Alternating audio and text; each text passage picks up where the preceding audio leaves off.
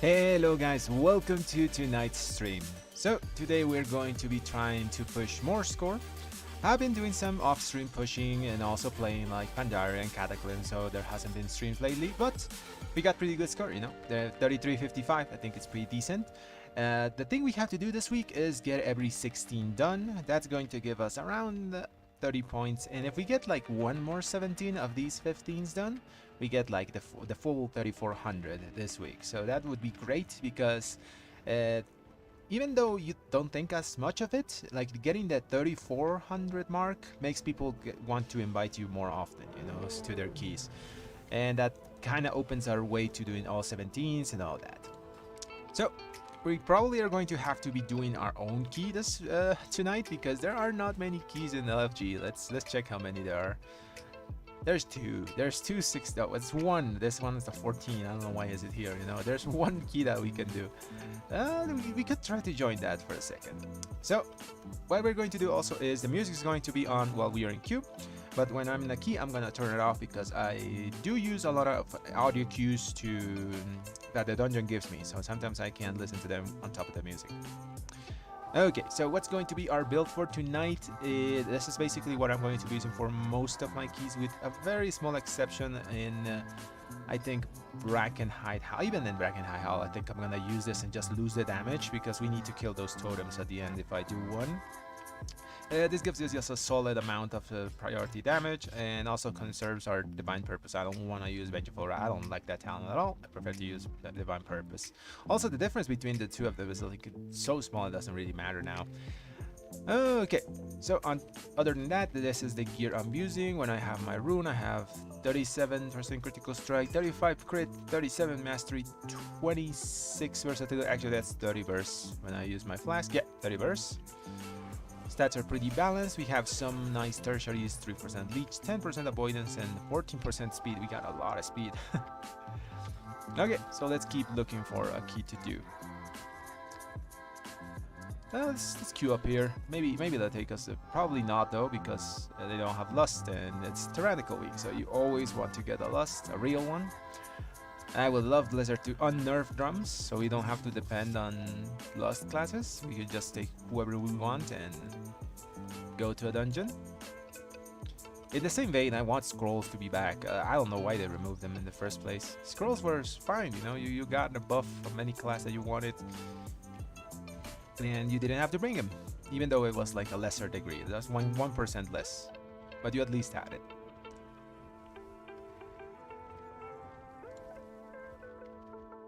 There's an Uldaman 16 that's also pretty good for us. Actually, that's a pretty big because we only have a 14 tyrannical.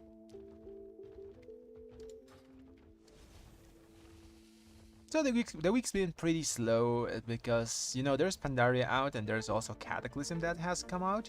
I played Cata, like I leveled in probably like 12 to 14 hours, I think. Yeah, 14 hours I think I took the level to 85.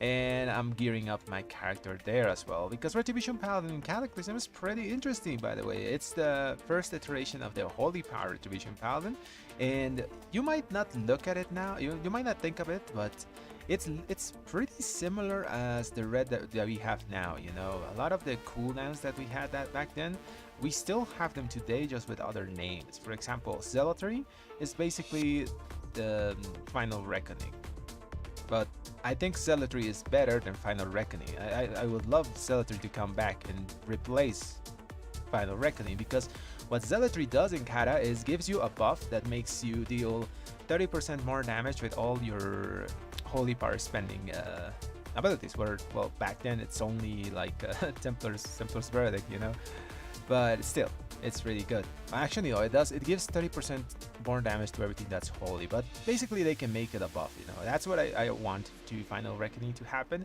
Just make Final Reckoning a buff that you still do the explosion of damage, but you get a buff on yourself. That way, whenever there's swap targets, you don't really get punished because of that. Because there's some fights where you have to swap a target, for example, the totems in Bracken High Hollow. Sometimes you have to like hold your cooldowns for totem and the boss, so you can actually do damage to both of them.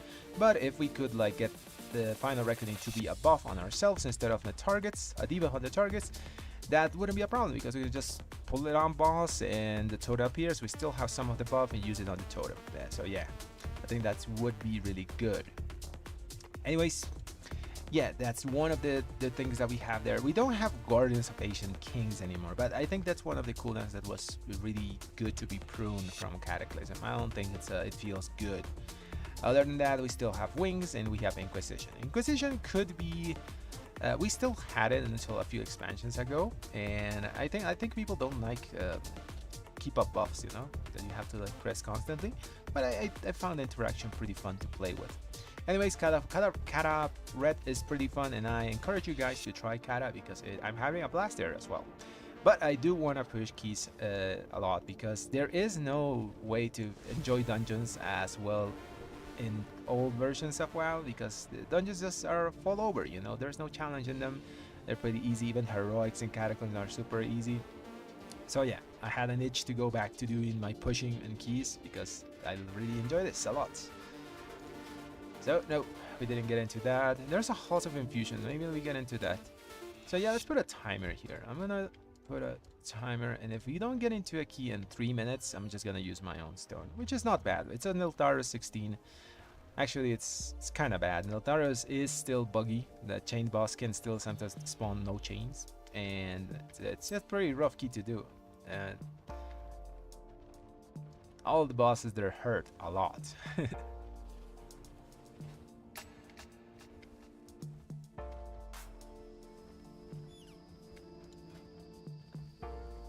This guy is an augmentation evoker. I don't like augmentation evokers for whatever reason in Tyrannical Weeks. I feel keys are very slow with them. At least when we kill bosses. There's a bracken hide. Do we need that? Yeah, we need. But it's like 3 points we gain from that, because it's a 15 to a 16.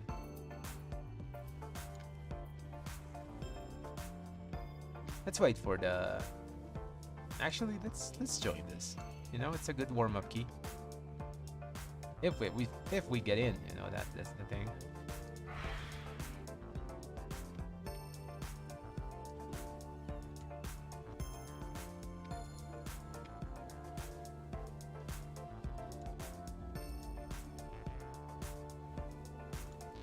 The season has kind of died down a bit. I do blame most of it to Pandaria and Cataclysm though. There's a lot of people playing Cataclysm, like a lot. I didn't think that there was gonna be so many, but there are a lot of them, and it's pretty fun to play it. Like I said, Cata Red is fun and it has a place.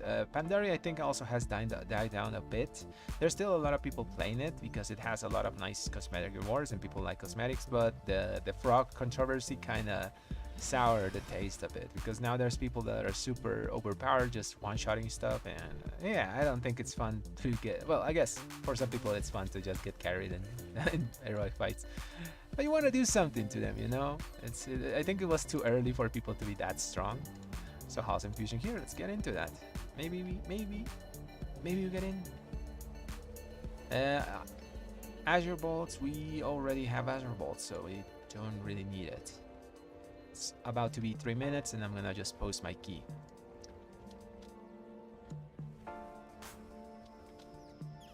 "30 more seconds. Come on, take me. I can do Halls of Infusion just fine."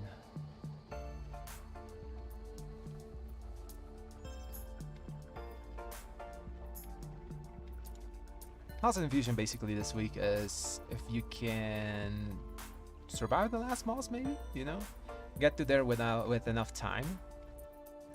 No, actually no, it's the boss before the last one that's the problem. Healers struggle so much there, and it's always hairy by the end of that fight. So by the end, I'm just normally just me and the tank finishing up the boss because everyone else died. Like Paladins can heal the group and all those things, but if you're taking damage as well, heavy damage, and the other person is, you can't use sack on them, so you only have like Word of Glories to throw in and your lay on hands, but then you're not doing damage, so it's pretty rough. But if you're healing yourself, you still do stuff. So that's the reason normally I just stand there with the tanks and survive. It's a rough key. Tyrannical Weeks are a bit more punishing than Fortified.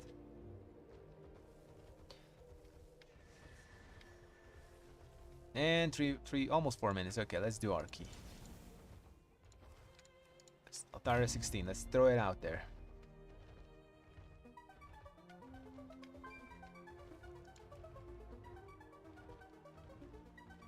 What do we want? So we need Druid and Augmentation. Oh, actually no, it's not Raging anymore. We can take other people. Nice.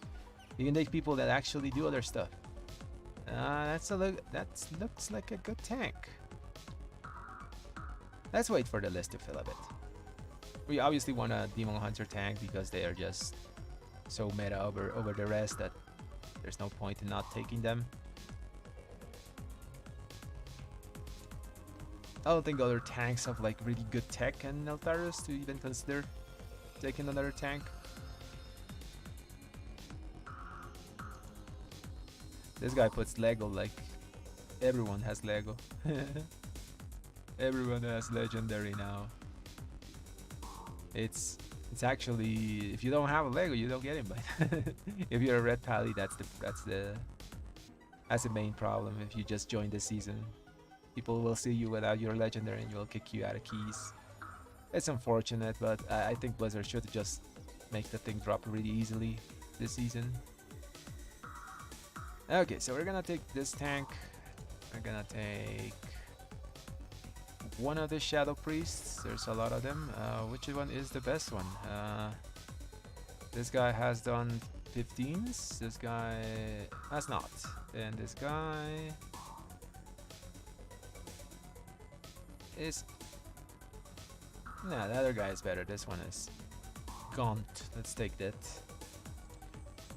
Let's take him. Now I need a Lust.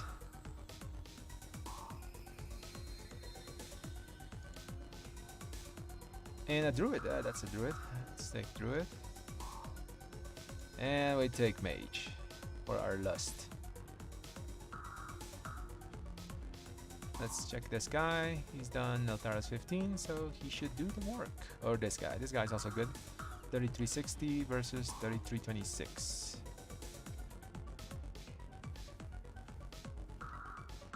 I think I'll take the first guy. He does have a less item level, but I don't think that matters too much. Let's take this guy. 2 Clothies and Eltaris. It's 45 weeks. That's pretty rough because there's a lot of mobs that throw stuff to them. Come on, take the invitation. Mage, pick up. Okay, he's up. To be honest, I should have done one like lower key before this, so we can like warm up. Hands are cold, man. It's pretty chilly where I am. Who left? Oh, the tank left? Okay, thank you for invite. I have lag. What the hell?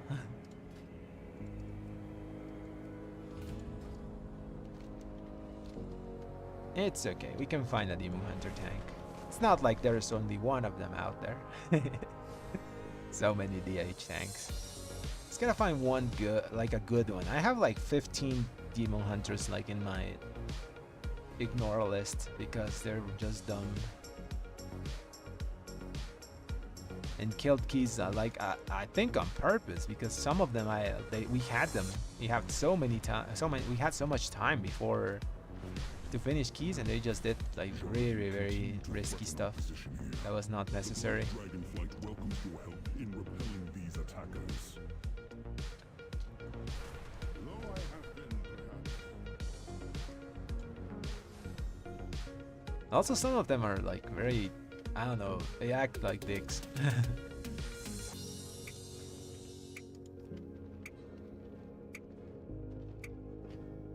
We'll find a tank. There's a lot of them.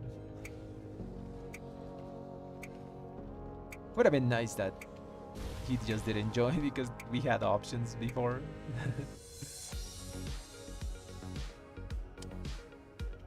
Anyways, what other things I'm using? So, as you may see, I'm not using Ambo. I maybe should, but I don't actually have the thing. I was planning on buying it next week, but next week is like fortified, so it's not going to do much on those weeks.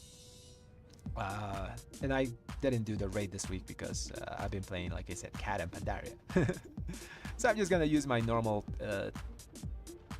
stat-based setup with Call to Chaos plus Whispering Icon. It just does the work fine. The Anvil Trinket is sometimes annoying to play with.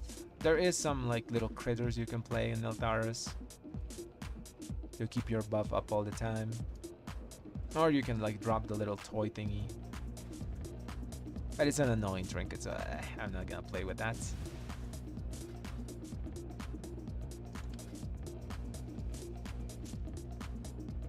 Come on, tanks. Can we get a tank? I would take a Prod Pally as well. Prod Pallies are really good to do most kicks and all. They serve the same purpose as Demo Hunter tanks. They don't bring the damage though. 5% damage loss on the whole group because we're mostly magic based. Yeah. They do bring tankiness. They can bring Prot Aura. I can bring Prot Aura, but I have to sacrifice the down point. Actually, what do I use instead of Unbound Freedom? I don't think we need that for this place. I could use Obdurancy. Just get an extra avoidance.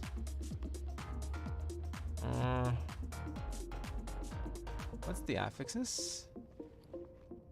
Volcanic Sanguine. We don't have anything to help with moving mobs. So yeah, I think that's just fine.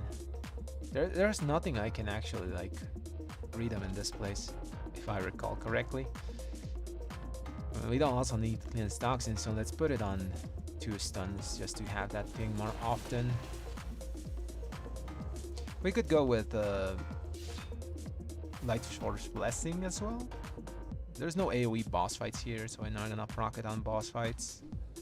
There's not much. We can actually put it here in Fate's Armor. There's some physical damage, but it's not much. That guy just DC'd, hopefully, and comes back.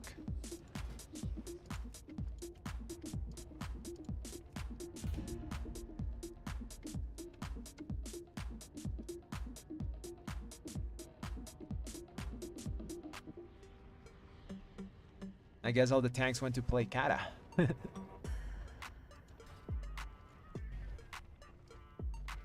Man, if Cata had Mythic Plus, that would be fun. I thought about it because, like, we had Cata dungeons in Mythic Plus, you know, Throne of Tides and the Wind one. And seeing them again, like, in their original form is... got that memory back, you know. But I guess, like, classic people are against, like, Mythic Plus stuff. Although they do have, like, Alpha, Beta, and Gamma dungeons, which are kinda the same. Not really, you know, they're a bit harder, but they have some gimmicks. To be honest, they should add Mythic Plus to Classic WoW. Would be so good. I don't know how the reward structure would be, but it would be fun. Maybe not give rewards, you know, just... like, let people have their gear from the heroic-based dungeons, and just... if you want to do harder dungeons, you can just do them in Mythic Plus Classic or something like that. I wonder when Legion Classic will come. I'll play that. Sounds really fun.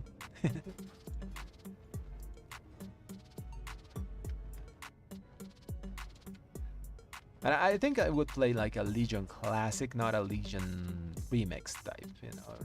Do Legion Classic properly. Because Pandaria Remix is like, everyone's gonna be OP eventually, one-shot everything, it doesn't really matter.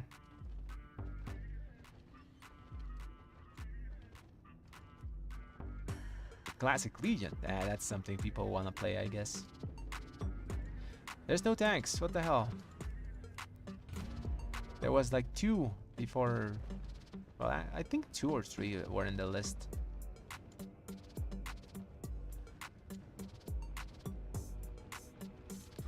And the Shadow Priest is gone, so we might as well kick him.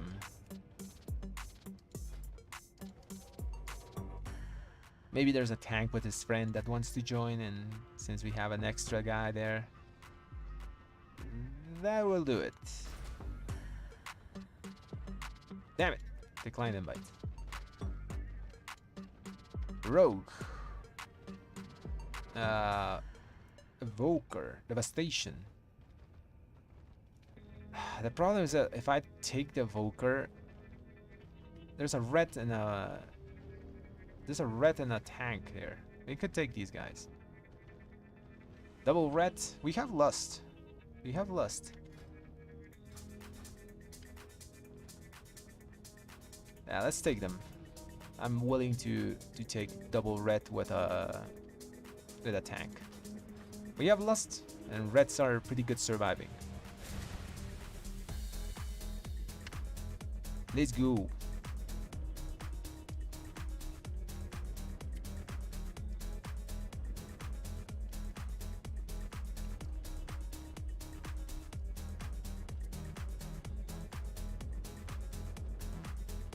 Let's summon the people.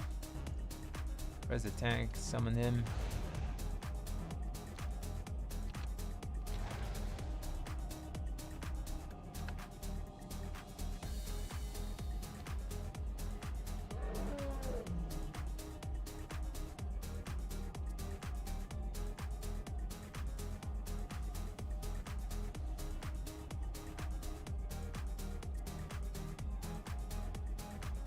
I think the fire mage is AFK, so I just have to wait people to come. Although they're probably not coming because I said click, so they're expecting a summon.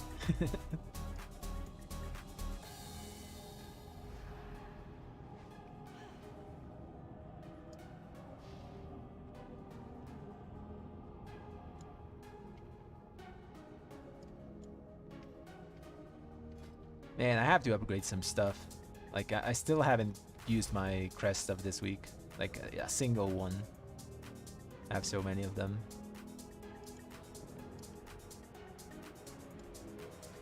By the end of that, we should be 425 by the end of this week, because we do have to make our next crafted piece, which is probably going to be a pair of bracers.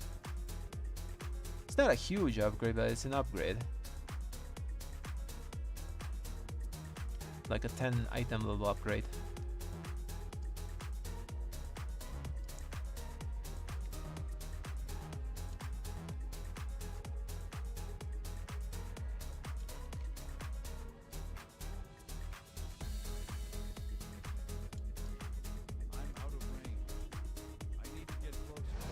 I'll wake people up to already check.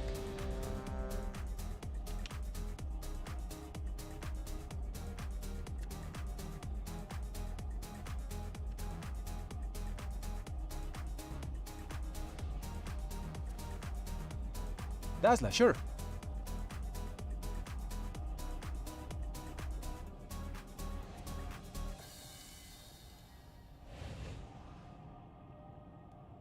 Throw your question out there. No problem. Okay. The other guys are, I think, inside the dungeon, so let's go.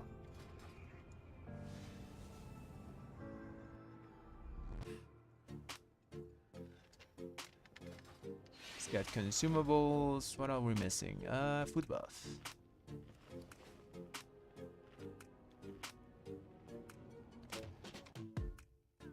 And let's drop the music, because I really need to listen to the damage cues and stuff. Let's focus up on the key. Let's check talents. I think everything is fine. Yeah, it's fine. Let's go. Ready, check.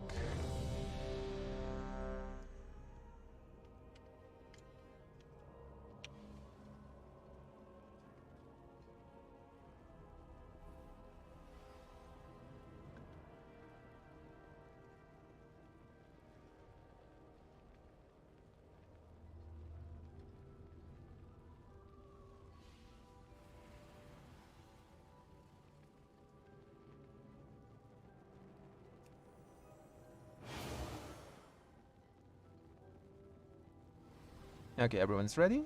Yeah, let's do ready check. Oh yeah, let's ask for route.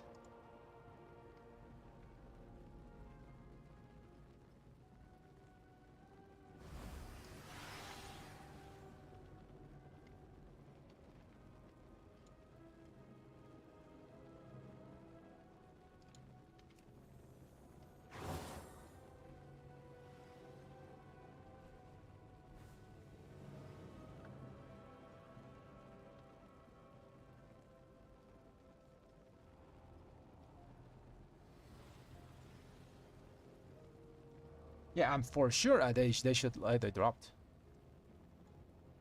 Oh, damn.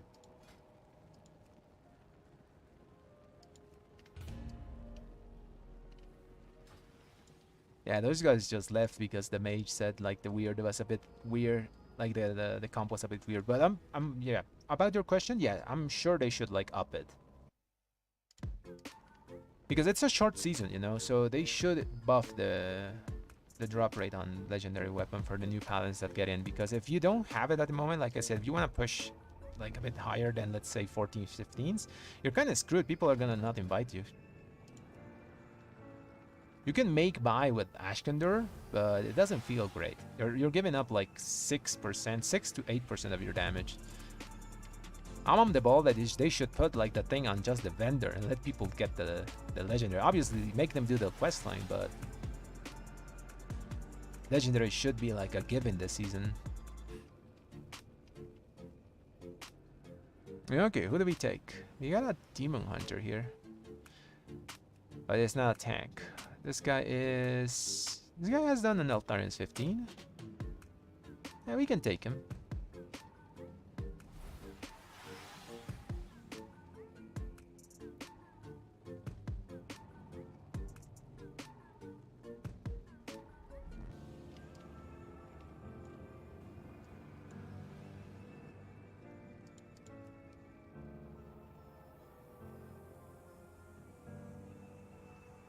Do we take Pally tank? It's also pretty good. Doesn't have as much control as Demon Hunter though. This priest comes with the Demon Hunter, but they're not as good as the other ones. I'll wait a bit.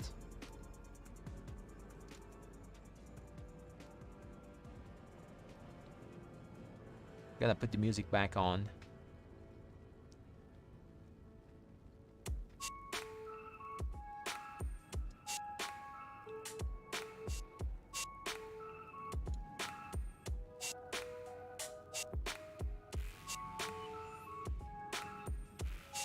I feel you, man. I didn't get the axe last season like until 1 week before the pity timer.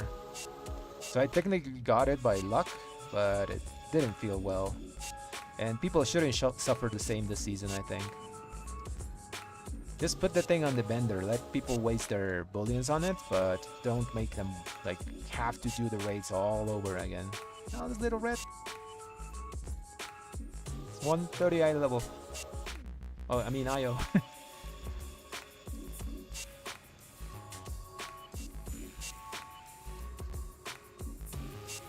Okay, let's take this tank. He's done a 15. I trust in the tank. And what do we need now? We have mage and druid, so probably a shadow priest.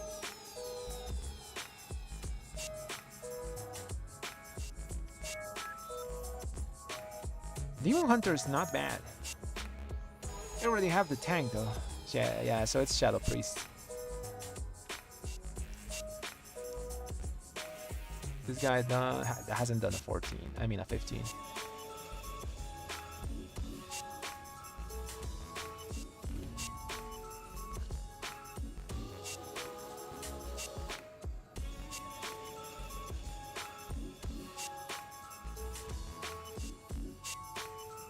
Jordan, continue to threaten our position here. The Black Dragonflight welcomes your help in repelling these attackers. Though I have been perhaps difficult at times, we've always worked together. I am sure you will continue to support my acts for the betterment of Azeroth. Warrior. This is one of the weeks that we can actually invite a warrior because there's nothing happening that needs to be dispelled. This gives us a lot of damage. It's 5% for me and the Demon Hunter. Do warriors bring something unique though? Just a buff. I think I'll consider taking the warrior. They also have mortal strike, I think? Or is it only in PvP? I don't remember that. I want to see a warrior. I haven't seen one of them in a very long while. They can do some nice reflex on the magma little thingies. Is there a problem playing 2 melee in this place? Let me check. I don't think there is.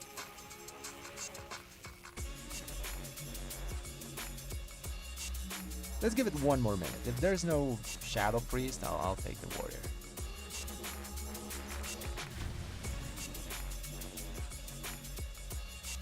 You know what? Let's take Warrior. There's nothing to take care of. There's not many weeks Warriors can actually play the game, so...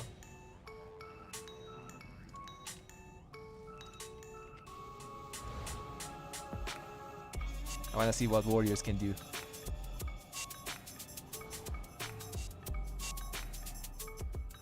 Yeah, Dazzler, I also thought that. I was for sure thinking that they were going to think about that, you know, just put the Legendary on a vendor so people that get in this season don't get screwed. Imagine not having like a single ounce of like bad luck protection, and you're just fresh to the game and get in, and everyone tells you there's a legendary you're not going to be able to get. On a fun season.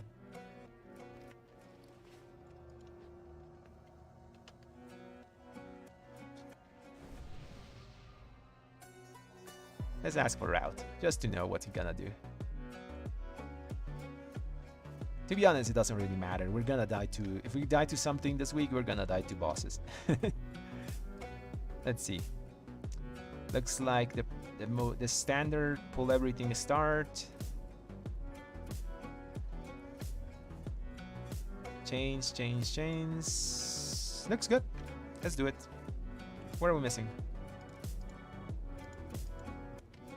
Oh, I gotta summon that guy.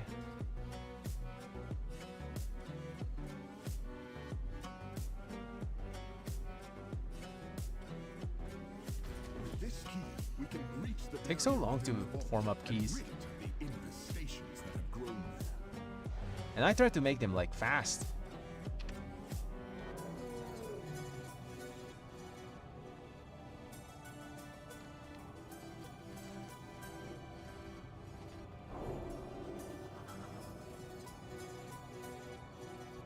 Nice, Desla. I'm glad you enjoy the streams. Yeah, I have a very weird like streaming schedule. Sometimes I stream them like super late for people that live in Eastern time. So I do a lot of like late night streams. Kind of hard to watch live. Okay, there's a tank. Let's go in. Sometimes I start like at this time as well. I've been meaning to try to get a more stable streaming schedule, but you know, life and things happen, so sometimes you can't.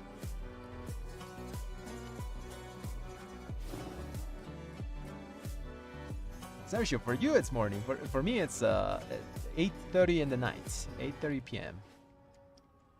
Okay, let's ready check and let's start this up. I want to see what warriors can do.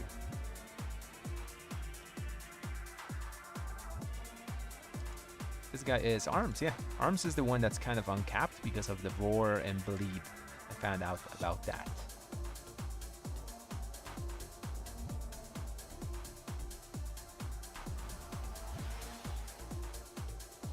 Okay. Let's send it.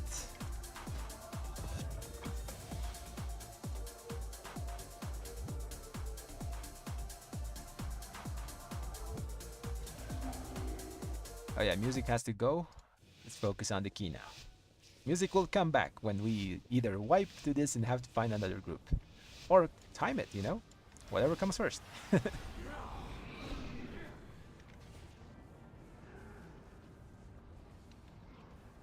Don't die. There's a thaumaturge.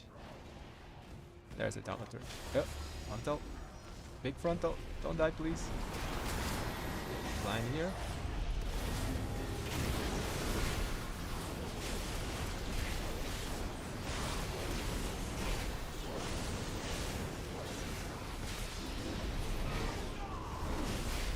Gotta move them.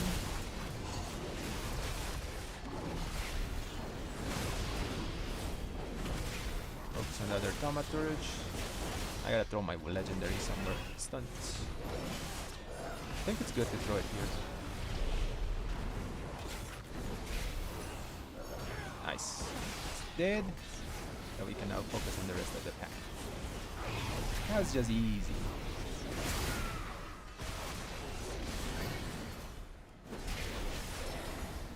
By the way, that's one of the ways you can funnel your legendary weapon.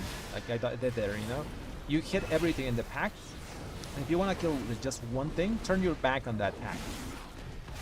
And all the damage is going to go to just one thing. Because it's split damage. It's going to do the same thing no matter how many targets there is.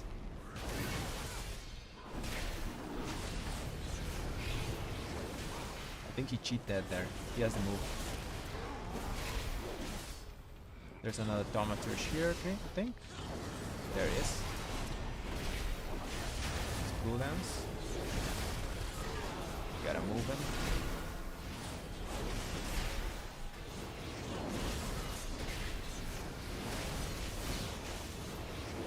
Very nice. No, we're not gonna pull that pack on the left. Let's focus on this thaumaturge so we can just kill the mobs that don't do anything. Warrior is pumping, nice. See that. Line here. Open for kick.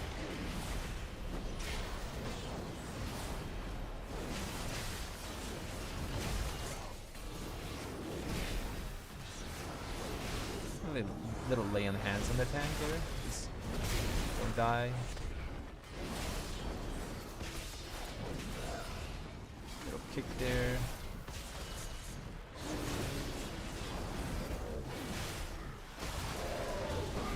Let's pop cooldowns here.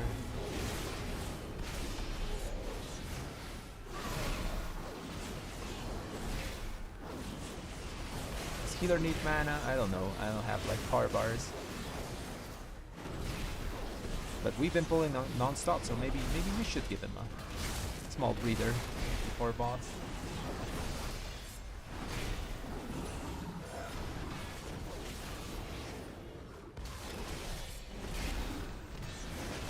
These mobs are kind of annoying. They just stand there sometimes. Finish them up so no blood is on the boss. Let's Lego now. While we have some room to use. So me in charge. Is that good charge? Kinda. Cooldowns are back in a few seconds. Let's use them. The charge is going to happen. We got Call to Chaos as well.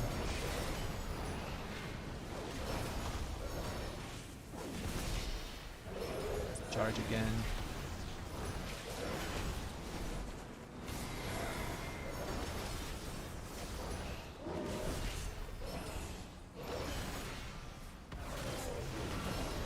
It's on me.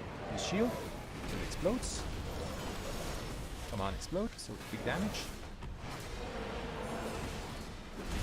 There's explosion. Oh, that's a bad charge. Gotta move it back here.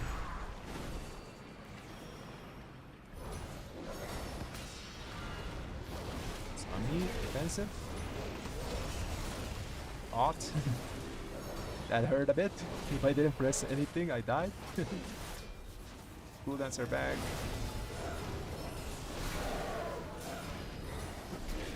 Let's throw the Wake Up Ashes before she charges.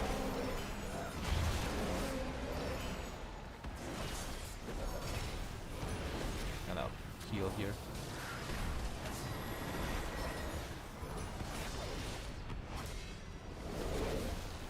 Healing myself.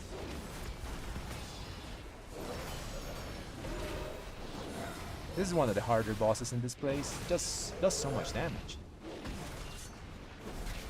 I think I'm baiting the charge correctly. There should be open space there. Shield Vengeance here, so it does some damage. Oh, it's not gonna do anything. Come on.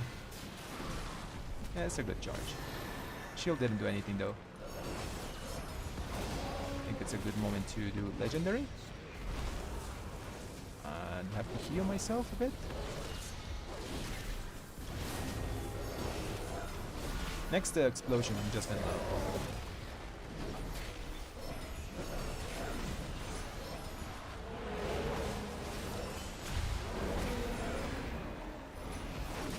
the global cooldown.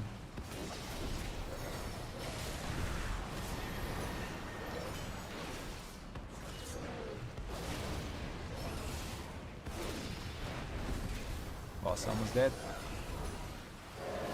Come on, execute warrior. Do executes. At least I think Arms is the execute version of warrior.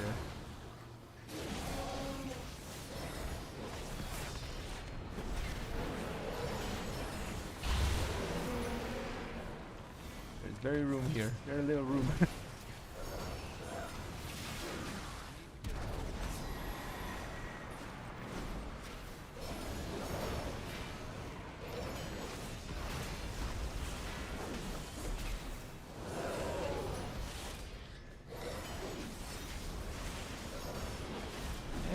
Boss dead. Nice. No deaths. That's what you want to see. Who's slow? It's Freedom the Warrior. So he runs a bit faster.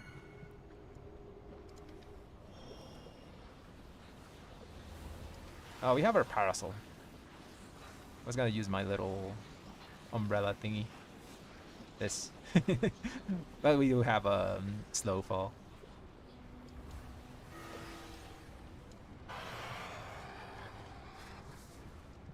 I think he wants us to do chains.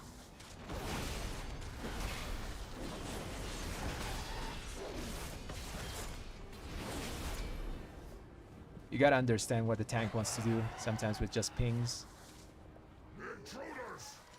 So I'm gonna kick the boss, not the mini boss, I mean, when he does the... He's gonna bring stuff.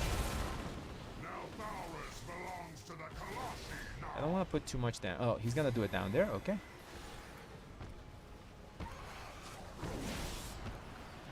Where is he gonna bring it? Here? This is very risky.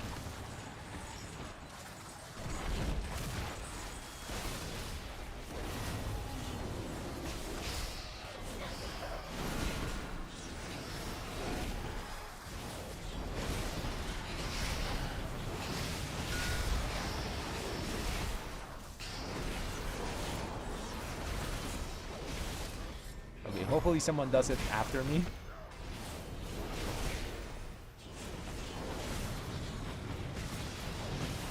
I want to use my weapon. I'll use it on this guy. Nice.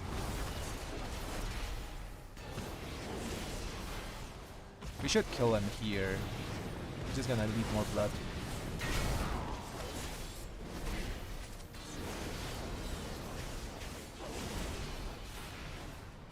He needs a sack.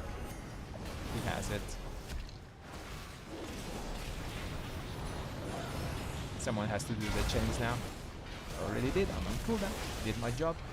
I have defensive here. Also, I have to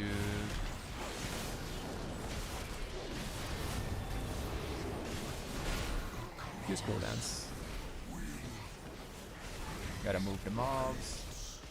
This week this isn't that bad because fortified.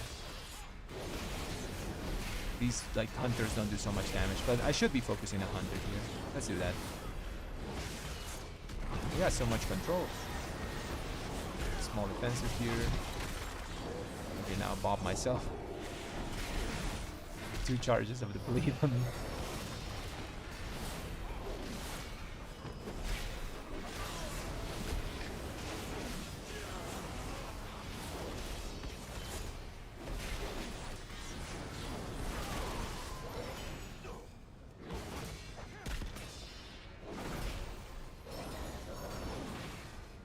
We kind of do need the Firak Legendary because the Blizzard balanced us around it. So you'll lose a ton of damage if you don't have it. It's like 8% of your overall. Okay, Warrior's gonna insta-break, he says. I don't have Bob for the person that gets jumped here.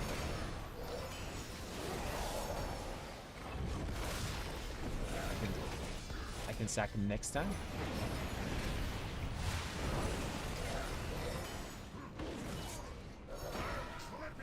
Okay, the warrior's gonna do it first.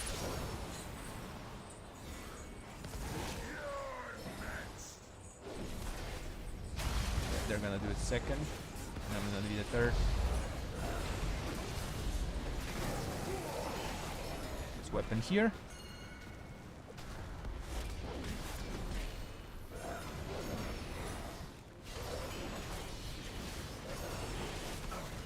Very nice. That was clean chains. So we're gonna let the warrior go first always. And then we're gonna do the chains at the end. We're the tankiest one. We can hold the chains the longest.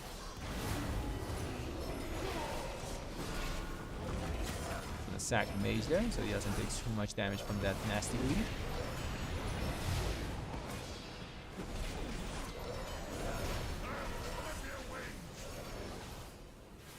I'll go far. Heal myself a bit. Let them do the chains first. Last one is here. Perfect. And we're handling this really well. I'm surprised. I was expecting like to be dead.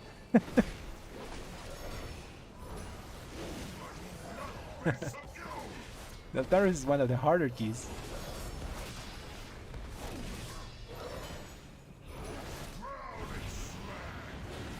I should pick like off-meta classes more often. They're so chill to play with, you know, because they're mains. They're not like play with a mon. This warrior just said like how he's gonna do the rotation. I like it.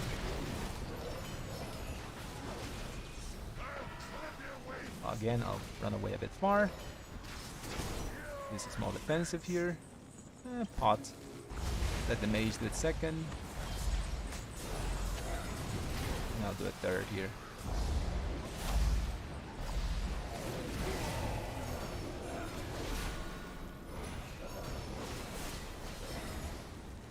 Got a weapon coming up in a few seconds.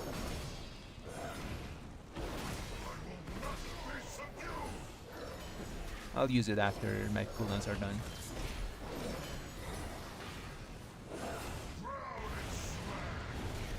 I think this is a good moment.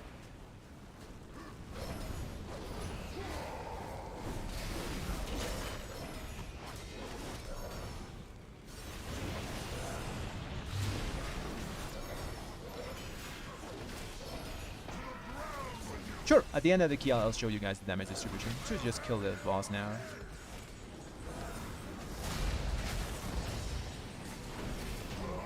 Nice.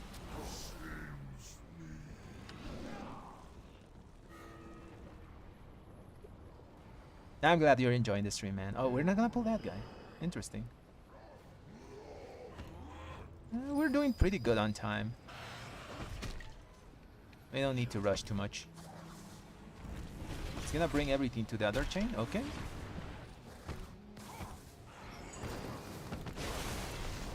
We just fight it here, I guess. Yeah, we just fight it here. I don't think no one can bring the chain from so far away without dying. Because I can't even bubble it. It goes through bubble.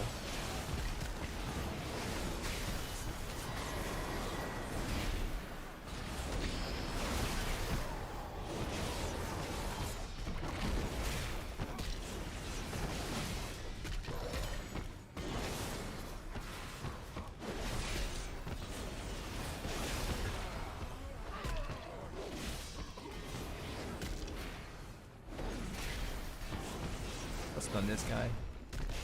Focus down the spear guy. The hunter.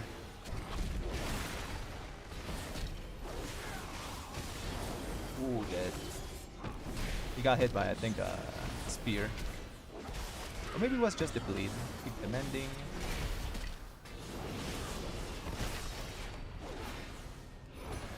We'll res him after this. We got that. We got that. Don't need to use the B-res. I'd rather use V-res on bosses, you know. Single target this.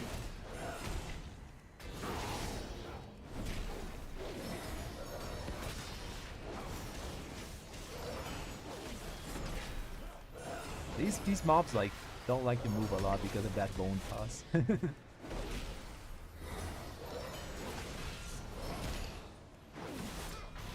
Come on, kill it. Where's the guy?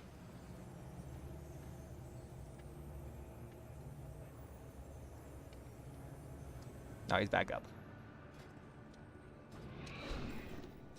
Where are we going now? We got the food? Yeah, we got the food. Nice. I'll do the chains this time.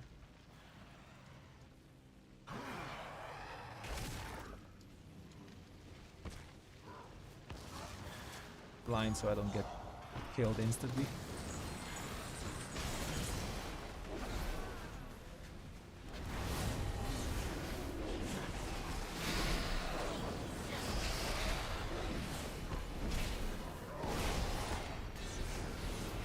That was kind of an overkill though. He used everything on me.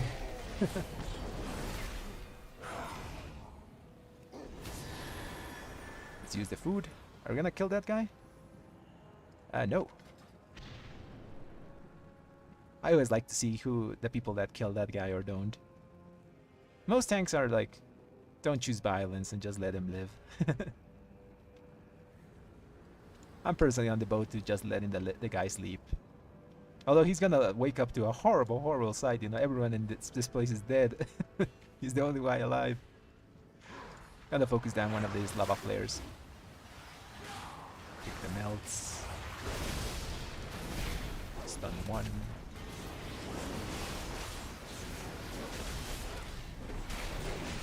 There's frontals there.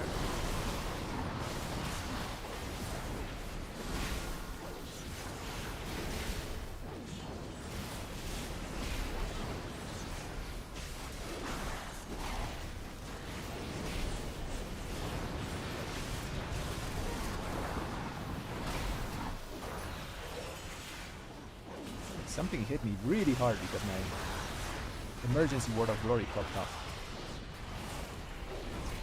Probably some melts. I did have a DR though, so I'm fine.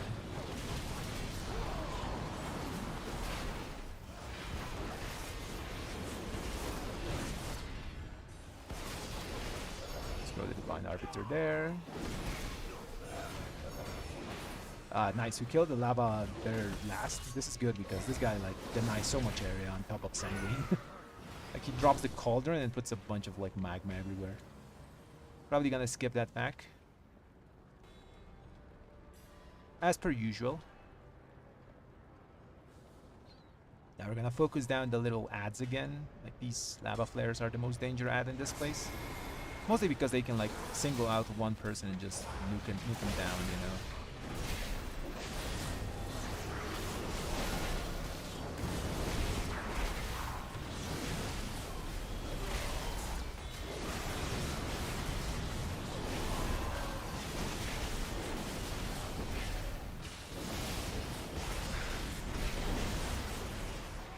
Around me, I think. Nope. Fine.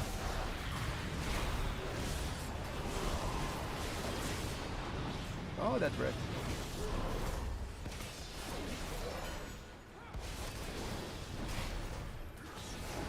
I have a weapon. I should have used it. I'll use it now. I always forget to use the thing. I'm not used to having external power.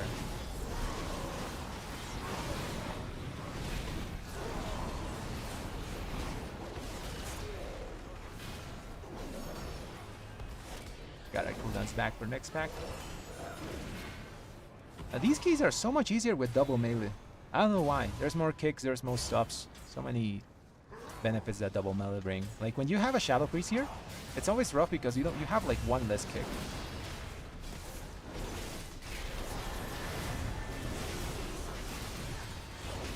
They do a ton of damage, but you pay like a steep price for it. The rest of the group has to play around them, basically.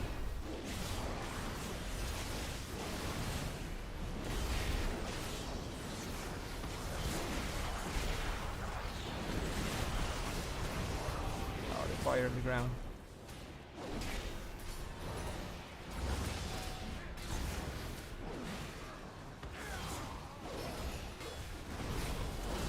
Ooh. Where's the guy? Line of sight. What killed him? It was the last mob. Still have 2 more B-reses though. That's good. Our time is not so good. 11 minutes. 12 minutes. Each boss is 4, so we have like around 4 minutes to clear the trash.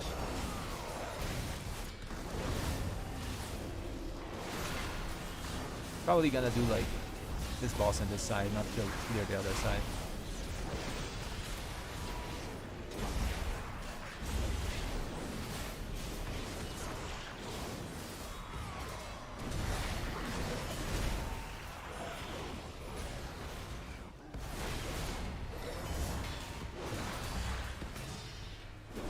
Everyone was single targeting this little blacksmith guy and forgot about the flame. Okay, no cooldowns, but we can use our weapon at the start.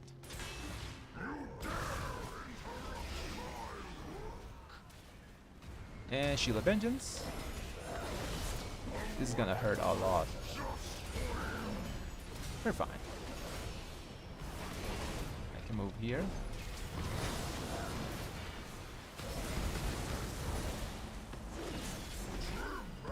Cooldowns are back in 1 second.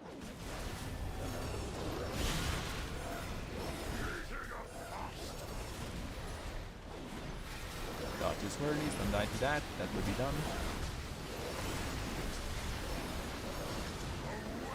That was a tricky swirlies. Use another defensive here. I'll be far away.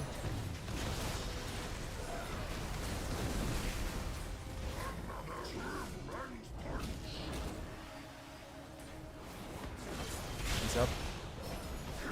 Oof, he died on a... At least he died in a good moment, you know, there's no damage going on there. Got my Shield Vengeance here for this. Help heals a bit. Gonna move far away from them.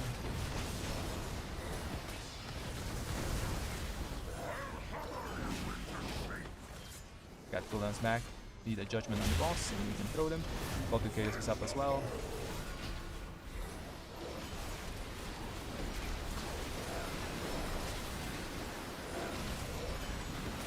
Don't have a defensive here. I'm gonna bubble. Never mind. I have to heal myself.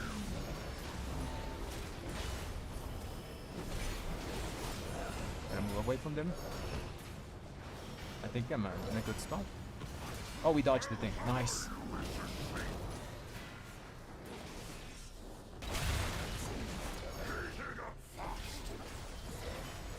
Last stretch. Don't fail it here. Dodge the swirlies. We got legendary weapon and defensive.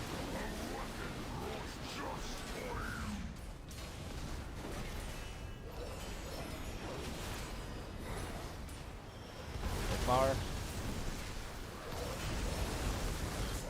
We can sacrifice a bit of our DPS for safety.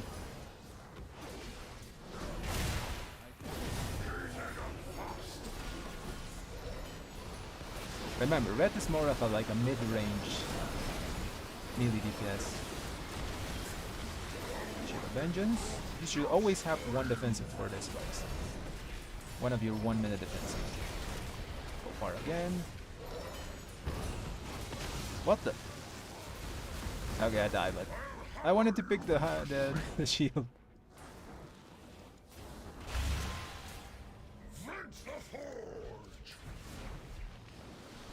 They kill it, right? They can rest me so I can pick the thing.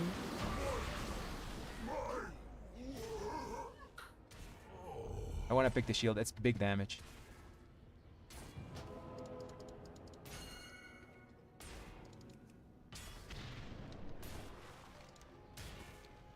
I'll wait a second. I think I can.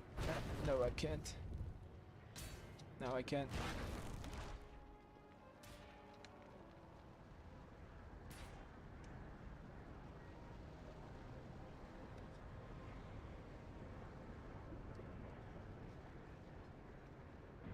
Blacksmith Shield makes like 1 pack instantly disappear. This thing does like 5 million damage or something like that. So this pack that he's going to combine with like snaps. Ooh, I almost died there to fall damage. Ah, there's one Phoenix.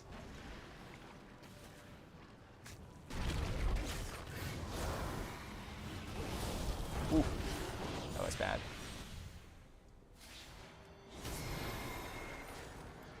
Oh, the blacksmith, these Kalashi hunters had like aggro on someone.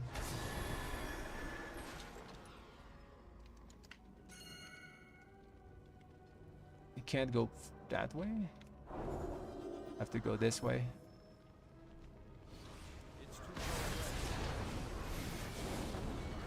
Oh. We have time. We have time. We have a lot of time.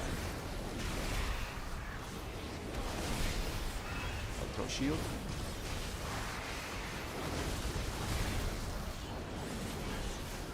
I don't think the shield hit anything.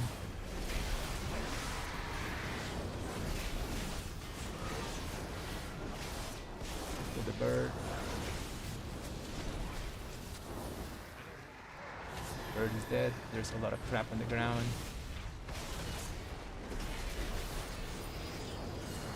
Let's move.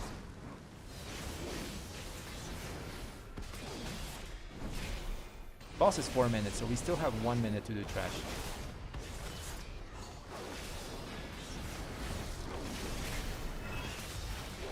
Use the legendary here.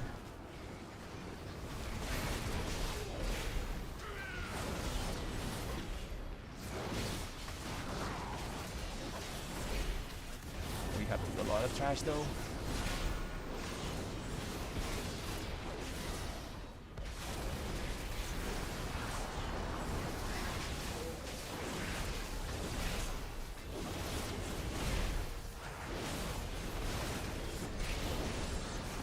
Mm, 40 seconds to do some trash. Although this boss dies fast, right? He has like a damage phase.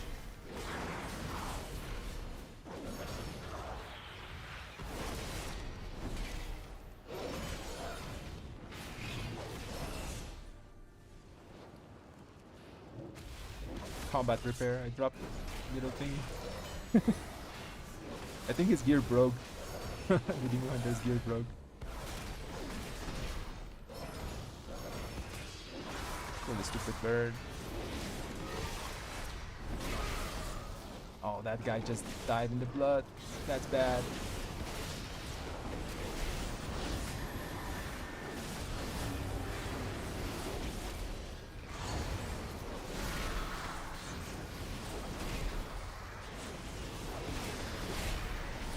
It's looking very rough.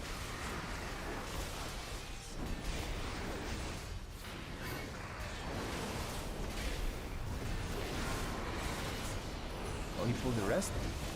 Oh, we're gonna sack and defensive myself. Ew.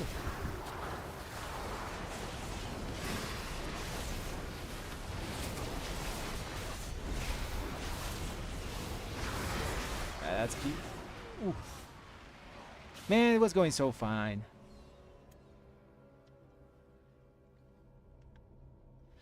It was going super fine. We lost control a bit because tank went down, and I think the healer had healing aggro on the cauldron guys.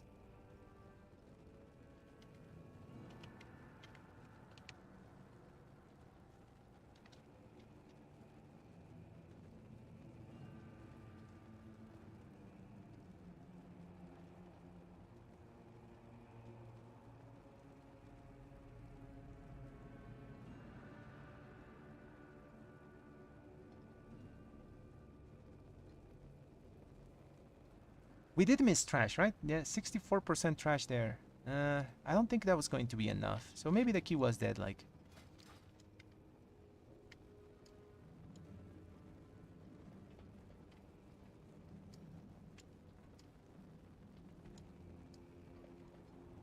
Oh, the hunters pulled, like got snapped. Or something. No, something weird happened there. Rip. Let's look for another one. Now we have to kind of look, because if we do Archie, it doesn't do anything for us. How was damage at the end? It's pretty good. Warrior did a bit higher than us. But this is the damage overall breakdown, by the way.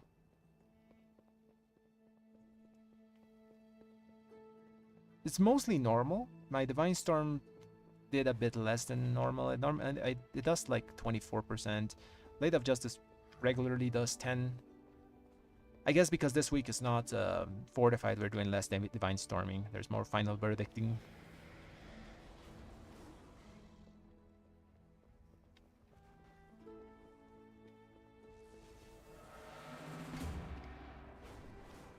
Key was going so fine. Sadly, at the end it wasn't.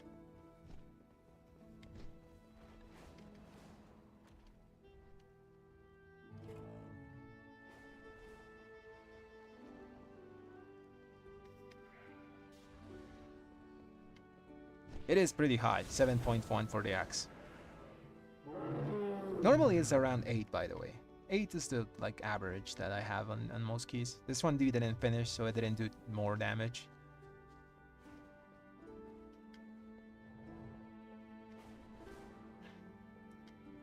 Also, it depends on different people. You know, depending on how much of your damage is paladin damage, the axe might look doing more than normally. Because my damage is mostly focused on pally damage, it looks like it does a bit less. But it's doing 57 million of my damage. It's a pretty high amount. Other people are running trinkets like, for example, Anvil. They're running trinkets that do damage. You know, other sources of damage, so their axe might be different on percentage values. But it's a pretty huge portion of it.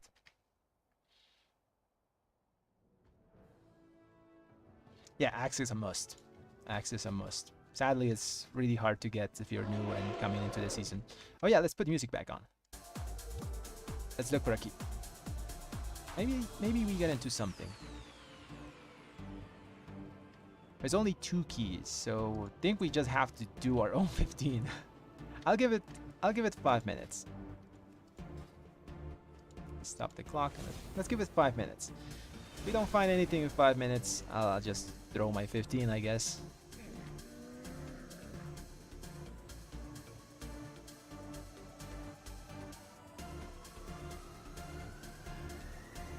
Blaze Binders and Nando. That's a pretty decent combo. Blaze Binders is like the small version of what you call it, Ashes. Actually, I do prefer it instead of Ashes. Ashes gives you more strength, but at the cost of your haste for 1 minute. It's a pretty hefty amount of haste. It's like 700 haste that it takes away from you. So you have to build around that to get like extra haste, so you're not like lacking those that 1 minute that you lose it. But it's pretty handy on emergency situations as well, because if someone gets like even low on your keys, not even yourself, you know, someone else might get low, you get the proc of Ashes of Ember, so it's a pretty decent trinket. It's Biss, I think, combined with Anvil. Sometimes it's not as effective though. Like 2-minute trinkets, you gotta like put it in a good pack. If you're pulling like small and you use your Ashes, it feels bad. Because I personally macro it to I normally macro my on-use cooldowns to my wings. I just throw it whenever it happens.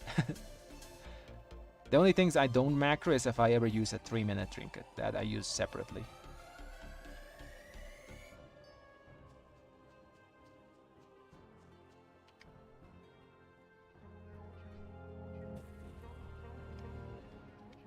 Yeah, the Anvil thing is a bit annoying to keep track of sometimes. You gotta look for little critters, you gotta use your little toy, you know, you can use the toy every 20 minutes, so it's up for once every key. So it can save you there. But the most part is just keep yourself in combat with critters. Spiteful week is probably the best week to use Anvil. You never drop combat.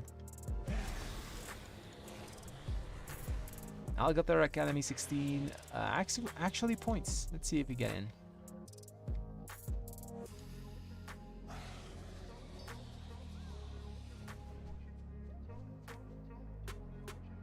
It's like 3 points, but I'll take it.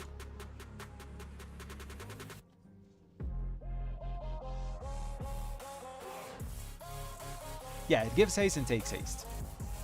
But I mean, if you have like, let's say 35% haste, it's going to take 700 for 1 minute. So I'm gonna be left with how many less haste is that? Let's say this thing gives me 700 haste. So I'm gonna be running around with 28% haste for 1 minute. That feels kind of bad. So you have to like build around it, put a bit more haste on top of you, so whenever that 1 minute happens, you don't feel like you're kind of slowish, because you feel haste effects when on your rotation when you lose it.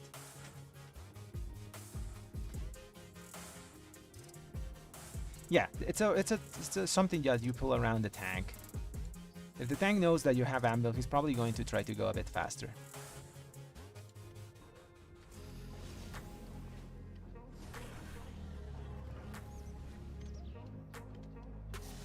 Sometimes you can't avoid it though. Sometimes there's a death, you gotta res.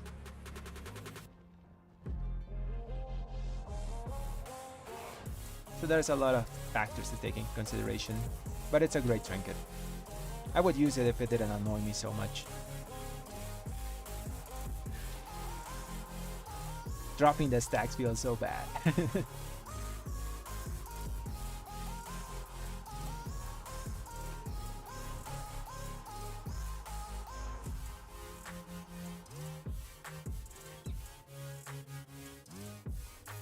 Tomo, you're running the, what you call it? That's the intellect trinket, right? Yeah, I seen that thing do massive damage, like for casters. But you're giving up a lot of like main stat to use it, or does it give like secondary stat? Let me check. I know the trinket you're talking about. It's holy. Unstable. It gives intellect, so you're giving a massive amount of intellect to do those 50 million damage though.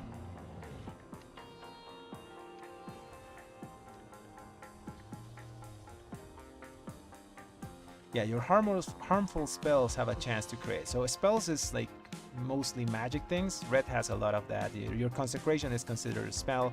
Judgment is a spell. It's not a physical attack. Wake of Ashes is a spell. The only things considered physical attacks spells are auto attacks, Final Verdict, Blade of Justice, and Divine Storm. But everything else can proc it.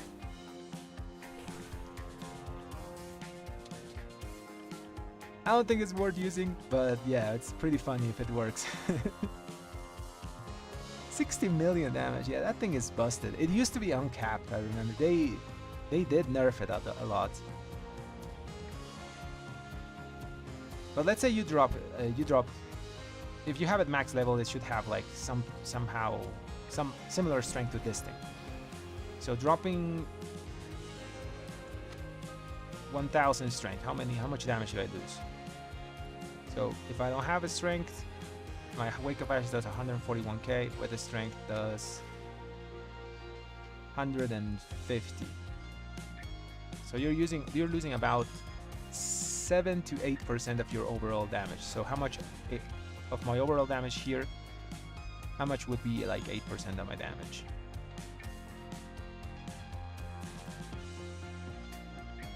Would be around 10 is like 80 million. And it would be around the same thing. Maybe you found out something that's broken.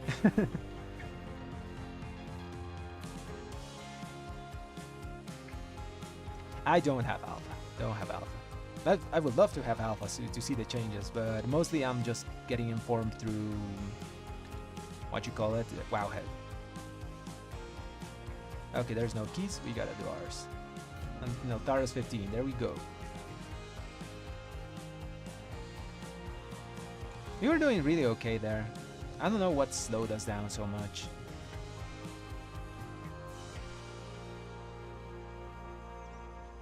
At the end, we had 7 minutes to clear like a lot of trash. We only had 61%. We did I think miss a pull or something. Oh, there's a lot of people. Okay, who we want? This druid seems pretty good. Let's take druid healer. Also, I love that they give buff to us. You know, 3% burst, pretty good.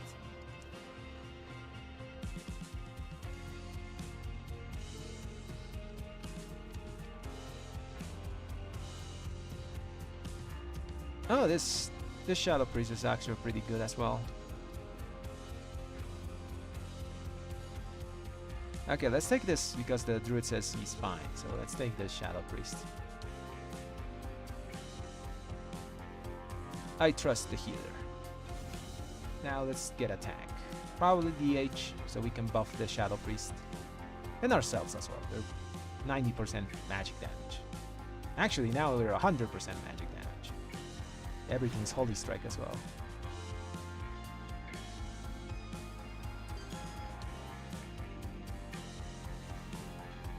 Ooh, I love the red changes, especially what they're doing with wings. I like the proc wings.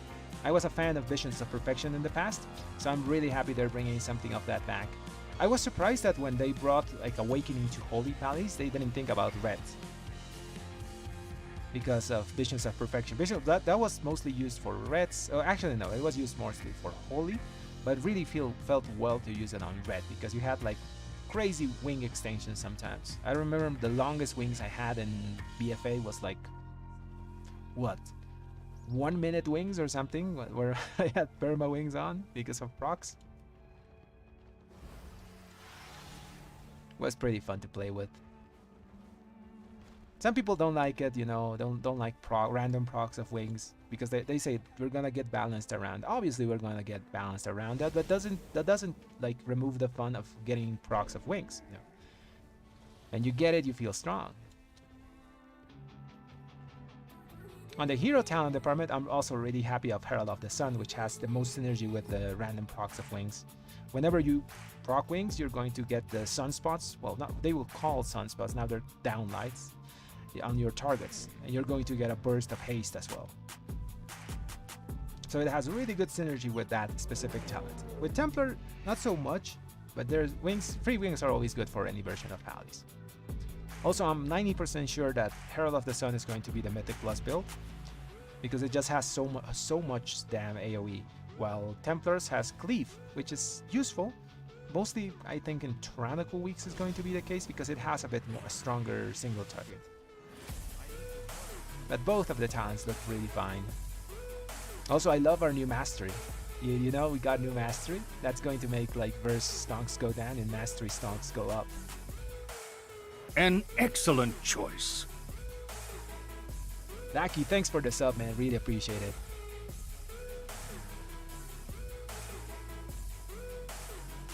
See you, Daki. Thanks for dropping in.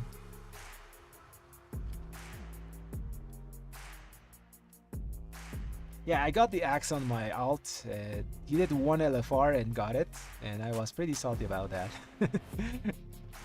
I played him for a while, but I just lost the will to play that season because my main couldn't get it. It was so dumb, man. RNG weapons, legendary weapons are, I don't know. Kinda, RNG weapons that you can't grind are bad. That's what I think.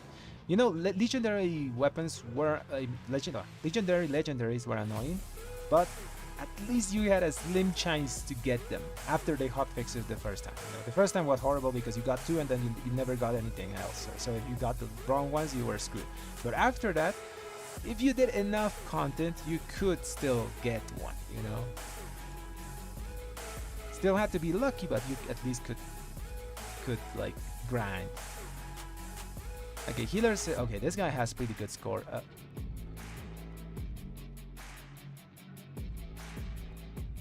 I was gonna take the augmentation, but he gone.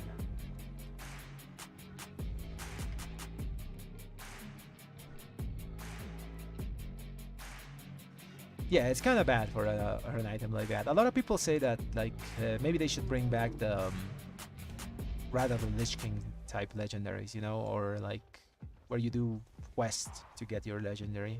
Blizzard said that that's kind of ruins the fun of getting a legendary. But I think in these times of like people are so focused on player power and competitiveness and keys and all those things, maybe it would be a good way to bring it back.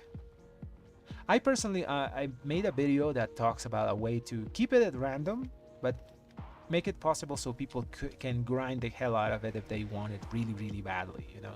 So let's say you kill Firak on Heroic. You get your bad luck protection token thing, you know, what, all those things, that's normal. But then you can do Mythic Plus keys and have chances on higher keys, let's say the highest that gives rewards, to also maybe give you your legendary at a very reduced rate, but you can still like get it. When we take an AUG, AUG makes keys so slow though. I don't like AUGs in Tyrannical. I need like a single target pump. Could be mage. Could be mage. This guy's level 16.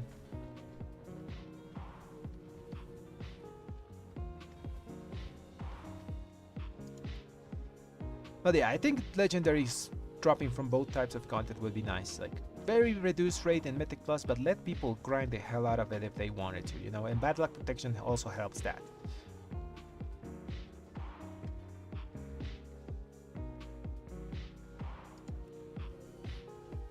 Demon Hunter tank. This guy is two-chested 14 tyrannical, no, fortified Azure Bolts. Maybe we take the Prot Pally. It gives us pretty decent defense. 3% damage reduction is nice to have.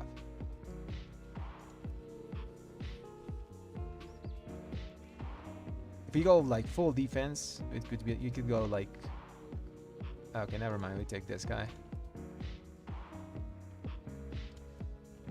And now we need a DPS, mage preferably.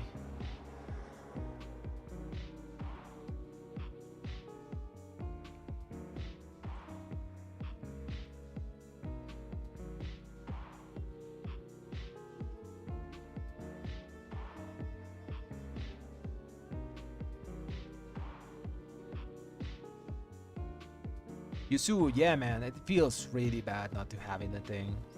Like last season was horrible for me. I felt really bad not having the legendary and seeing everyone with it.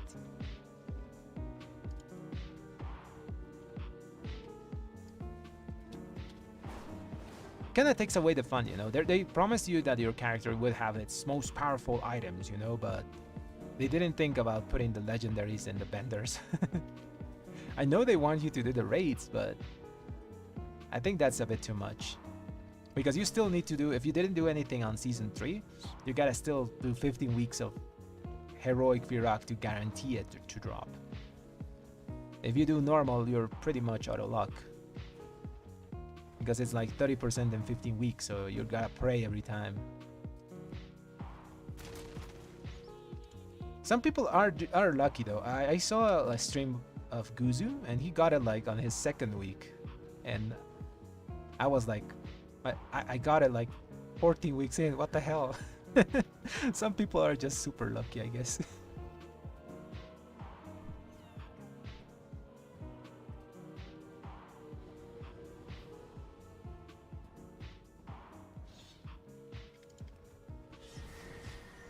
Need a lust, but not an evoker lust.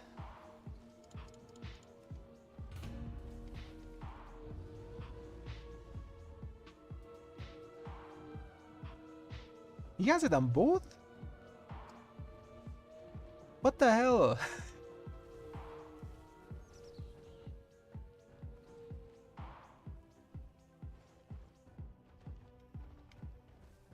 Hopefully you do, Yasuo.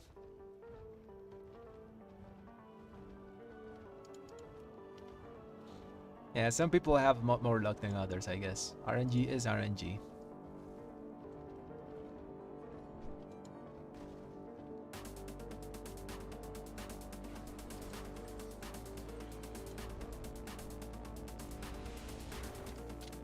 Oh yeah, we gotta fly there because we don't have portals in there on cooldown.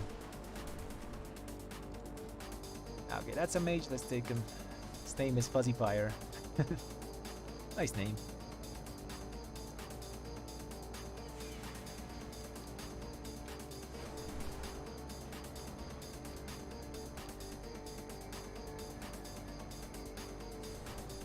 Yeah, they should add it to the bullion bender, and I think it's fair to add it for 2 bullions. 4 is a bit too punishing, because 2 bullions is 2 weeks, and you need also 2 weeks to upgrade it. So in total, you would need 4 weeks to upgrade the legendary thing. if you're a new player, if they did that system. So yeah, I think at 2 bullions the legendary is fine, because you still have to do the quest. Obviously they're not gonna give you the full legendary. You still have to go and spend like 150k gold, do the legendary, do the super blooms and all those things, but at least you have a way to get it. Maybe they do a patch and fix that in. Though I have been perhaps difficult at times, we've always worked together.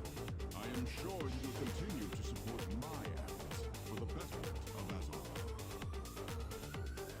I already checked mages. He's saying he's fire, but he was an arcane. They can play whatever, man. I don't mind. I don't judge. I've been playing reds for so long, even when it was crap, so I don't mind people playing what they want. Okay. Who needs a summon? Everyone's here. Let's go.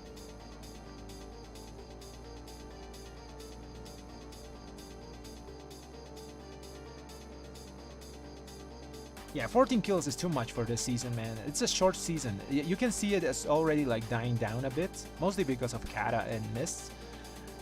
But yeah, 14 weeks for this season, it's a bit too much to ask. They really do have to add it to the vendor. Let's get food buff up. Okay, let's look at this route. It looks like the same that we did before. Yeah, it's a pretty standard route. We're gonna do this in 2 pulls, nice. We're gonna do a huge one here. Okay, it looks basically like the same thing we did before. Just gotta do it better.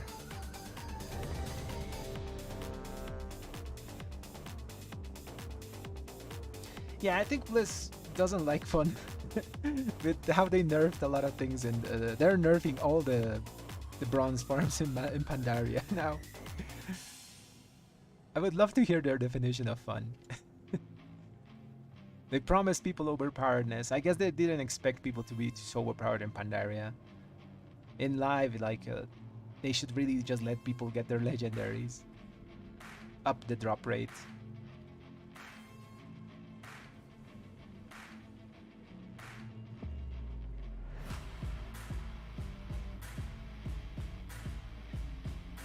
You're probably gonna replace it really fast in the War Within. We're gonna pull for the Shadow Priest. Do we have a Shadow Priest? He's chilling.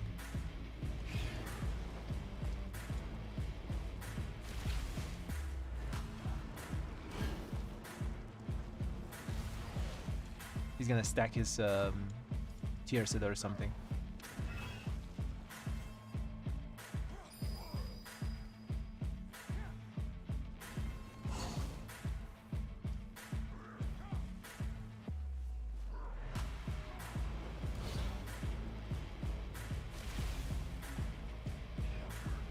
It's gonna die before he stacks it.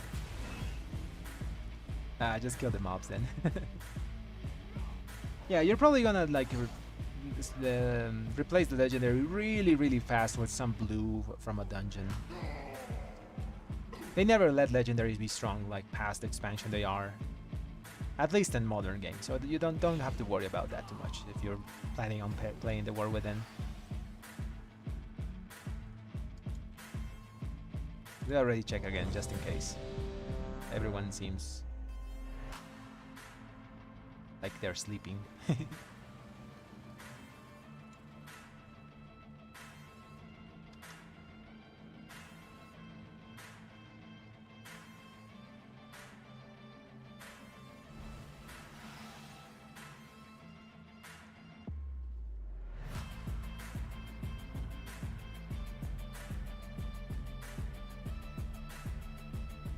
Okay, let's send it. Just do the same thing we did before, but better. Kill the Thaumaturgist really fast. And the music has to go. Focus on the key.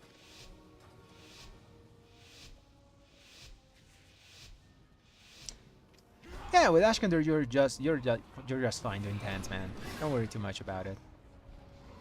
The War Within is going to be like here faster than you're going to notice. There's a frontal. There's another frontal. Where's the thaumaturge? There it is.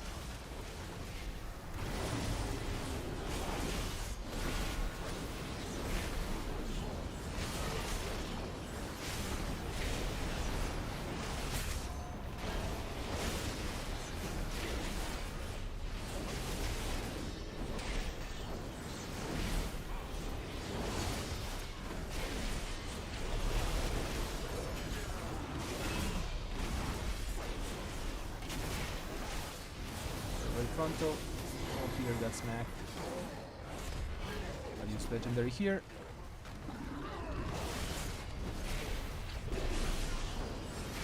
What's my overall damage?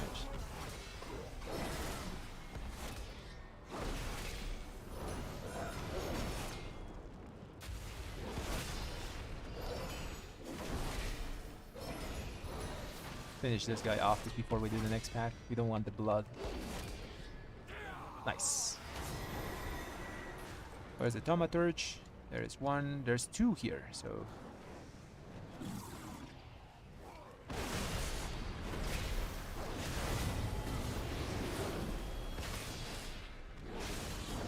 Come back, man. I cool out.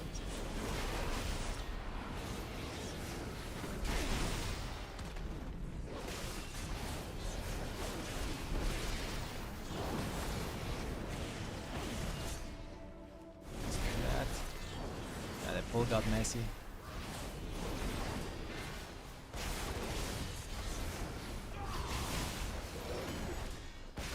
Oh, ooh, I don't have anything for that. I think we're fine. The little rocks died.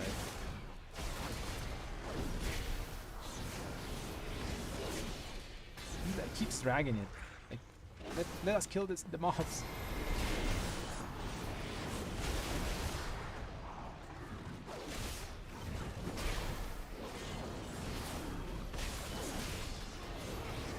The other tank, like in the 16, did it very well because we killed the thaumaturge and then he moved.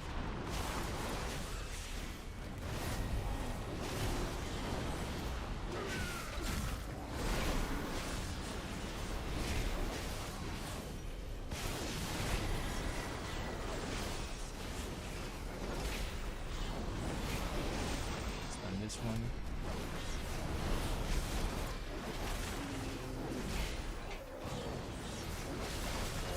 These pulls are a lot messier. We still got control, nice. I'll stun this guy, never mind, I'll have stun. Cooldown.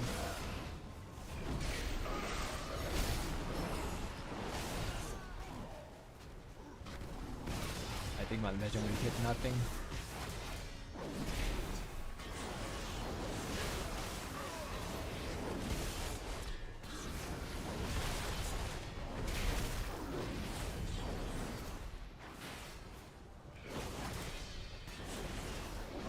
Okay, at least we have cooldowns for boss.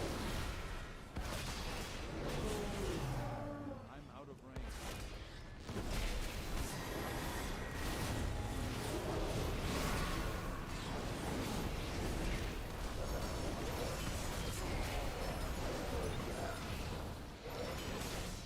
Nice. He's gonna charge.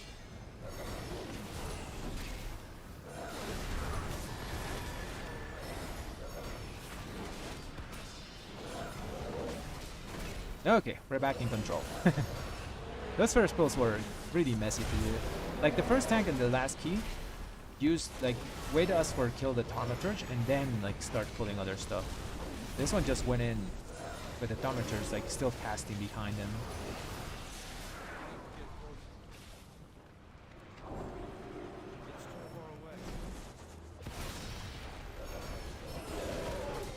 It's nice that he's trying to do like chain pulls and all those things, but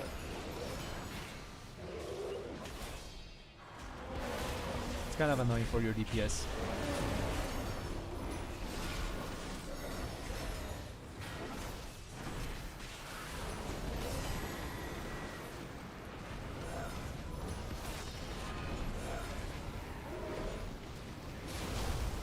Oh man. He was too close to me.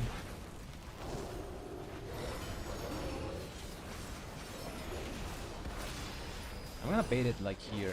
Hopefully it goes on me.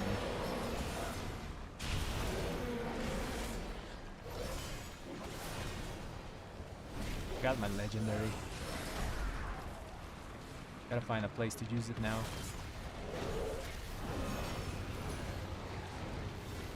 This is a good place.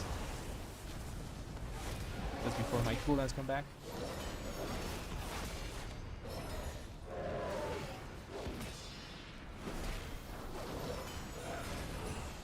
I think this is a good bait. Got cooldowns. I want the boss to charge though.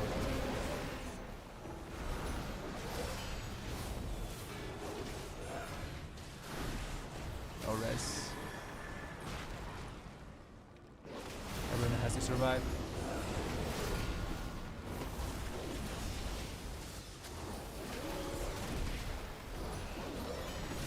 I can heal some people.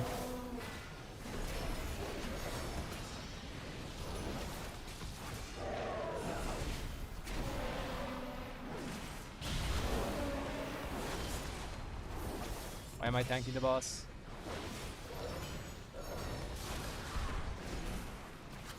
I actually survived 2 auto attacks.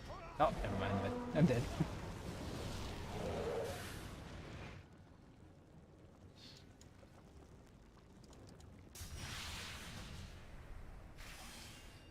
Yeah, that's a rip.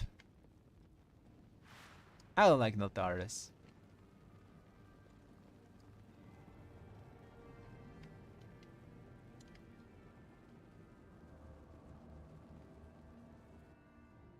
Okay, now we have a 14. GG's. The Black Dragonflight welcomes your help in repelling these attackers. Probably have to use someone else's key now. At times, we've always Knowing your worked luck, together. you're gonna get Ashkender and get the I am axe sure it after. will Yeah, continue probably, to man. support That's how my luck works, you know? for the betterment You get of the something and then, okay, here you go. And you feel like you wasted your bullions.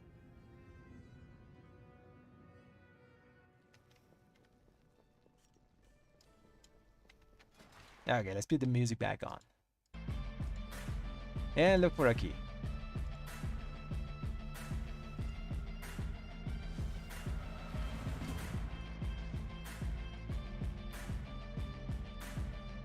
There's a lot of 16s we can do. Brackenhide, we already have it on. Actually, no. Brackenhide is points. A few points, but points.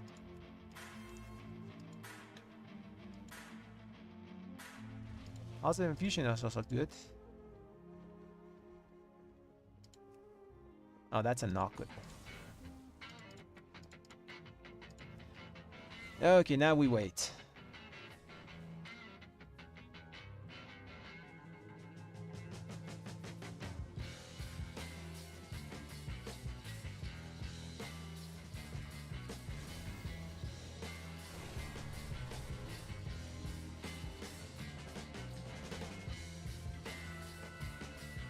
I want to see his route again. Did we ninja pull something here?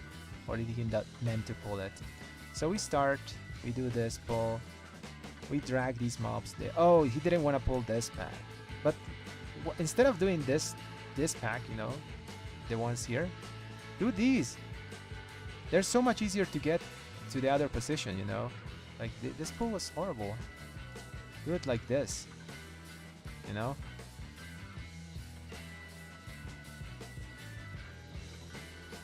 That's so much easier to do because dragging this pack pulled this pack because we were going like close to the wall, so we couldn't have done it ourselves. This pack just walks through here and gets easier to this access to the next one. Kinda dumb. Also doing like what you call it, chain pulls is kinda risky this week because you always run into situations where there's gonna be a lot of blood on the ground from the mobs that you just chain pulled in. Oh well.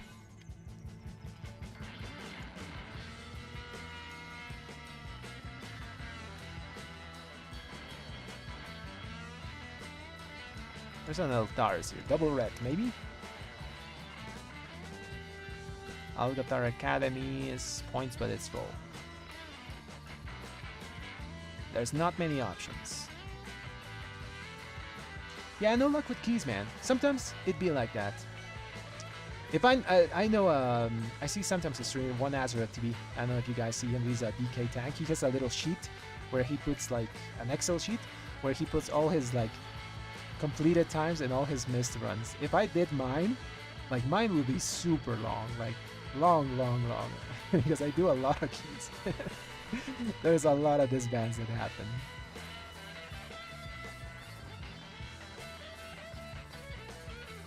For every like 1 key time, you 3 keys you deplete. Something like that. I would love to do Ruby Life Pulls, but somehow I have a 17 of that. Kind of the roughest keys.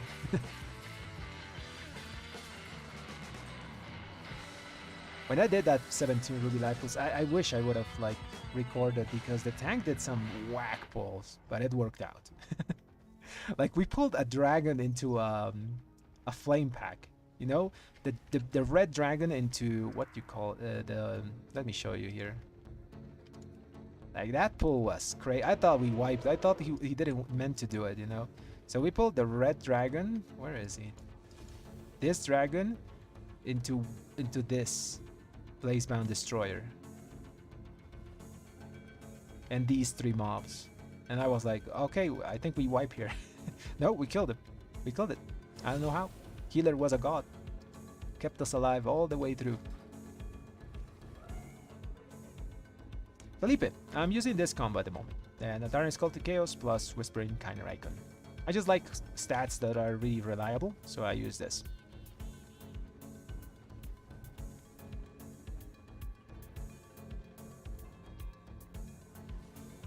Also, they work for both types of damage, which is really nice.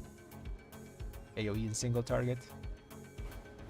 Cultic is a bit dangerous sometimes, especially tyrannical weeks. That 5% damage taken can't kill you. It has killed me sometimes, but it's very rarely that it happens. Keep looking for more keys. This man doesn't believe in the double red. House of Infusion. With Devastation. Actually, that's a pretty good comp. We can remove the slow from 2 targets from the balls. Although it's not fortified league, so it's not that important.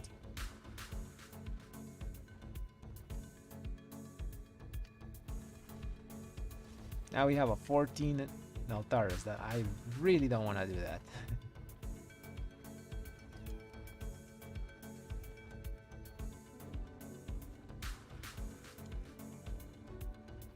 Probably have to level up that off stream or something.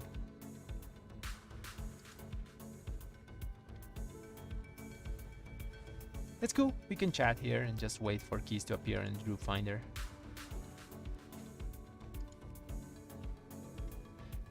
By the way, I've seen that there's a lot of variety on what other reds are using. There's some reds that are using like weird train. There's one that's using still the badge, you know.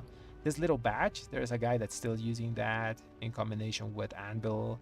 There's another guy that's using like Gale Trinket from Vault of the Incarnates. Where is it? The Datea Gale thing. This thing in combination of an Anvil. Like there's a lot of other reds that have like are cooking some stuff, you know. Although the most like standard one, 2 trinket combo is Ashes plus Anvil. But there's people cooking, and I cook myself, you know. I like my Call to Chaos plus Whispering Icon. The good thing about my setup is that my damage is pretty reliable. I didn't finish this key, but maybe it shows that it, yeah, it's pretty reliable. You see, my damage distribution is always the same with my build. It doesn't vary at all. Very little variance. Like at the end of the last key we didn't finish, I had like 22 point something Divine Storm, so it's super close. 9.7 to 10% Blade of Justice. The weapon is a bit higher here because we died before we even got after the first boss, but yeah, damage distribution is pretty solid with these trinkets.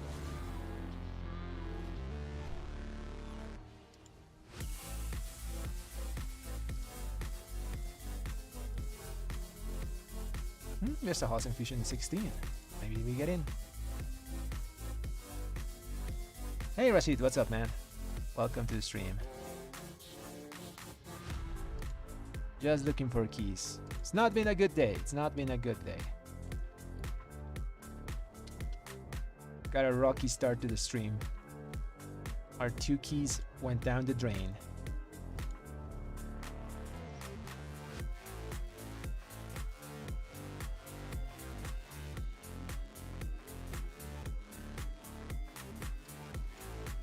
That's going to depend really on your raid team as well. If you have a raid team that's willing to go through the whole season and progress, I think maybe focus more on raid trinkets. But if you're like, your raid team is kind of iffy on that, you know, maybe just go Mythic Plus.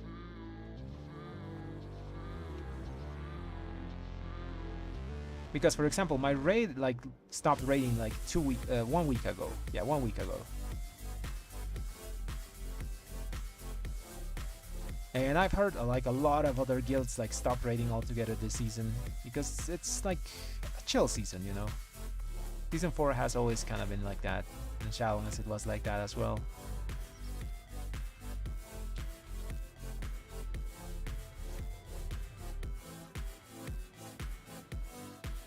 For crafting, I do have 2 combinations. For tyrannical weeks, I'm trying to get my 50 aspects so I can actually upgrade my legs.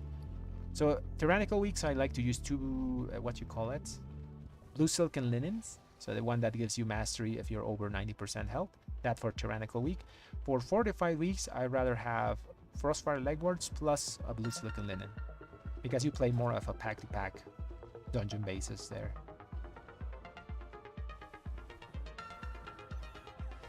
If you are raiding in Mythic Plusin, although I do recommend going double blue silk and linen, because in raids, both of them are working at while in raids, if you're using Frostfire, it does nothing for you.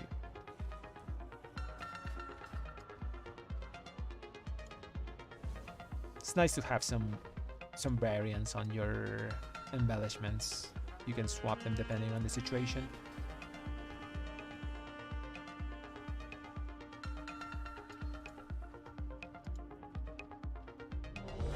Nice, we got in. Pulse. Good stuff.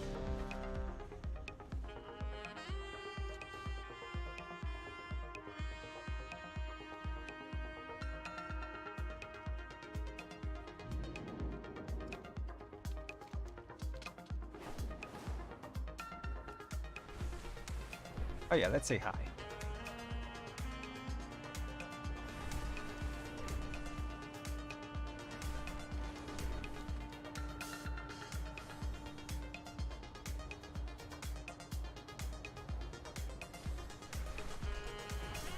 Yeah, in 2 more weeks actually, yeah, we have all raids coming up. We also have like, we're gonna have a ton of bullions, so you might as well buy anything from the vendor. Gotta be able to mix and match a bunch of combinations of trinkets.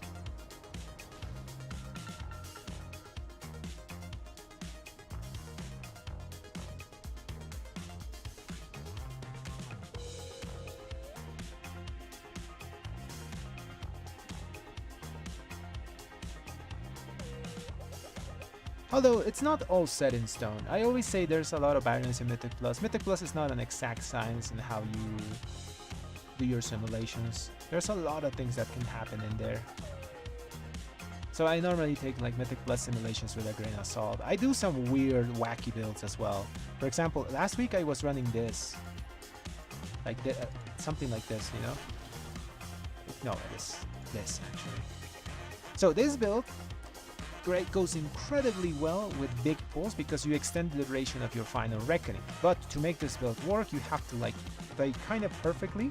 So in your final reckoning 4 seconds, you can kind of like fit in 4 extra Divine Storm Spenders, and it gives you a ton of AoE damage. But it's risky because you're sacrificing quite a bit of single target to use it. But in 45 weeks, you want to kill the trash fast. But there's also some dungeons that have priority mobs that the boss have to kill. You know, like the totem in Uldaman in in Bromach, and then the totem in what you call it in Ragnarhide Hollow. So that it has its ups and downs. But I found pretty good success with it. I did some 16s with this build. Actually, was this? Then for this week, for example, I'm using something like this because this gives me the most single target damage. Then for other 4 to 5 weeks, and let's say priority target weeks that, let's say Bracken the High Hollow, I do something like this because I still have Divine Arbiter for priority, and I make my Wake Up Ashes uncapped, so I can do damage to big packs. Because if you take Seething Flames, this thing is capped at 1 target and then reduced after. So there's a lot of things to take in consideration that's not like black and white. Some small min-maxing that you can do.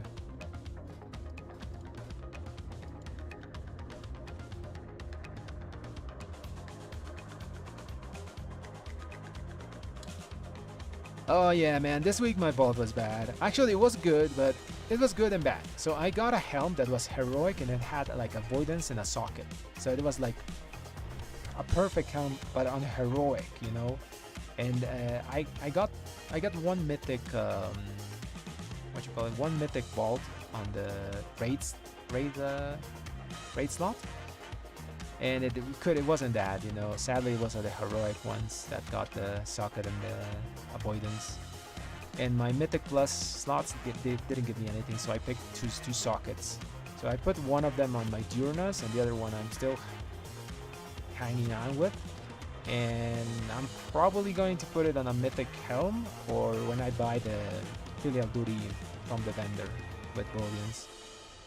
Because I'm not gonna keep this, you know, I'm gonna just get the better version because it has higher item level. I don't want to socket it right now. Kind of a bad vault. I was really torn between just taking the heroic helm with avoidance and a socket, because avoidance is such a good stat. It also, like, it's like 600 avoidance that the helm gives you. That's basically another 5%. So I could have like 15% avoidance if I took that helm. But I took the sockets. Maybe I should have taken the helm. For tyrannical weeks especially, it's really good. There's a lot of AoE boss abilities that are avoidance reduced.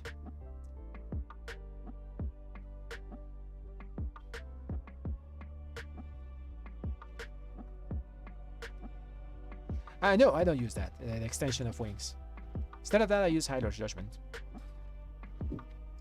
It has good synergy with my divine purpose, because whenever I throw a judgment, there's 2 charges on a target. So if I get a divine purpose proc, the divine purpose proc is going to use the other one.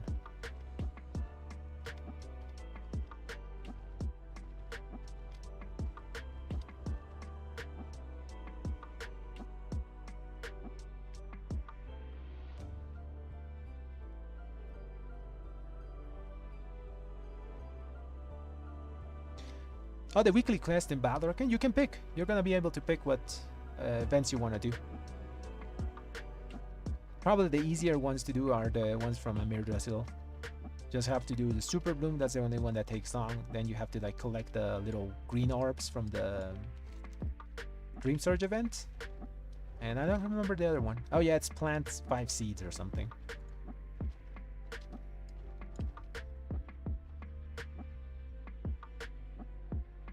Oh, Rashid, these are my trinkets, by the way.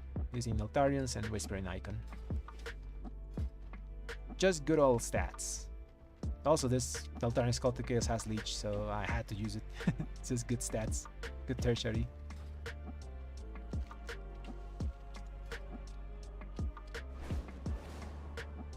House of Infusion should be a pretty chill key.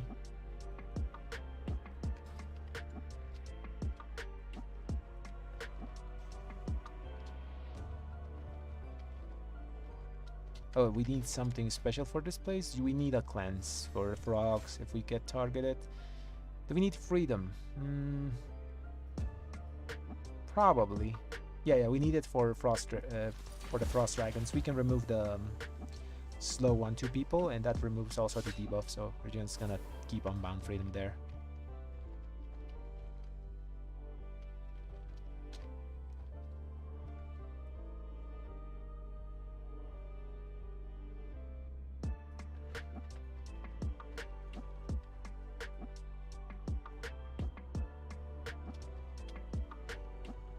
They aren't the best in paper, because like if you do simulations, like Ashes plus Anvil is like 9k DPS ahead, but these is the best combination of trinkets that is reliable. So the simulation that sells you damage, and you're gonna get that damage because it's just stats.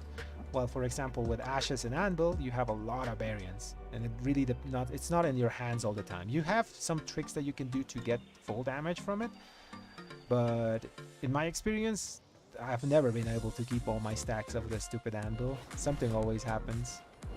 Either I have to res someone, or tank takes too long, or something like that. So this is, yeah, one of the best, most reliable combinations of trinkets.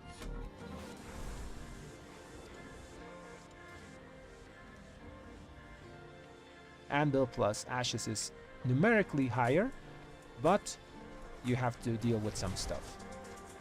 Also, your haste is lower for 1 minute every 2 minutes. That's kind of annoying. It gives you 700 haste, but if you take 700 haste with, let's say, with my amount, I'm left with 28% every 2 minutes, which is not good.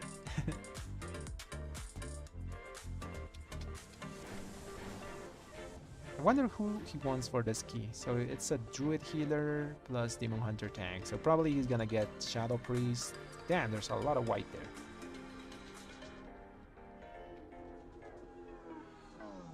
This one looks good. Like 33-21 Shadow Priest.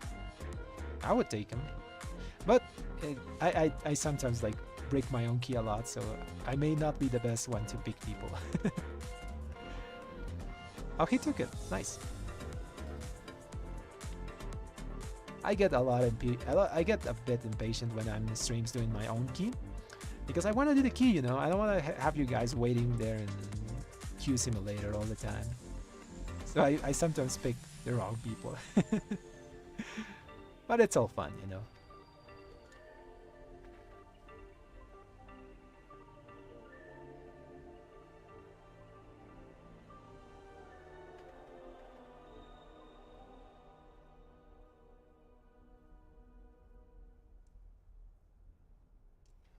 Yeah, Yosui, that's what I mean, you know, like losing haste, you feel it. You feel in your rotation that you lost the haste. So it's kind of annoying to use that trinket.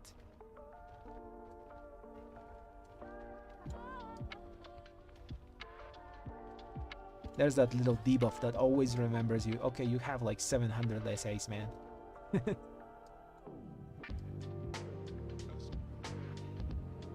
It has some upsides, you know. If someone is about to die, or yourself, you drop below 20% health, you get the extra proc, but I don't know if the annoyance is worth that.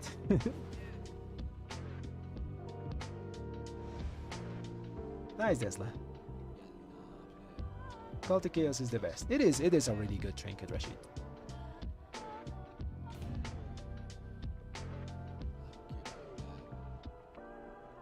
Yeah, it feels weird, you know, like how much extra cooldown reduction is 700 haste. So let's drop my axe to be 700. So without it, my judgment is 7-second cooldown. With it, it is 6.3, 6.7. So you're losing 0.3% cooldown reduction.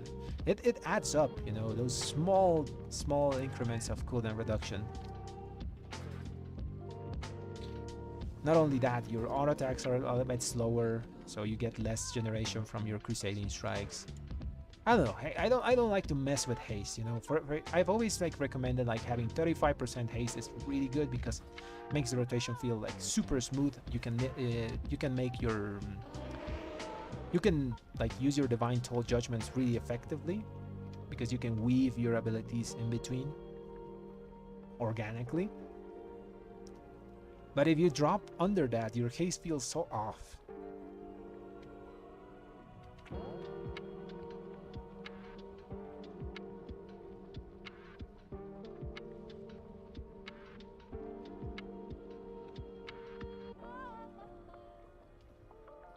Mastery buff on auto attack.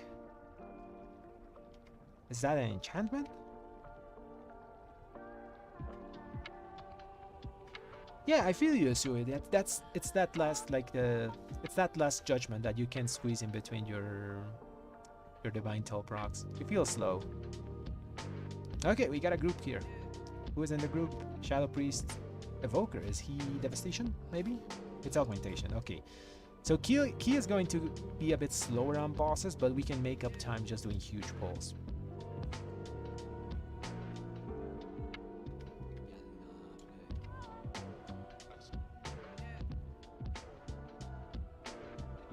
Oh, Algatar Academy. Okay, okay. No, I don't like that trinket. The puzzle box. The puzzle box feels really off, man. You gotta stand there and fix that little thingy, and we already stand there and use our weapon. The only other trinket that makes me stand there that I would use is Grief Torch. That's because some people die, so sometimes you get resets, and you can actually move with it.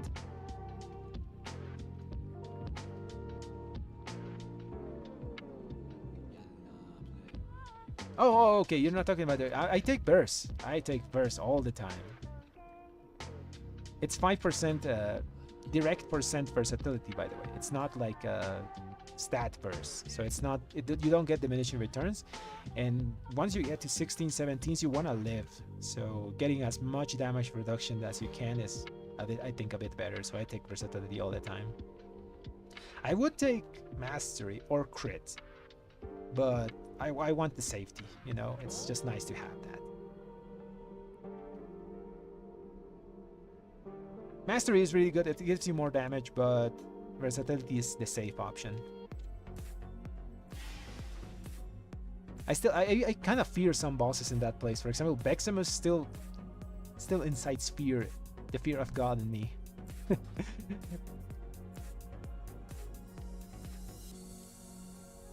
The bird, not so much. The tree is a joke, and the last boss is a joke. Yeah, just Beximus.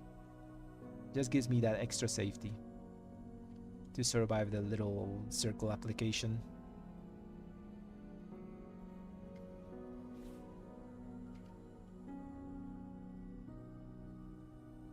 Oh yeah, it doesn't matter how much burst you have, Rashid, by the way. If you take the burst in Algatar Academy, it's off the damage, not damage, the DR cap. It just flat out gives you 5% versatility. So it's never not a good stat. Let's see the route. So yeah, we're gonna do huge pull here. Massive pull. Do I need to take Seething Flames? I could go with uncapped Wake of Ashes. This guy's gonna do massive pulls. Yeah, these pulls demand me to take uncapped Wake of Ashes. Yeah, we're gonna do that. Boss damage is gonna be a little bit lower, like 3k lower, something like that. But we're gonna do big AoE because of the pulls we're doing. So we're gonna make time doing huge pulls and just do the bosses how we can.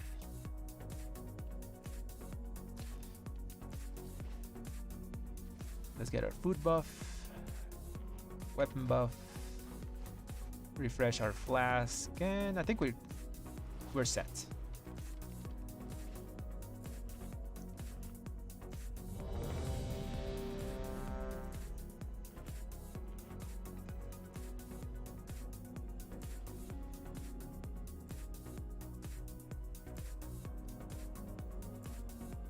Okay, so he says leave the overpower on the first boss. So the big circle, just leave it there.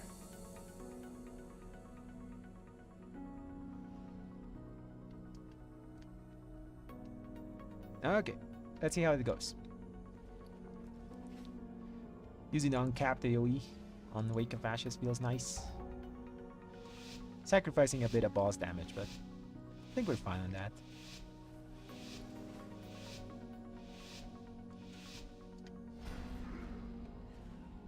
Is there a ball in this pack? No, but there's this guy. The demo. Don't get smashed. Oh, I didn't use a shocking disclosure. Let's wait for everything to be close.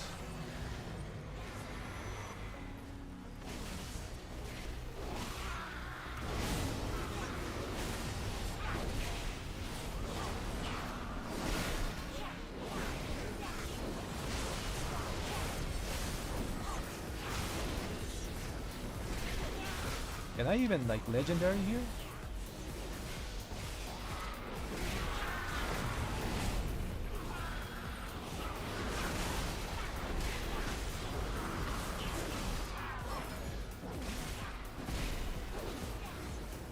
Freedom. I don't think I could leave a legendary there. Pick the demo.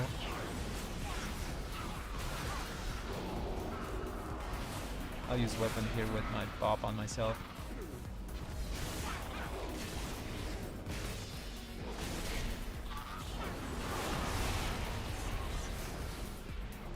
There's so many guys jumping there. So it's such a scary pull.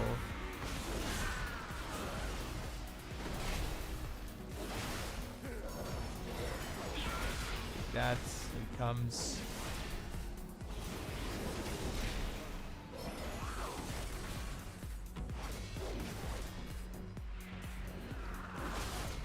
Kill the ball.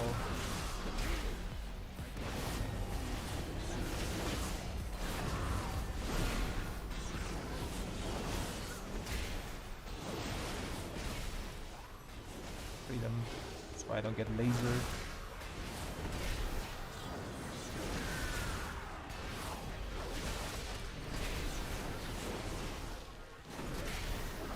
Tank is dying unless it's gonna lay on hands. Nice blind. Let's focus down ball. I have a kick for Demo. He's gonna take it. Take the damage reduction.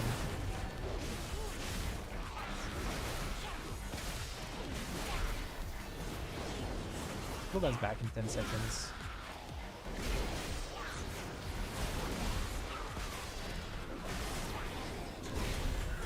Cooldowns are back now. One more holy power.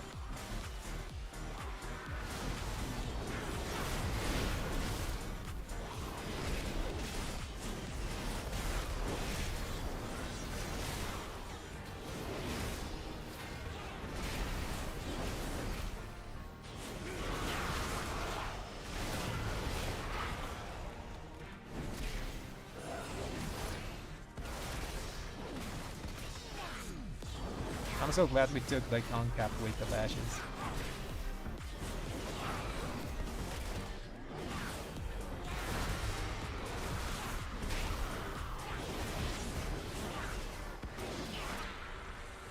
That snake's just gonna sit there, casting.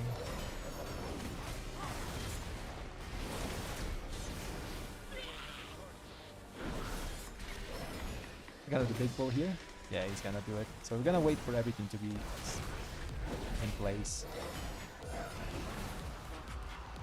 Where is he? Just this bull, okay. I thought he was gonna do like the huge bull here.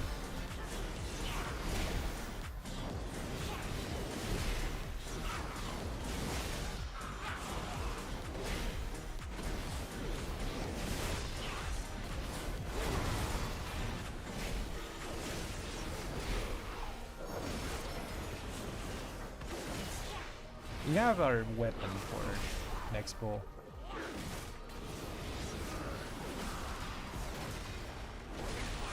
I think he wants us to kill everything before we go to the next one.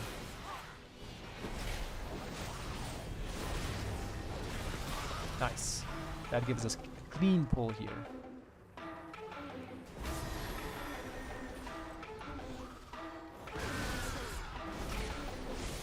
That. Use my weapon. Hopefully no one jumps and kills me.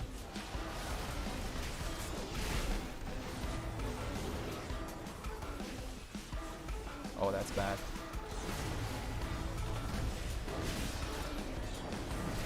I was not expecting that. So this is what I mean when I say they should like make Final Reckoning a buff on themselves. Now I'm doing like half damage to this pack.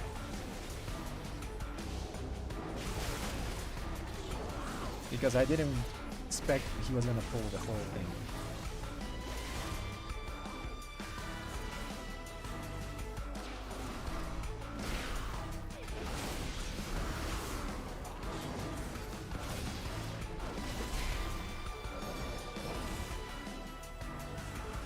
Freedom myself.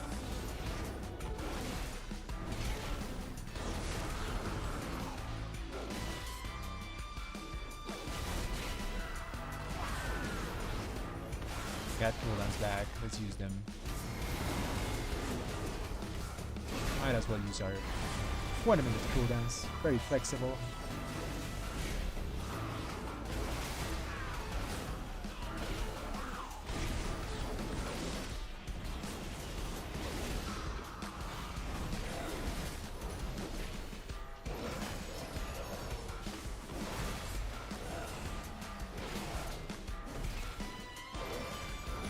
Nice. I think we made more than enough time doing those pulls to time this key.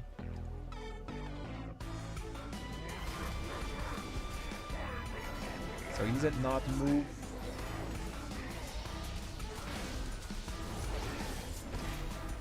When you get the thunder. Defensive here.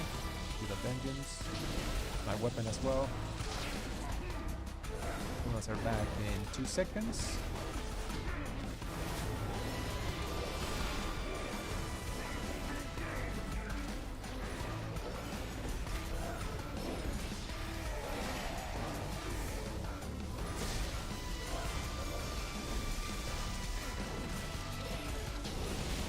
Another defensive here.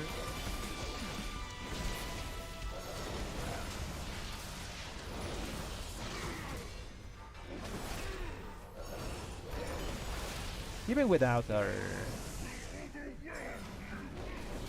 With Seeding Flames, we're doing pretty decent single target.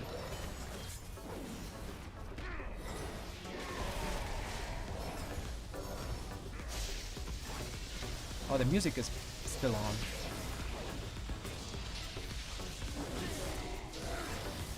I guess it's not Maltaris. We can chill in house. It's a bit more chill.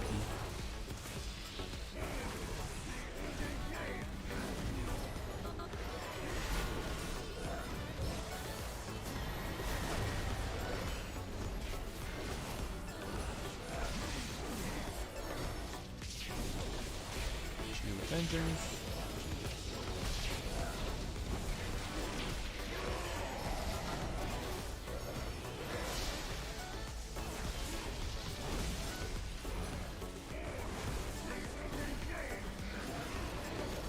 This one they have to put it somewhere not close to the middle. Good enough.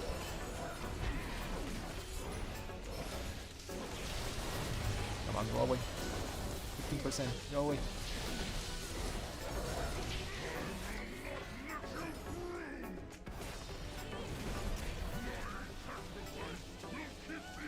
Gotta use my weapon on these balls.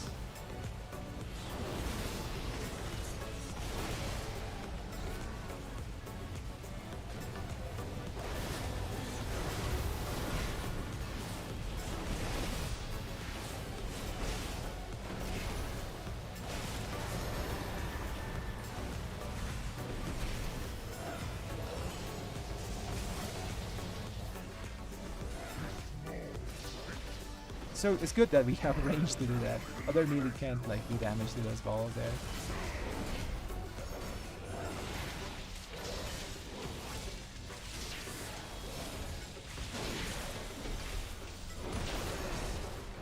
Yeah, we're doing pretty good single target damage. Even without Seeding Flames. Oh.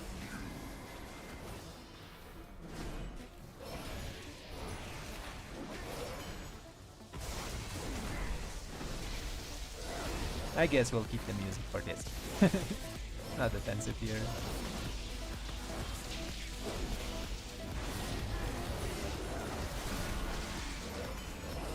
He's gonna move the boss, I think.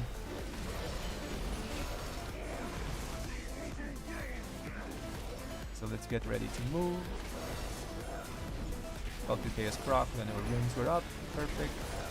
Just as planned.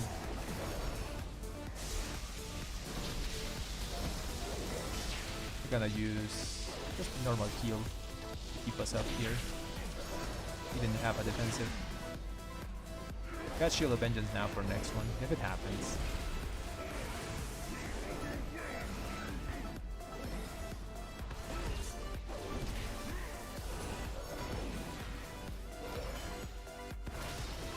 Ooh, that frontal.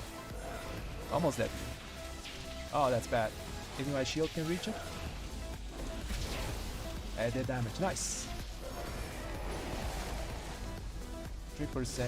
Let's use cooldowns.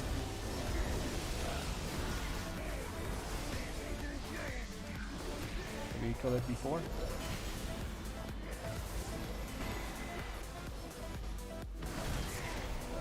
I have my weapon.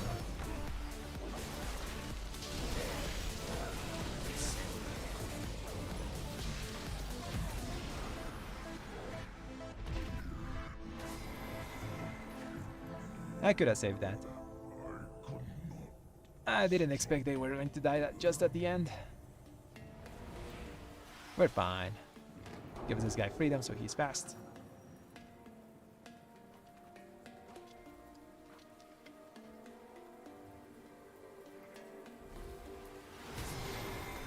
Got my weapon here, so we're gonna skip these. I actually didn't pay too much attention to the route.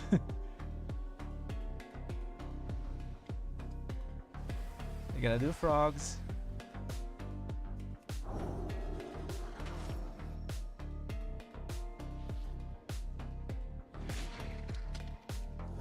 The priest has to be careful there, those frogs hurt. A little blind there, so they move. I have a frog on me. I don't know which frog, but I have a frog.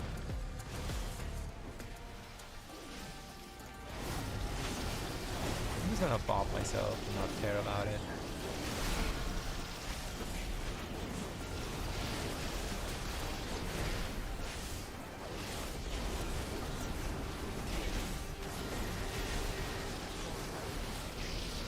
We have defensives, let's use them offensively, you know?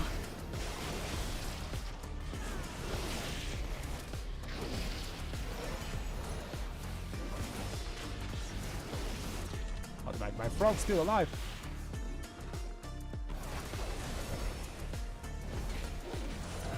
And I forgot to use the stupid weapon.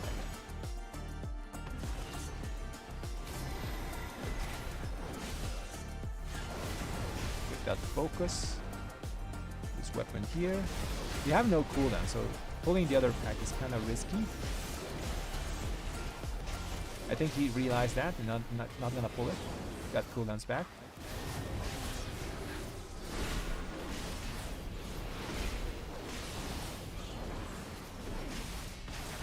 There's one shock trooper that still hasn't cast it.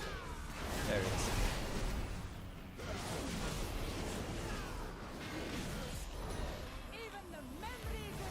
Shock trooper still alive. Stun it here so it doesn't get near the mini bosses. Nice, perfect.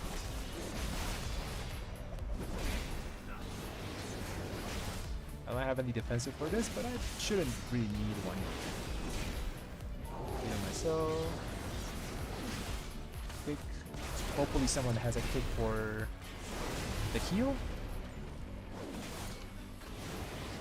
Cauterizing whatever. Cooldowns are back in 6 seconds. Kick that. Try to position myself here so I hit everything.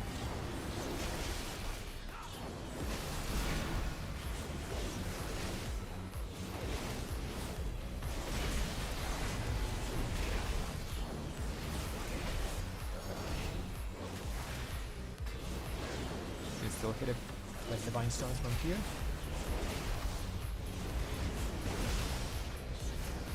Bring it myself.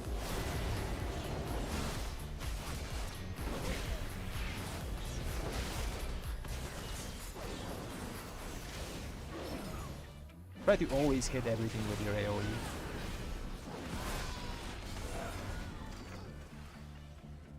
It's kind of hard sometimes because like the AoE on Blade of Justice, for example, is very small, so you need to find a target that's close to whatever you want to throw out AoE Blade of Justice. Let's use damage reduction here.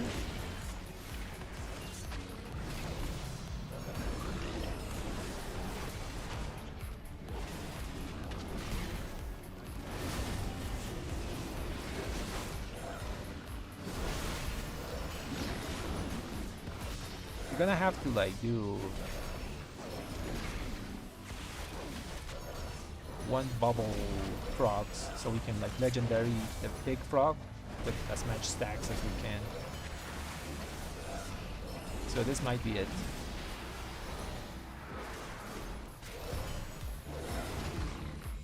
So we're gonna do the funnel strat.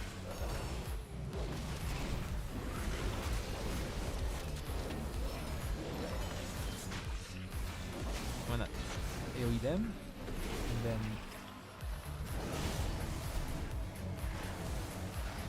nice, I hit only the frog.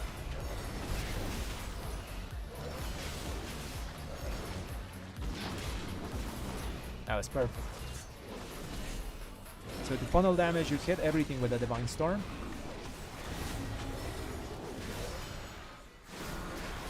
Then you position yourself facing away from the little mobs, so all the damage goes to your main target.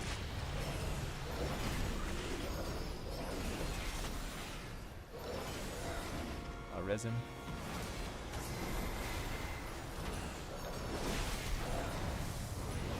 Lay the hands in, he's dying.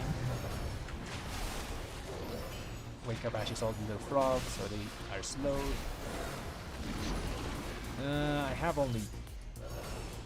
I have damage reduction now. I have a defensive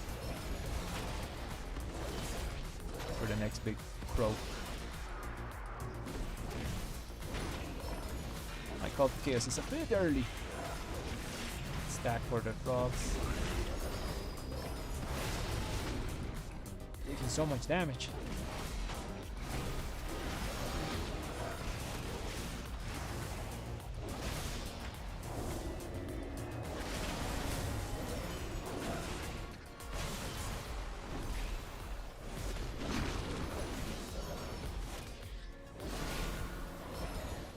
Little frog. I think I have to like wake up Ashes every single frog wave. Damage reduction here. I mean Shield of Vengeance explodes. I don't have my wake up Ashes, damn it. I have a frog on me. It's this one, I think. That one, yeah. Kill the Og.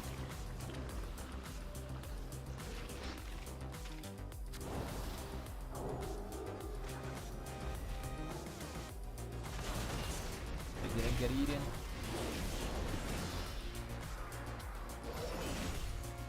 Wake up Ashes all of them.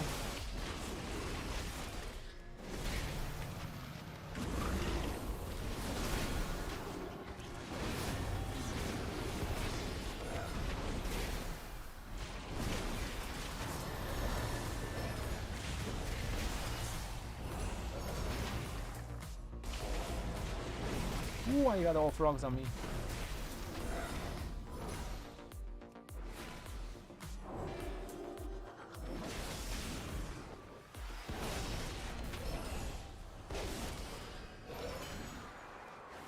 Good thing I took like fast freedom.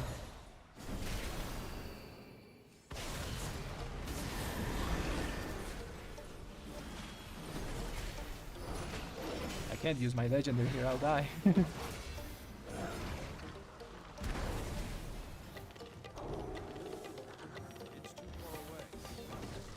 Oh, get away from me, you little bastards.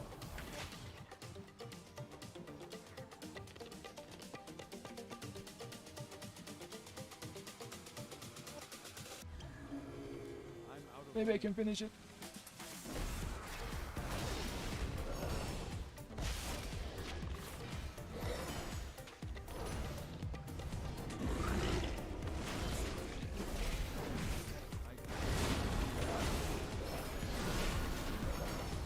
It's loaded.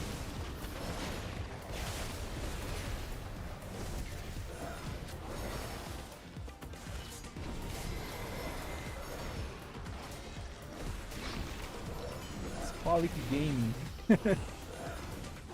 Weapon here. Die, you stupid frog. Die. Nice. I did it. That was crazy, man. Don't have time to do the key, but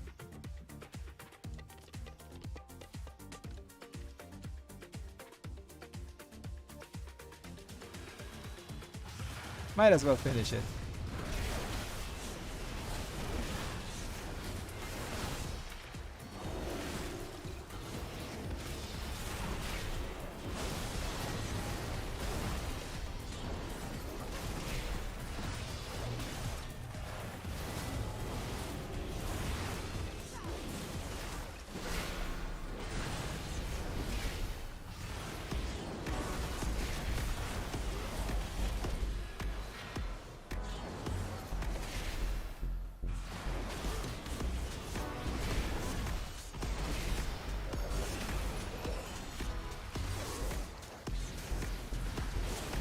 He lost control of the frogs, like, I don't know how.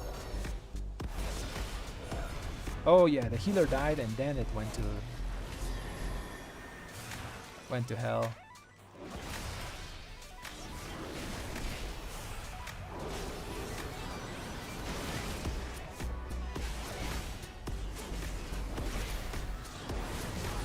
When the healer dies, his whole plan like falls off, you know, that's the problem.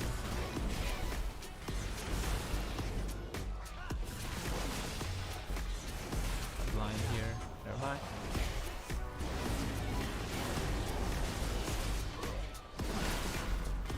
I don't know, he did something and I almost died. There's defensive this. You know, the healer. Kill myself then.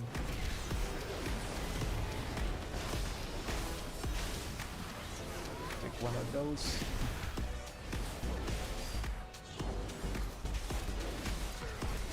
You can still time this. It's 5 minutes to. Well, actually, no.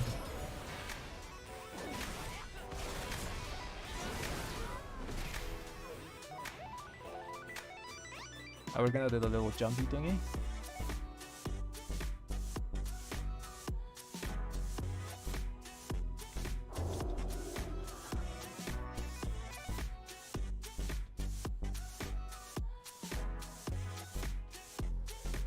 Ah, crap, I died.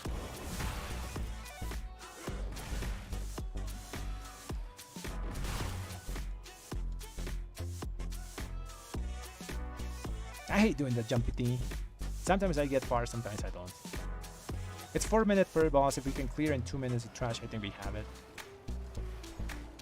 It's worth a try.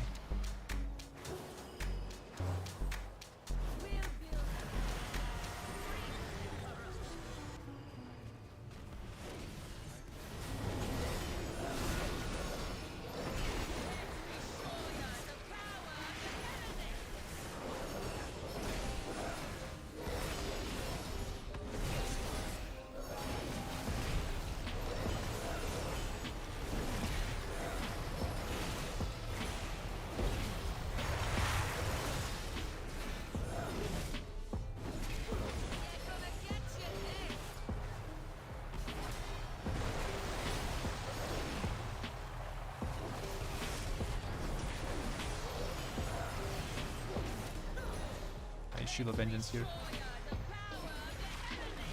Gotta be in his efflorescence all the time.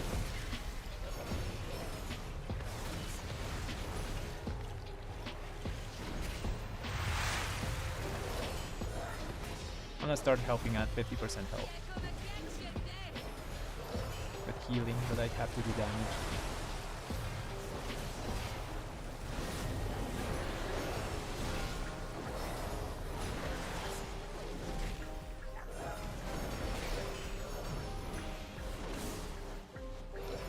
Give me a call to chaos, bro.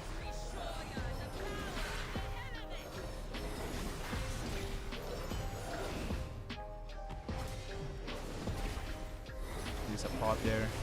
Percentage damage healing because I'm an alchemist.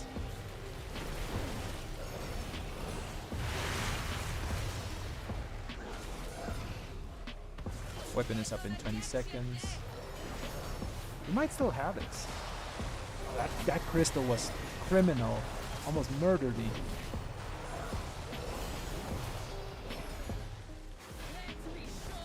Oh, that's bad.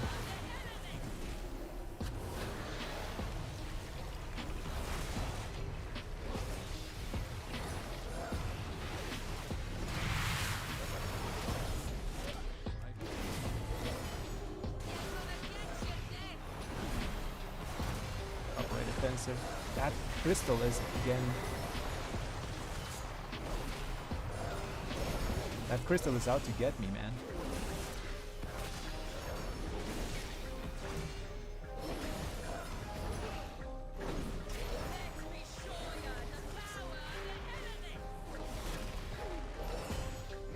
I have my weapon.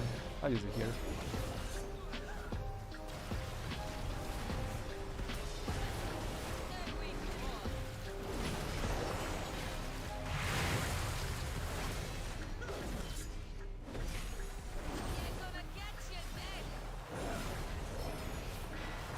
waited too long for that wake of play on hands.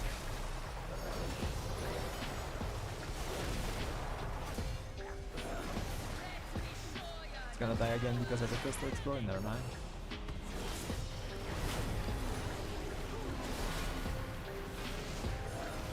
Yeah, scary.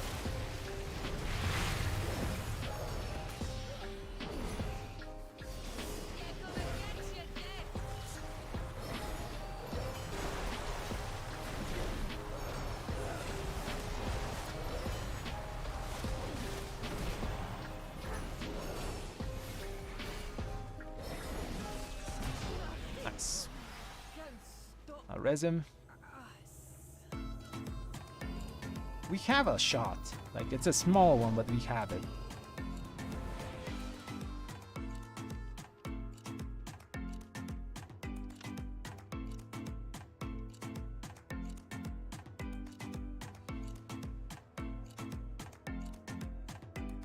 Ah, people left. We could have finished that key.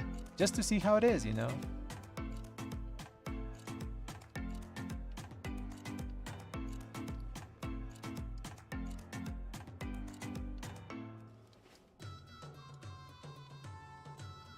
Ah, okay, they leave. Rip.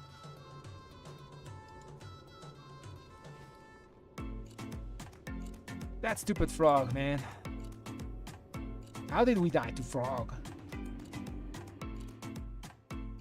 I think it was the healer dying, then that kind of really messed up his plan on how to heal that. Because healers have, like, the rest of the druids have to ramp, so they have to, like, preemptively do stuff to heal people. But since he didn't do it, because he died, it just happened, sadly. I was damaged there. Pretty close to the priest. Where's Wake? Yeah, Wake is 6%. Wake normally is like 4.2, 4.5% when you leave it capped. You also have the other like small hits, but then you don't have Syrian Light or the extra consecration damage. So I just to have it. I like to have uncapped Wake on certain situations. Unfortunate. Maybe I could have saved someone there. I did have Lay on Hands, but I waited till the last second to use it. Unfortunate. Let's find another group. Algatar 17. Let's try it. They're going for a melee comp. Algatar 16 is also a point for us. And Algatar 16 again.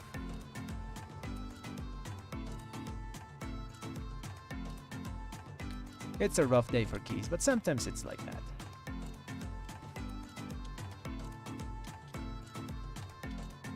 If I made a spreadsheet of all the keys that I bricked, it would be very long.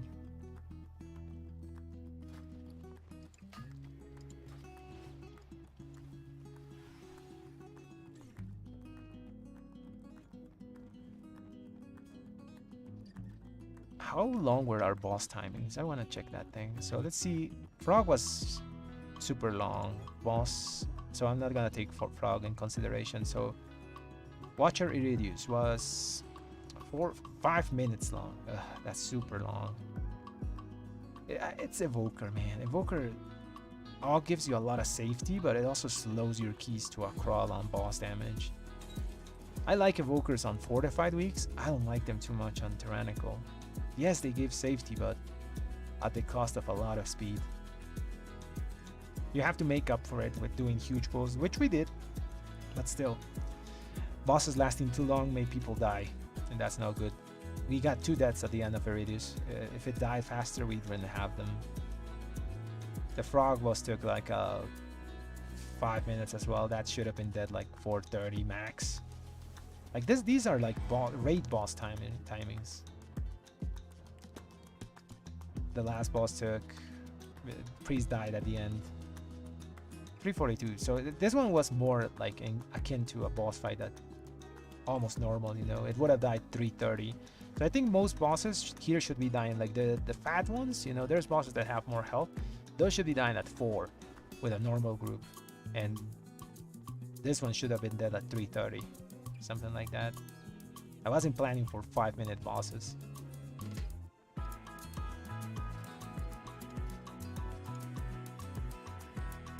Ruby life pools. Unfortunately, we don't need that.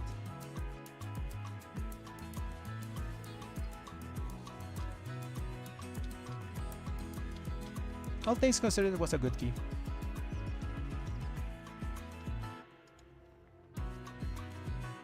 You have that frog moment. I had like, I don't know, 8 frogs on me. I just kited everything.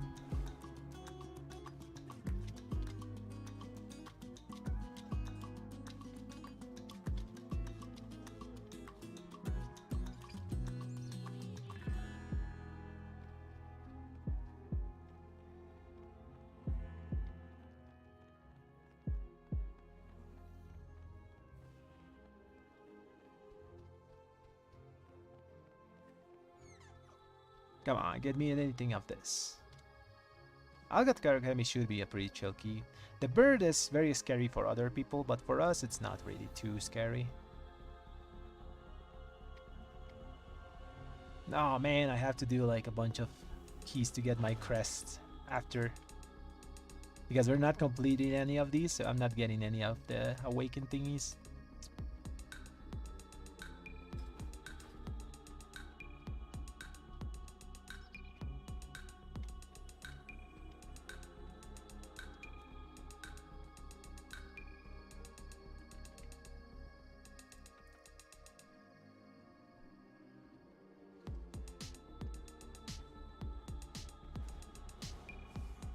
There's an older man. Maybe I'm getting, maybe.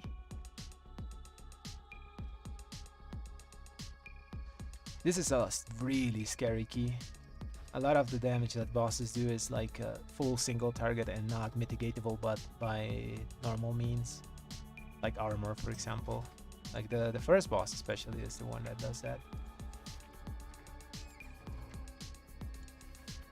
The bleed is nasty and tyrannical. You definitely want an evoker for this to remove it.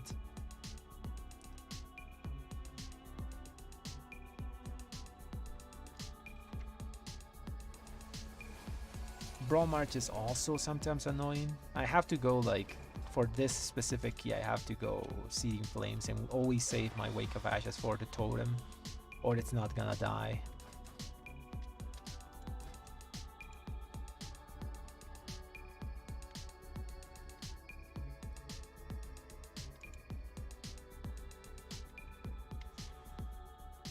The video of Ruby Life was just for fun. We could. Or we could re-queue for these.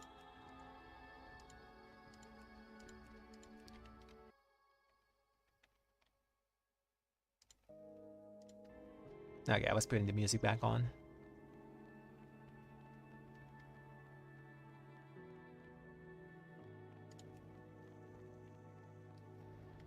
Oh, this guy has a 17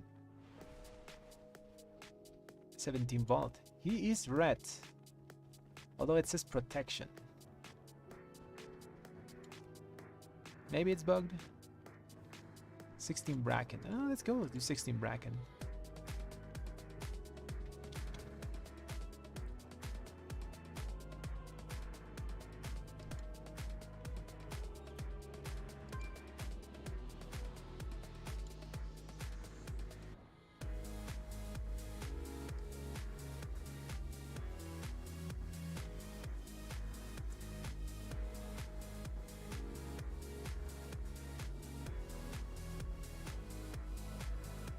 I've been adding a lot of people in keys, but like the last few weeks, but they're no longer playing, which is kind of sad.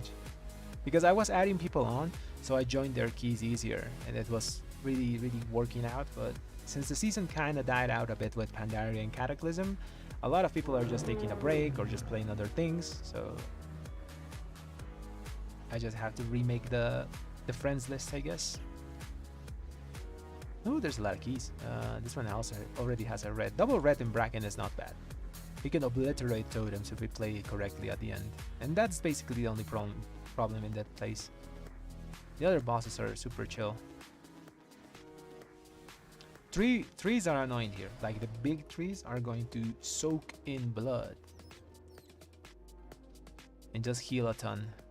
You rely on a lot of RNG to move them around because they sometimes just stand there and like channel their breath and just after that stand there, you know, for a solid 2 to 3 seconds and do nothing. And it's kind of annoying.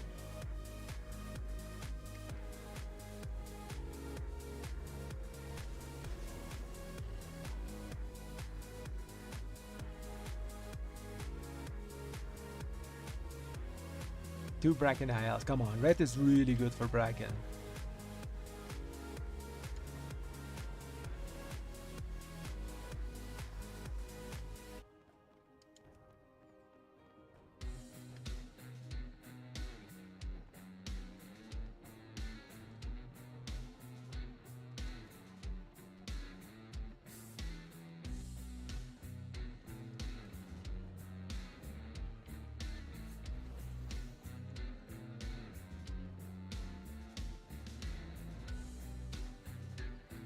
Sometimes I feel like Mythic Plus is more of a queue simulator than anything. I should find a game to play in between queues. I don't know, chess, something like that.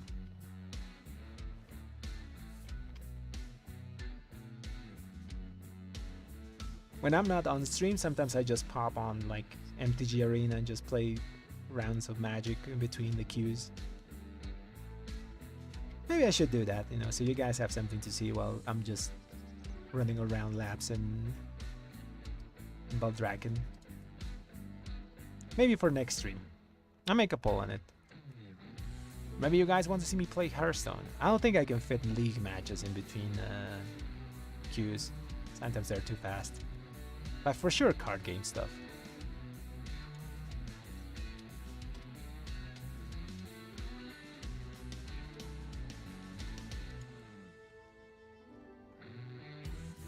Come on, man. Red is so good for Bracken.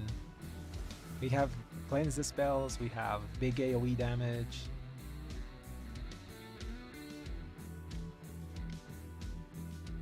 We're tanky as hell. I have 10% avoidance, leech, don't have speed for whatever reason.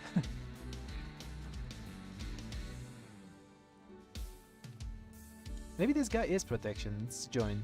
It says protection on the little thingy. Azure Bolt is pretty okay this week. I did a 16 already.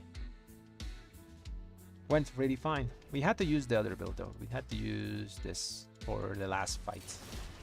Just to kill that big hardened crystal.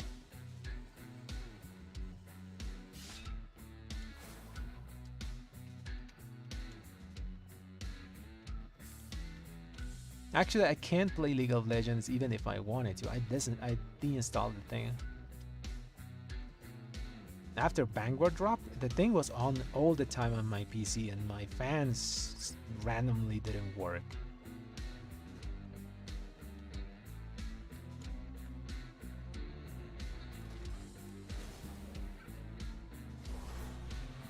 So yeah, I just deinstalled League.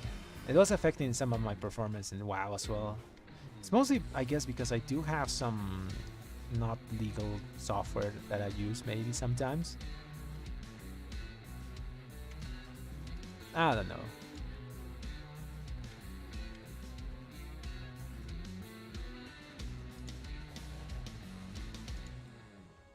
Algator Academy, let's join up.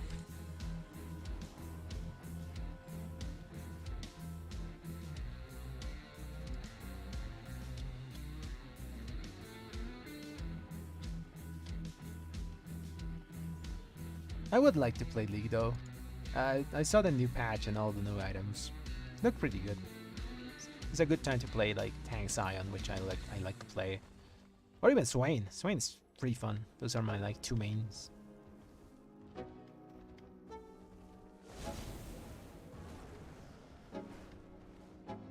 Man, this queue is so long. No one takes us.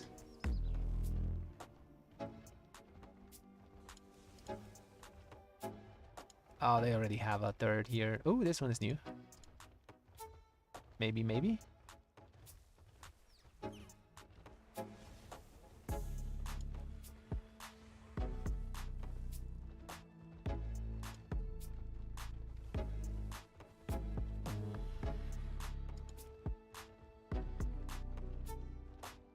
Hunter is probably looking for AUG.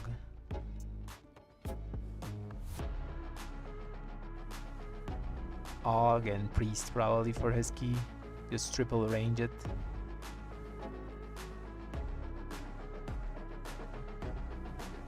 I think this guy is not brought.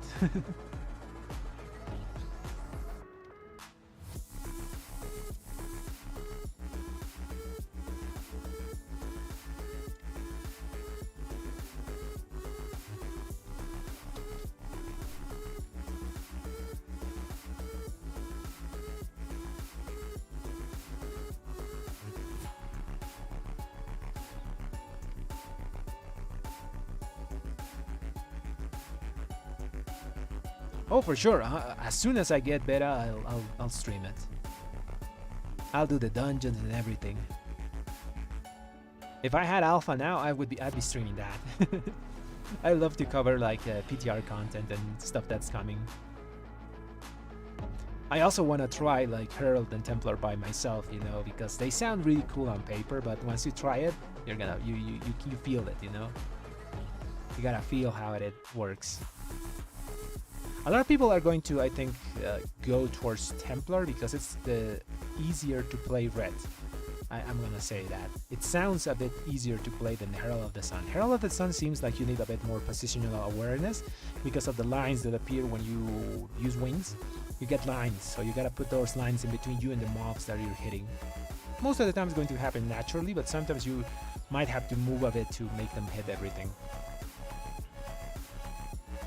Also, Herald of the Sun has synergy with, I saw the change that they did with Divine Hammers. I think Herald of the Sun might be like 2 minute, 1 minute cooldown spec, and Templar is just gonna keep being like 1 minute. But with Herald, you're gonna have your big burst at 2 minutes with the new Divine Hammers, and then you're gonna have a small burst with normal 1 minute wings. I'm leaning towards Herald of the Sun. I like that playstyle. A bit more setup, but it's gonna pay off probably.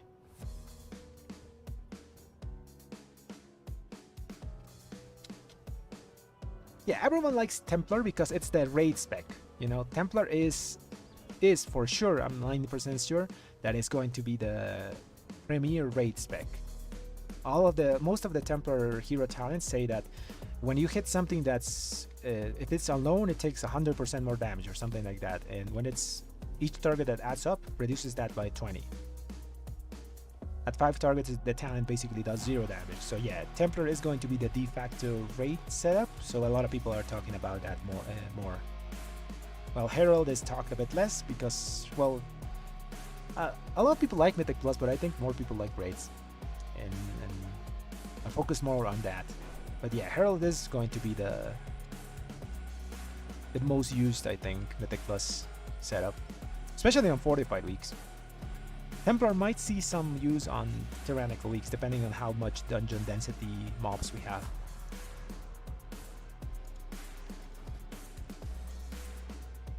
I would love to see the dungeons though.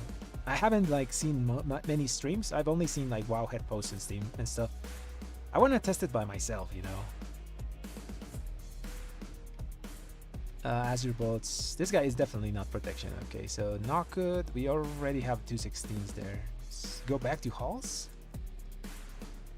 If they take us. And these are already filled. And that's the only key we can join.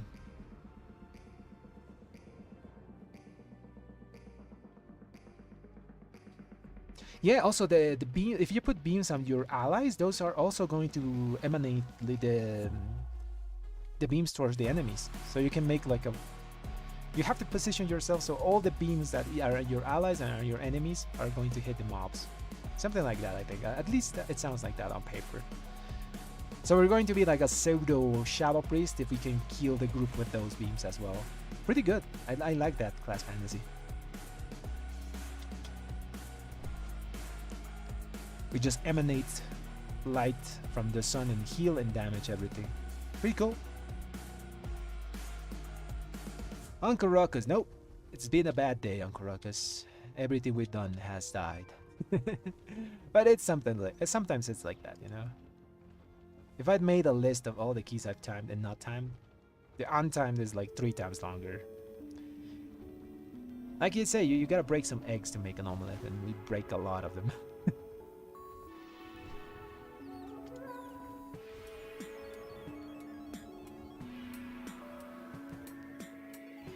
On tyrannical weeks, no. It's just too risky. It's 60k health that you're losing there. It's too much stamina. It gives you a little bit more damage, but I think the risk is too big. You can double check that though with there's a site that's that tells you if you die to certain boss mechanics. So put your stamina there with cloak and without cloak. See how much damage you take and all those things. You can assess the risk for yourself. In my case, I wouldn't use it because I'm already using something that might kill me with Returns Call to Chaos. So imagine if I have like 60k less health and I have 5% damage extra taken. So I'm just taking a lot of risks. I'm just good with one of them. It is biz though. It adds like 1% to your damage, something like that. 1% damage for 60k health.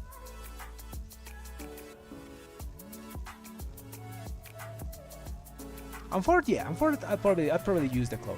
No problem. There's less things that can take you by surprise. The only thing that can kill you in 4 weeks is single target bolts, which most of the time you're focusing down anyways. Or the Thaumaturges and Altaris and all those things. Yeah, basically the only thing that can kill a pally is single target big hits. Because we can't like diminish the damage of those passively. We have to actively diminish them with cooldown. Sometimes you don't have them.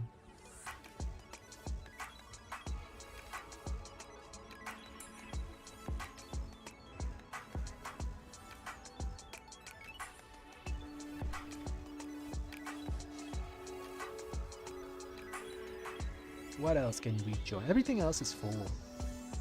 Oh, this guy is protection. Okay, let's join him. Double Pally, Devo, and Red Aura. That can work. He already has like big prio damage there with Mage. I would be there for... I have to use prio damage there as well. Oh, it's still listed. It's relist, maybe? Maybe he didn't see us. We already did that 16 there, so we can do a 17. I had like 2 minutes on that 16 left. Yeah, 2 minutes. So for sure we can do a 17.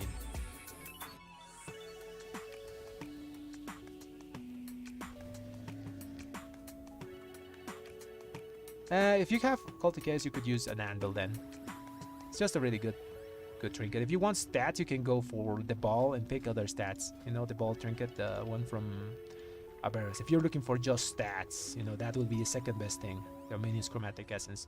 But if not, you can just deal with the anvil. It does incredible damage, but you have to like manage it a bit.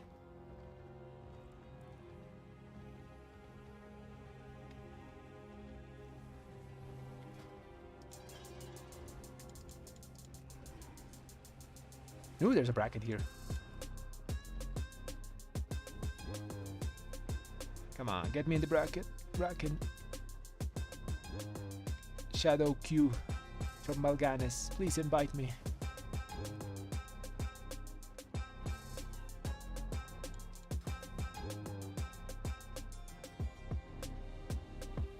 Yeah, it's a pretty good combo on Korokos. Call to Chaos plus Anvil.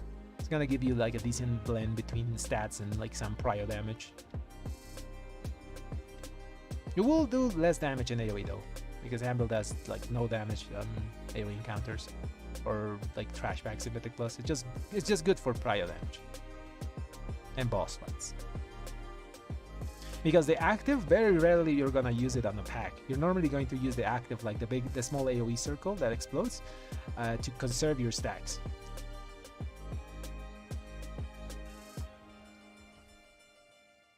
Oh yeah, if you're a group on Korokos, you can play with Anvil all day long.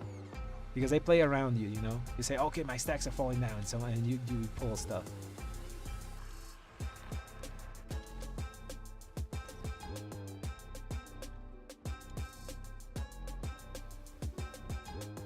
There's a house here. Maybe. They already have a lust, so I probably want a Shadow Priest though. There's probably like 7 Shadow Priests trying to get into his group.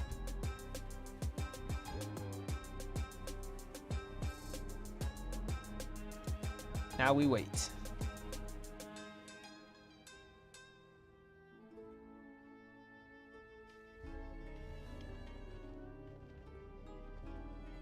You're using Frostfire? That's pretty good. Frostfire is really good. It's mostly good on fortified weeks.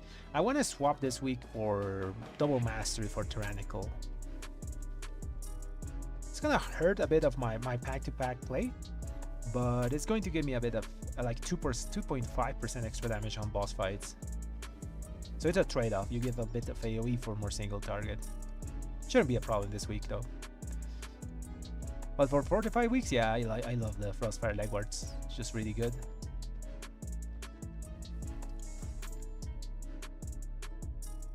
Yeah, there's many bosses with that as well. Like I said, there's a lot of things people have to take in consideration when simming Mythic Plus. Like if the boss have hats, do I get value from this, from that? It's not an exact science. I do a lot of things like just feeling how the dungeon works, you know? That's why you see a lot of like trinket variety over a lot of reds on the top end.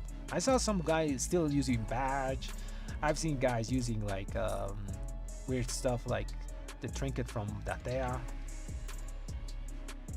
Or is it multiple? I've seen people using this thing. I've seen people using my setup as well. Then I've seen other people using like Andal plus Ashes. You know, a lot of people cook stuff and they use it. Because Mythic Plus, like I said, not an exact science.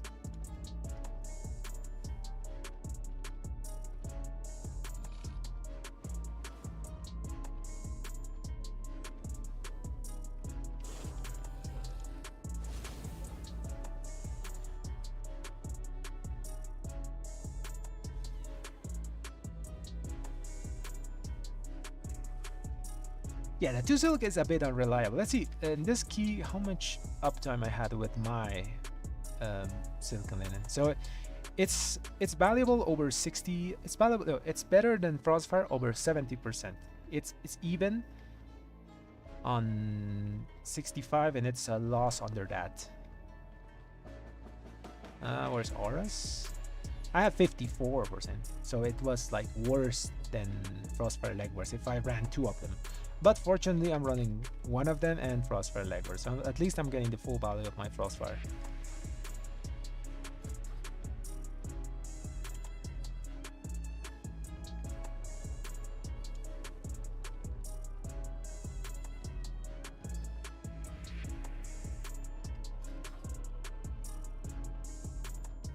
Really depends on your healer as well, you know, if they can keep you topped off with blue silk.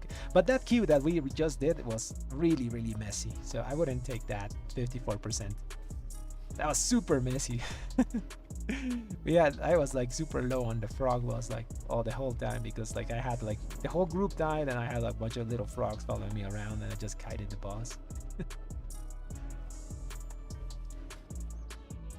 Oh yeah, and we fought the second to last boss, which is also like Perma puts you under 90%.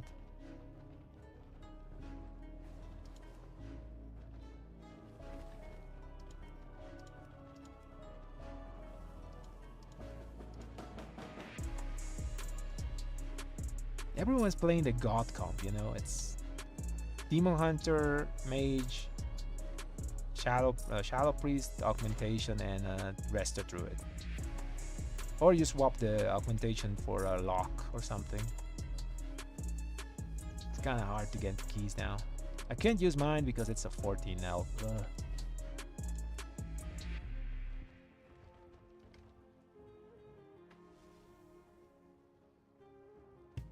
Yeah, Silk is 0 value in that third boss. Did literally nothing for me.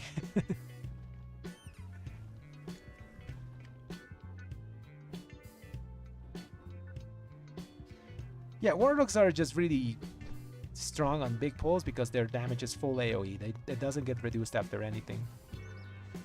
I think Shadow Priests still have like reduction after 8, but they're still good in mass AoE. I can match up to Shadow Priests. I can't do much against locks. Unless the tank pulls like pack to pack, then I destroy them. Because locks are good at big pulls. If no big pulls, what lock is eh. Destro locks. If you're playing demo, you're fine. And the small pulls. Maybe I do one of these for fun. And not good for fun.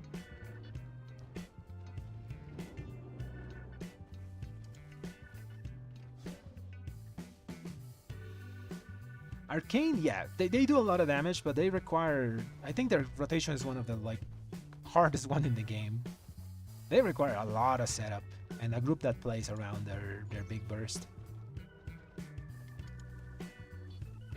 It's easier to play like Fire Mage because you just need a big target, put a big ignite on it, and just AoE the rest of the pack with it. Ross is even more reliable. Ooh, there's a Neltaris. Maybe we get in them?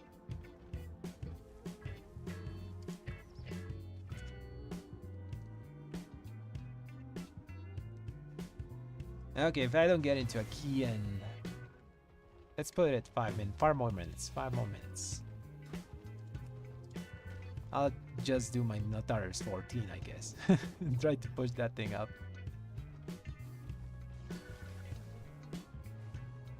Mythic Plus dungeon of all time. I like Blackroot Cold. I think that was one of the best dungeons they made. I like the fantasy of like going through a tower of enemies and going to the top.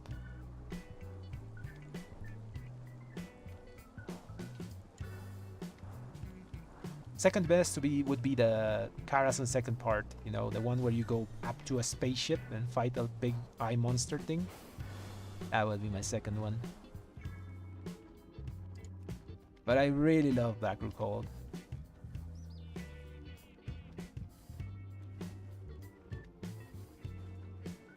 Oh, Gambit! I forgot about those. I blocked Shadowlands out of my mind. Gambit was also good, man. I like the aesthetic of those like weird guys from Shadowlands. I don't know what they're called, but we have one in the mod that talked like a lady. I don't remember. What's the name? Let me look at. It's a weird species of dudes.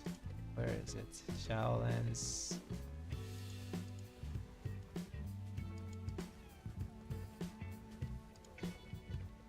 Tazavish. These guys, you know the. No, not these guys. Not these guys. Yeah, these guys. I don't know what they're called. But they look cool.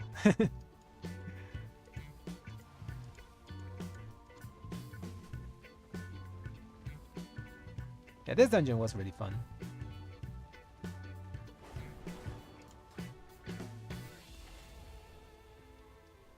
Oh, the Maw Souls, yeah. It kind of goes like it's weird on the lower side because the Maw Souls technically is the Maw, or the Maw is a different Maw from the Maw Souls. Or the Maw Souls is the Maw, but only for those like Viking guys, the Vrykul, you know? Who knows?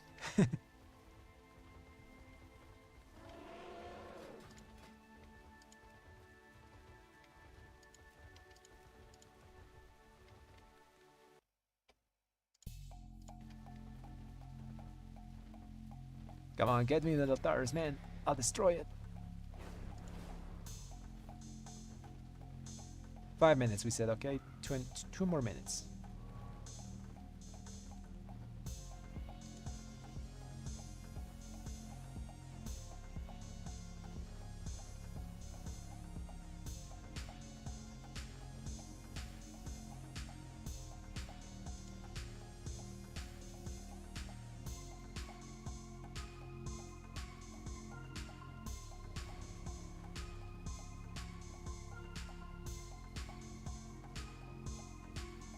I hated Underrot, man. I always die to that stupid like third boss, the mushroom boss. I don't know what always killed me back in BFA.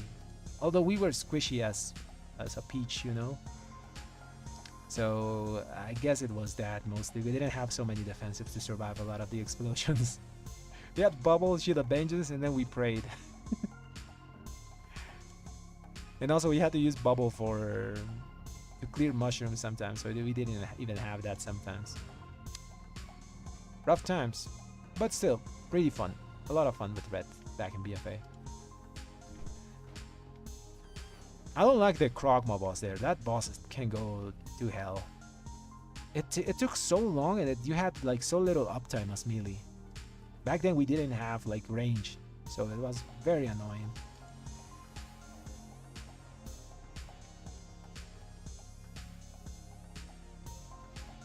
Also in the last boss, if people don't know what they're doing, they put like the crap everywhere. They have to stack with the tank and then move in a small circle. The boss kills itself, but sometimes people stand behind it and then you have a problem. Because then the room is filled with the white stuff.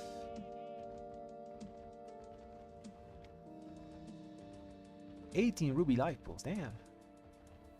That sounds like a rough time.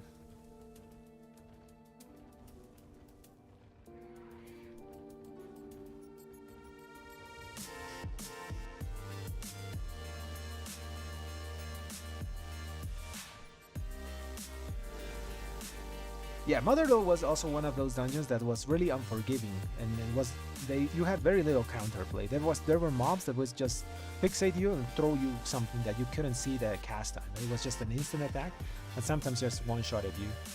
We also had like old bolstering back then, so if you, for whatever reason, made one of those ads bolstered, it started one-shotting your whole group without any type of like kick or cast or counter. They also couldn't be stunned. So it was pretty dumb. It was like one big ad that did something like that, I remember. Very unforgiving because of the mechanics of the time. Okay, it seems we're going to be doing 14 altars. Such.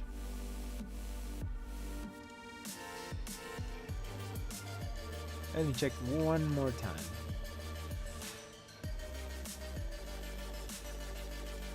Maybe? Give it one more minute. I don't want to do an Altaris 14.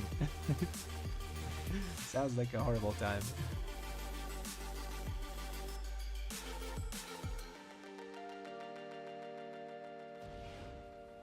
Yeah, I think Motherlode would be a pretty good dungeon if they bring it back now, with all the changes they're doing.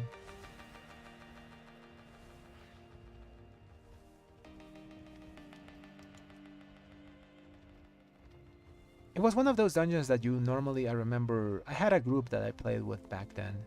So we got to the first boss, and after that I went outside and swapped for single target pure. Something like that.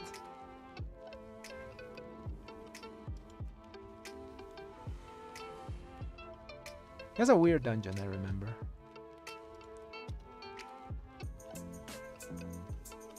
Okay, let's do my key. Altaris. 40. Maybe we two-chested, who knows?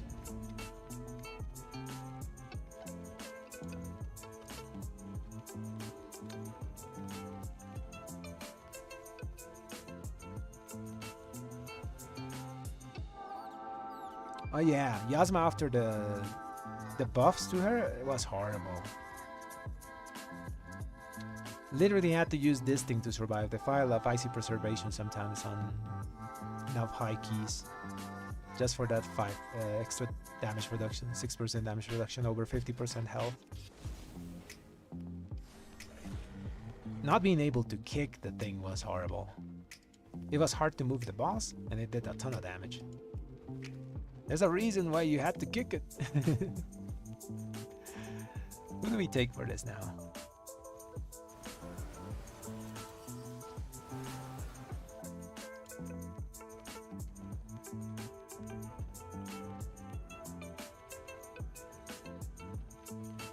Who here has done a 14?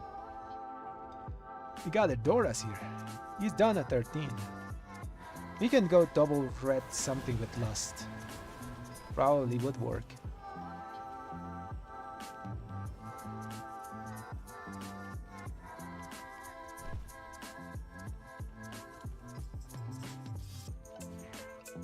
Now I'm thinking about it.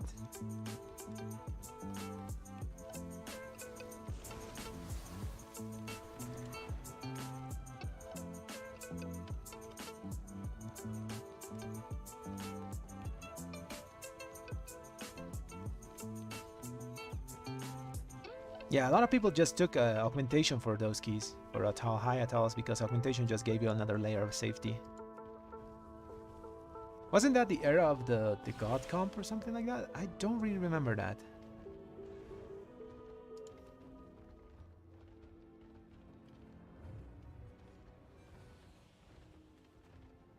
Oh yeah, the instant fire shocks of that mind control boss.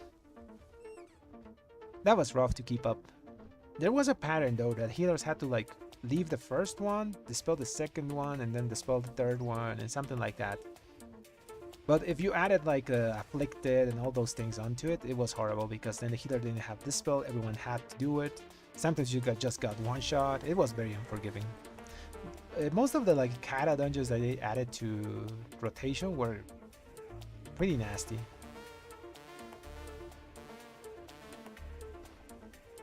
Oh yeah, no, it wasn't god content. Yeah, god comp was season 2, halfway when they introduced the AUG.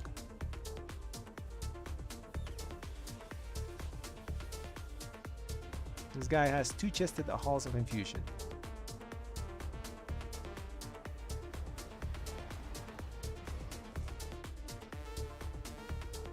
Okay, Doras, come here. We're doing the 14. Now we need someone with lust.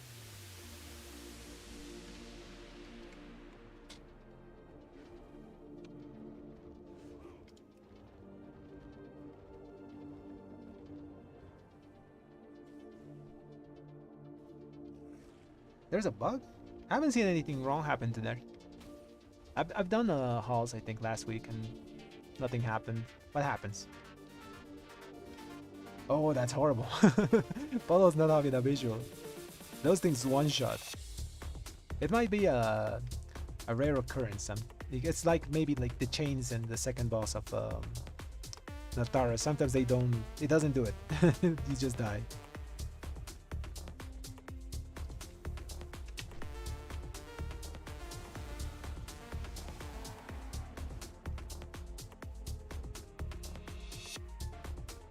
Now I need someone with lust and a good tank. So this one has done 14 as Euroball, and this guy has done 14 not good. It's not updated my Raider IO, so oh, this is not a tank. Okay, let's take this tank. Can't really ask for super high score because it's a 14, so now we want someone with lust. Probably a mage.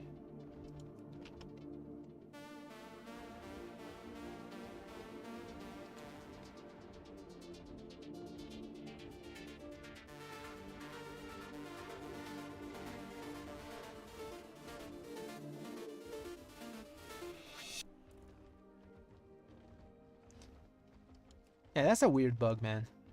I haven't seen it happen personally. I've had the chain bug happen from Neltaris though.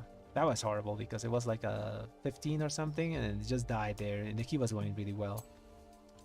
Like he just stood there in the middle, didn't do the chains, didn't do the fixate, and just randomly exploded. And everyone died after that. Well, I didn't. I had bubble, but everyone else died.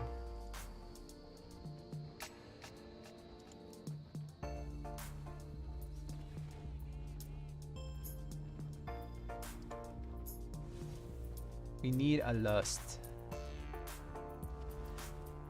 Or could we drums it? Any of these like Shadow Priest good? I think the best one is this last one, but then we don't have lust. You want a Shadow Priest, even like a lower IO score Shadow Priest is pretty good. They just do really nice damage and prio. They're one of the classes that single targets to do their AoE.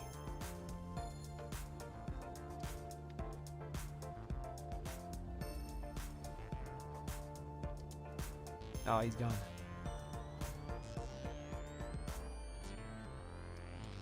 Let's relist. Let's put lust here.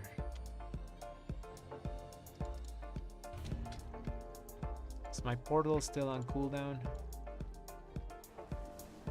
What the hell? Maybe I flew there. Oh yeah, I flew there. Nice. It's not on cooldown. I can just go.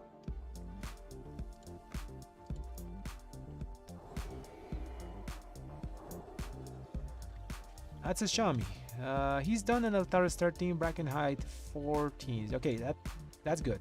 Good enough. Good enough. That leaves us with Shadow Priest as an option. Now let's remove the Lust.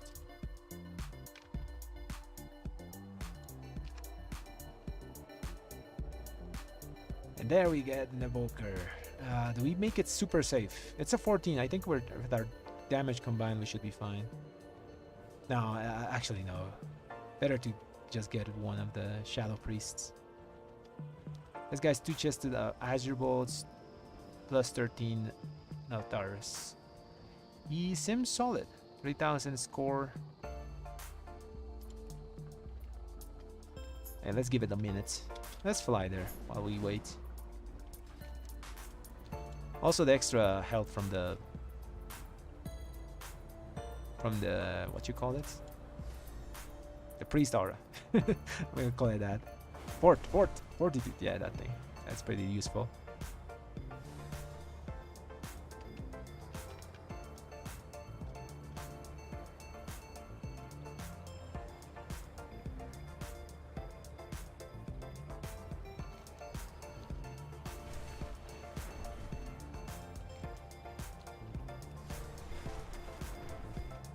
Okay, we got Devo, we got Red Aura. Okay, this guy's better. Let's take Relax Aquila. It's 420, 525. Man, I do have to get my crests.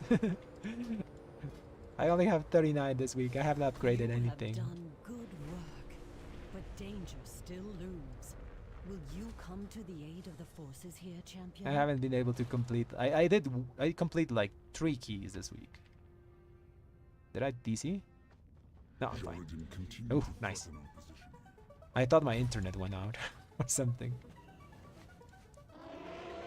Okay, let's summon the guys. Who's the farthest away? Everyone.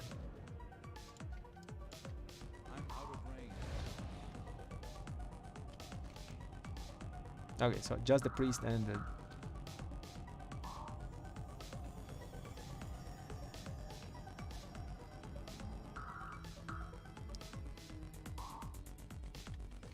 Who did we summon? Oh, we need this guy.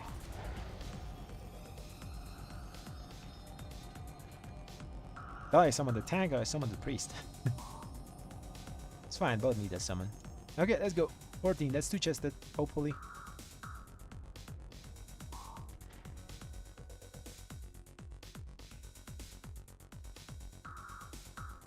Oh, I love the proc on wings on Wake of Ashes. So you can proc wings on Wake of Ashes hit, and you also proc wings whenever you use Holy Power. I like the concept because I was a big fan of Visions of Perfection on Kurokos, so I love it. I know a lot of people hate like randomness and wings, but we'll be fine, you know. It's really fun when it happens. They also like in BFA they also gave us wings like that and made us work with it, so I think they can do it fine in the War Within. They balanced us out around having wings most of the time.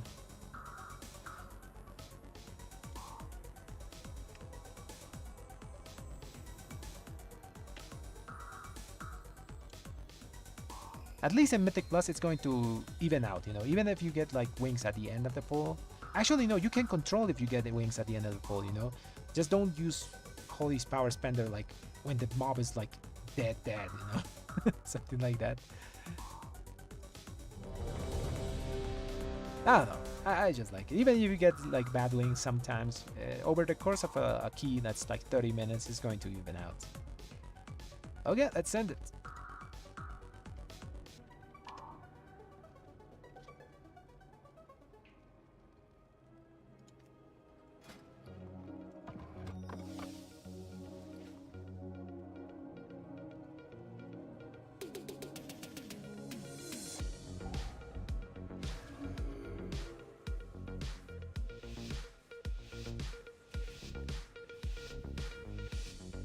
I said that maybe the Herald of the Sun is going to be more focused on like 2-minute wings, and the Temperor's one is going to be more of 1-minute wings. Herald looks like it's going to be more of a setup base threat, like it was in the old days. Where's the Thaumaturge? There it is.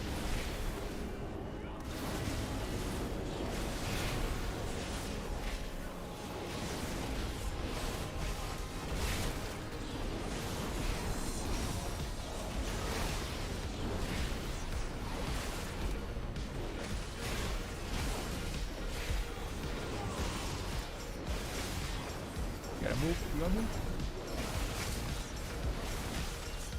Someone kick that. Oh!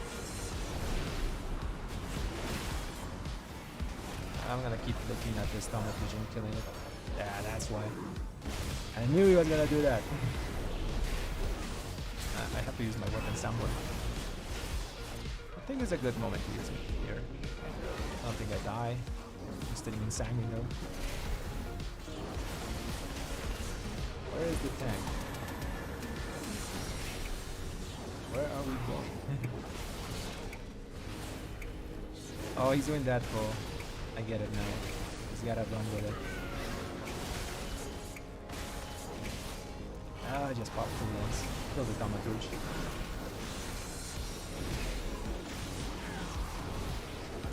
Oh, more blood! More blood! I'm gonna get aggro from these. Yeah, I have aggro from something. I have aggro from one guy.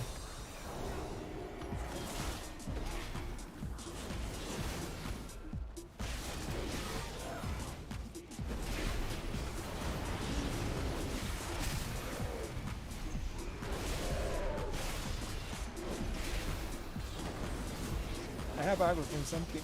I'm dying.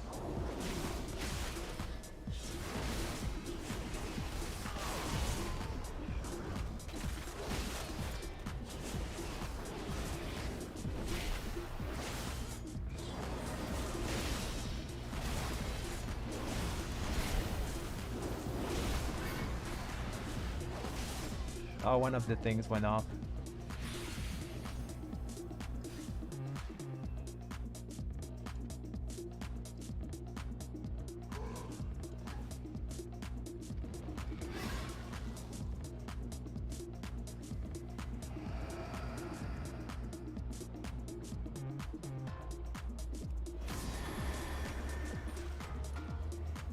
Like these tanks, man. Like, wait till we kill the caster and move. Don't move with the caster because we have to still kick it and not only kick it, we have to stun it and blind it so it doesn't like laser down someone.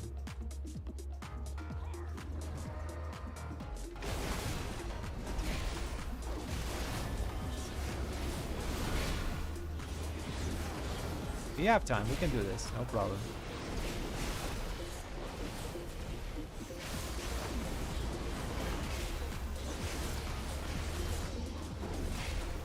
Okay, now we move.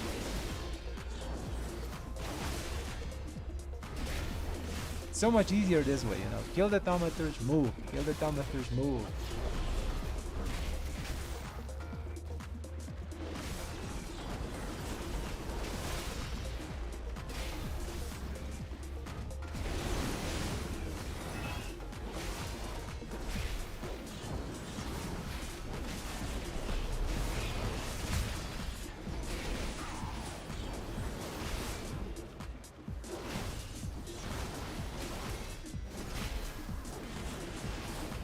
Probably have to do this with boss maybe to gain some of the lost time.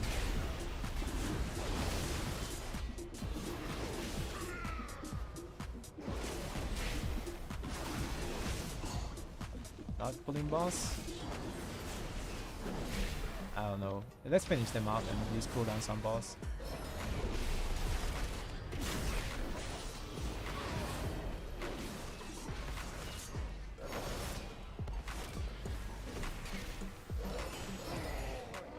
Okay, there's the boss. Weapon here.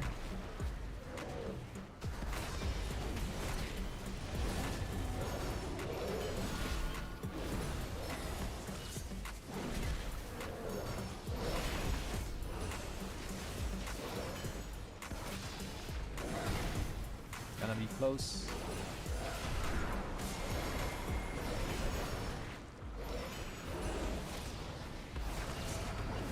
What build am I using actually? I think I'm using uncapped AO wings or normal wings. Another wings, Wake of Ashes.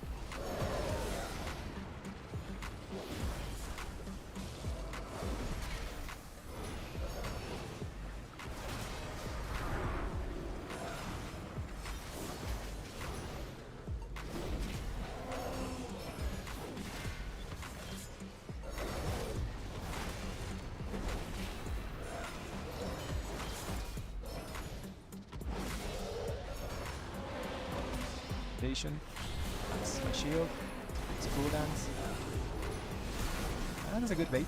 Good bait, good bait.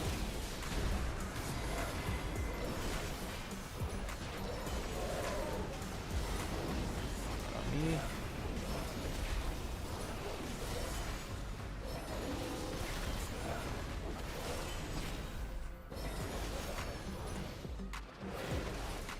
I think we can bait it back there if it's on me. Defensive here. Yeah, pretty good bait. It's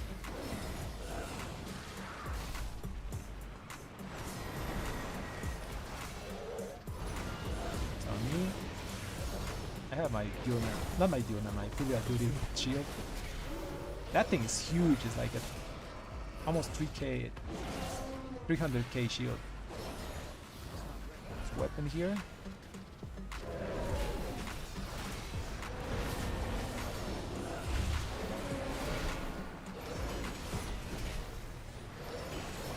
Very close charge.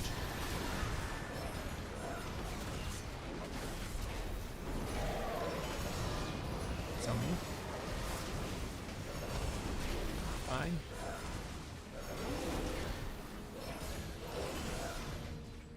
I'll heal myself. I think this is a good bait. Yeah, it's a good bait. Fancy.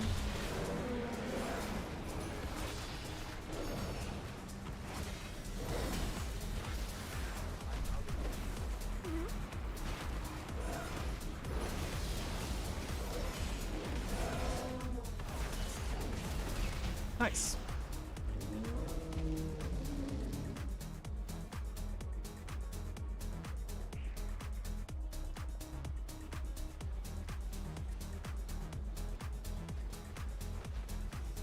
I'll use this. Oh, didn't work. What the hell? It took too long to work. A little parasol thingy. Aeronautic ring is really good. The other ring is extremely good, man. The shield is huge. It does a ton of healing at the end of the key. He's gonna use the chains inside. Oh, he's coming out. He's coming out. He's coming out.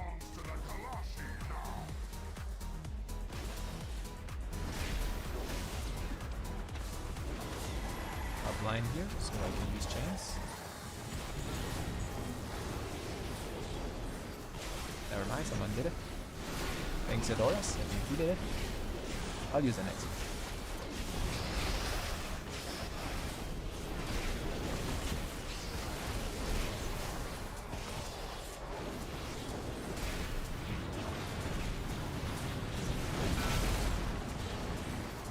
Something killed the priest.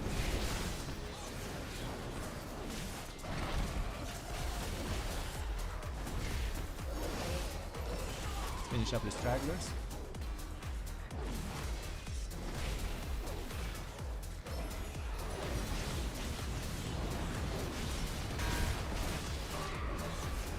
I have my weapon. I'll use it on next chains.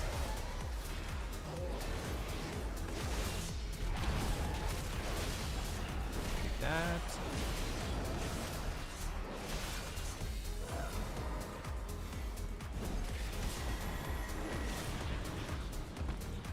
I'll use chains here.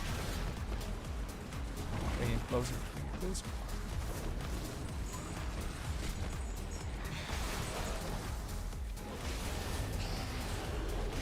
I said I was going to use my weapon, but I just used it last.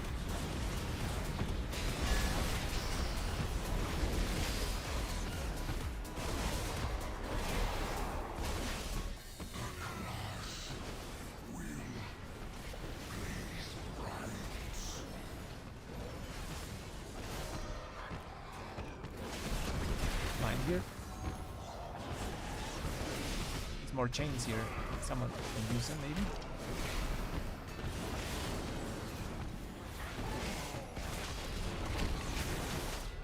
There's weapon here. That was a terrible weapon use. Fizzled out because my target died. That target the wrong thing.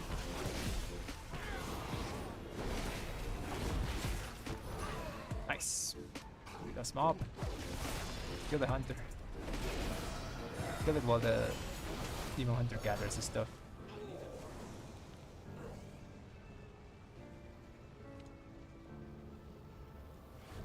The healing ring is actually super big, man. It does help you a lot with surviving.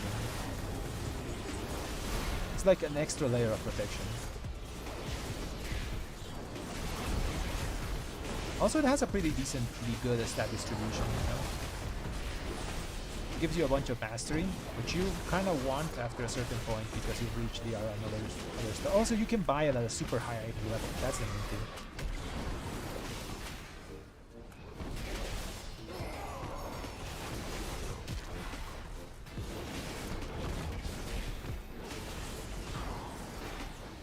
He needs mana. The healer's thirsty.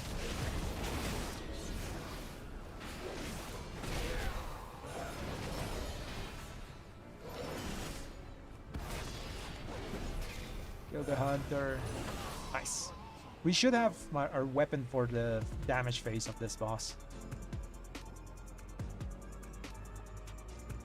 Imagine with your burst, your shield is probably like 400k or something.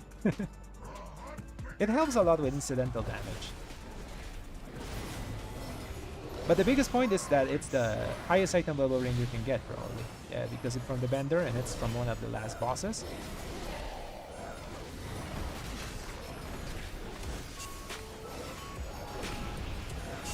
It's called the Chaos.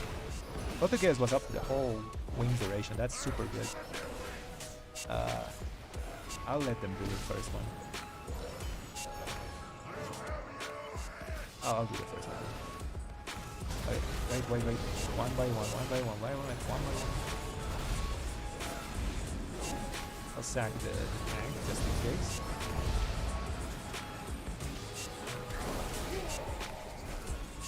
This weapon here.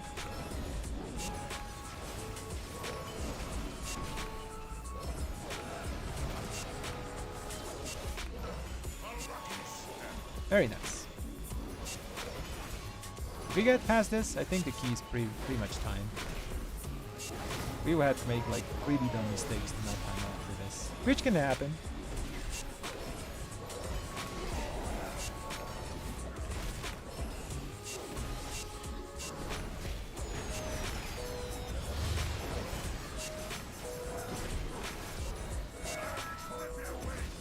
I'll do the first one then. Seems like the demon hunter is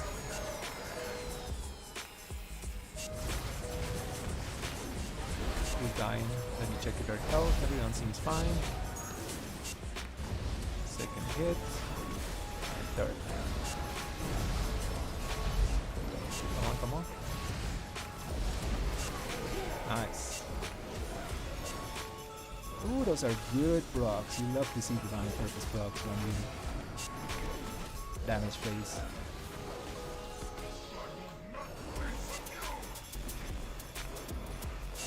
Golden's coming back in a second. I need a judgment on this boss. Now we have it. Perfect.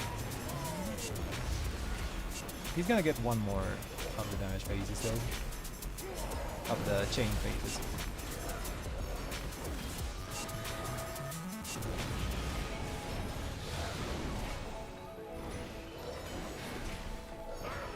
Yeah, one more. I'll do the first one. Oh, never mind. Oh, we did two. Did two. We're too eager there. He then has the healer.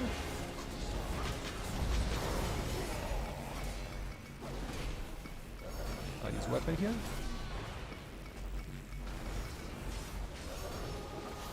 Throw everything at him. Very nice.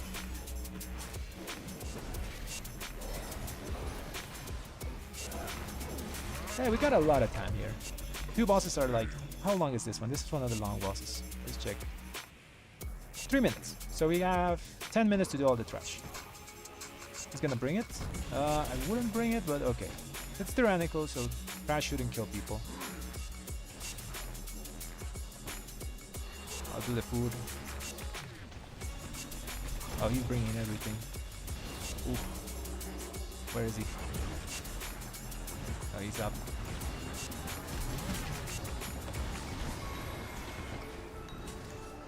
I'll bobble and do chains.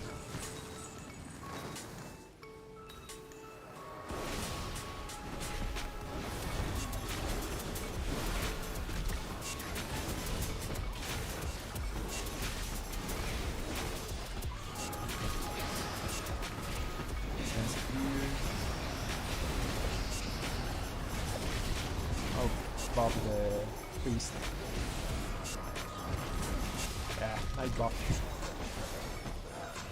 Dora's Bob the healer, if you can hear me. I don't know, he'll put you to sleep.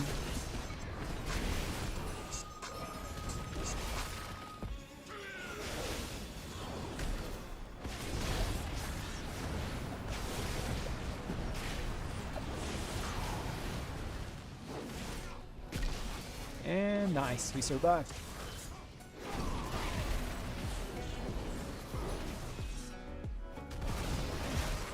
Almost clean.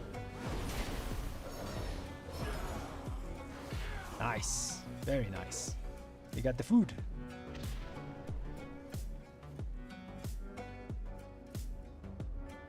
I normally put my flavor pocket on my boots, and I think that's one of the slots that we have kind of. It's either that or wrists. You can't put it on rings because you want the good rings, and you can't put it on neck because you also want like the mirrors in the neck. Although that one is really niche. That one's super niche because it only blocks certain types of damage. And it's not like super high mythic item level. It just comes from an early boss. Very rare.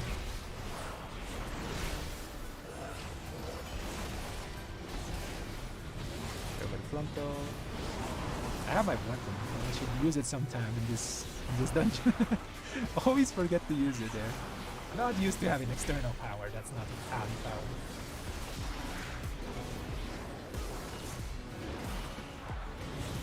Oh, there's a bunker there.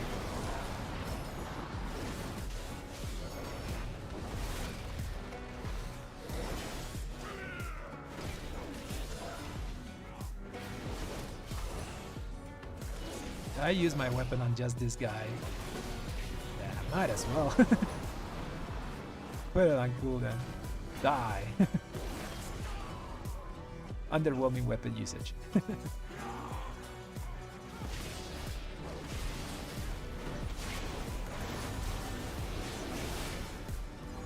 Oh, he threw everything at him.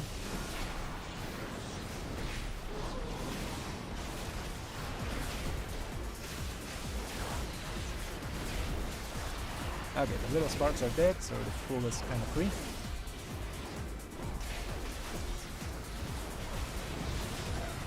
Over the frontal. Bit of prior damage with that Divine Arbiter. Stun this guy so the other guy moves ahead. Damn it.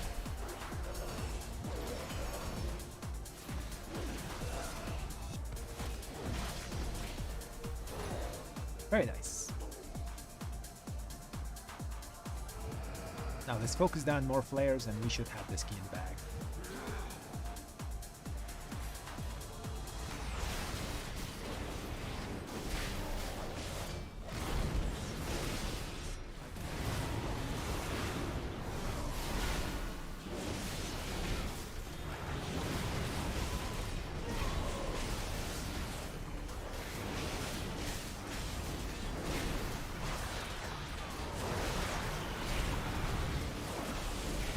That's a lot of control that Demon Hunter has.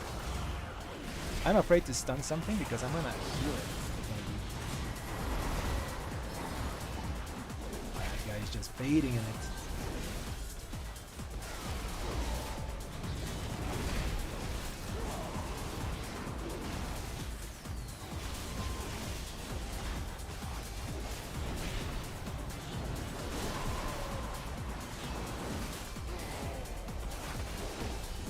These guys don't like to move.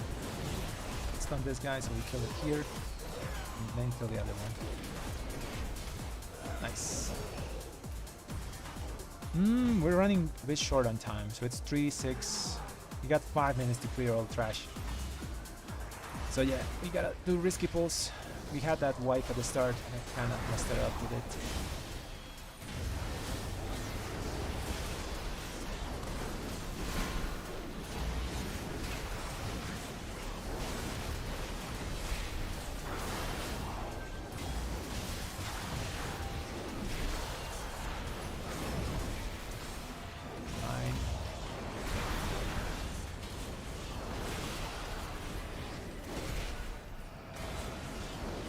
Weapon.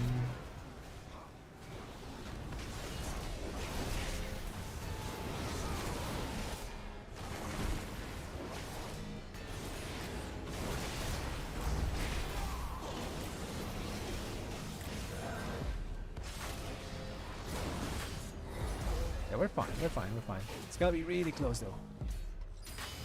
Gotta play safe. I don't have a defensive for this, fortunately. I have it, Yes. I'll move hard.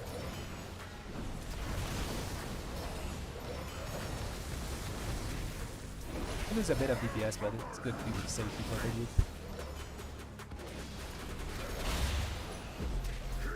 So in this fight, you should always have a defensive for the angle part. Sometimes you won't have nothing for. Anyone's dying, everything seems fine. I'll move away.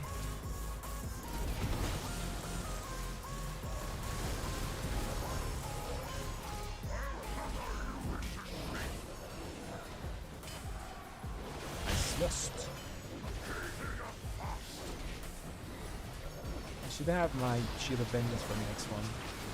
Although the timings weren't perfect, so might not be there. It's there. Nice. Move away, don't worry, don't worry. Oh, he melted.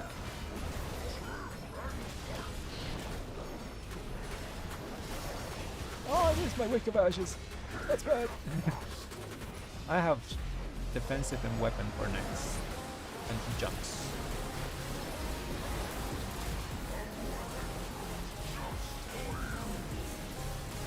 Weapon here. I used a pod instead. Ooh, move away.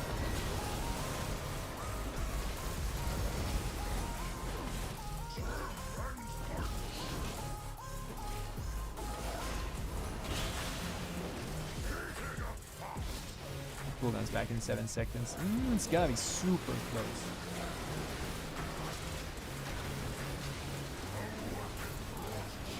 That cooldown's back.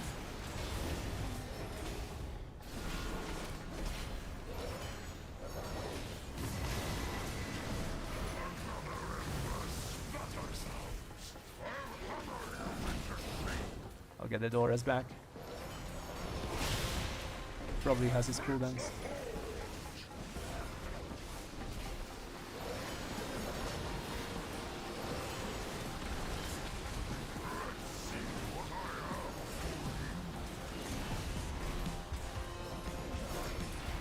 Back. Save here. 7 minutes. Super close.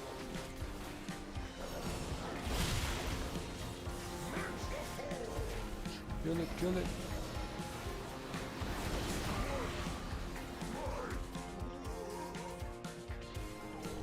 Let's take the shield.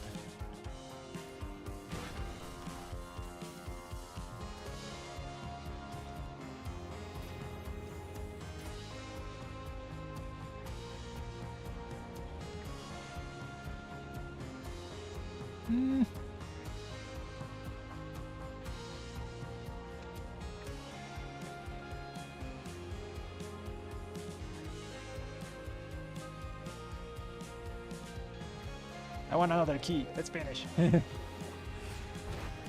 It's not only one kick, by the way. That thaumaturge requires like multiple stops to make it run. And the stops we have in our group are not like stops that keep him running. We have stuns. So the mob is just gonna stay behind and keep casting.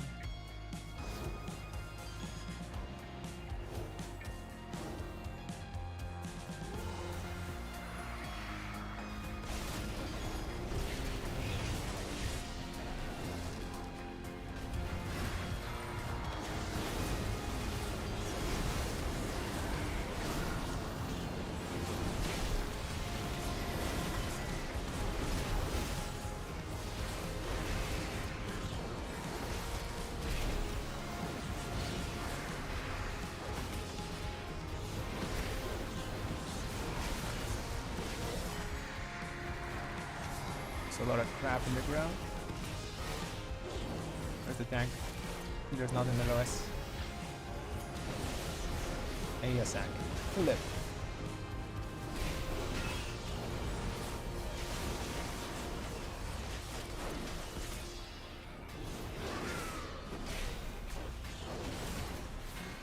He might have it still.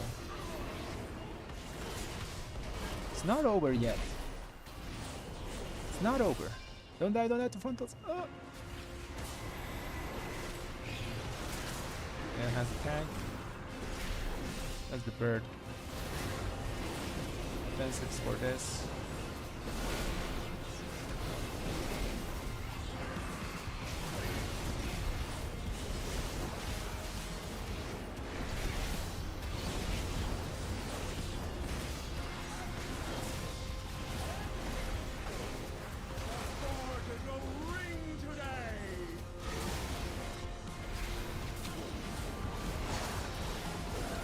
Not over yet. It's not over.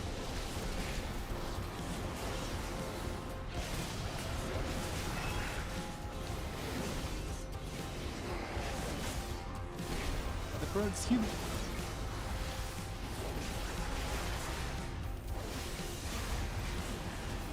Maybe I should have saved my shield to go here. The boss is only 3 minutes. Kill this trash and we're done.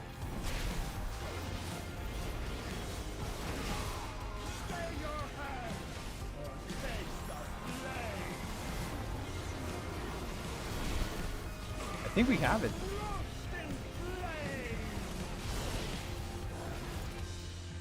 I'll save my weapon for I need this. What's the roses are the close one? Yeah, the close one. Yeah, we have it. I think we have it.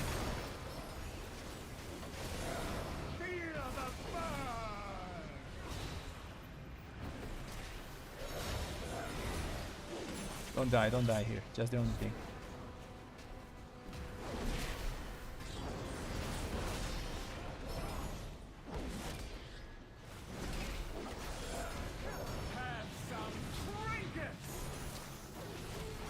I got the curse again. At least the spell would be good. I just PR it.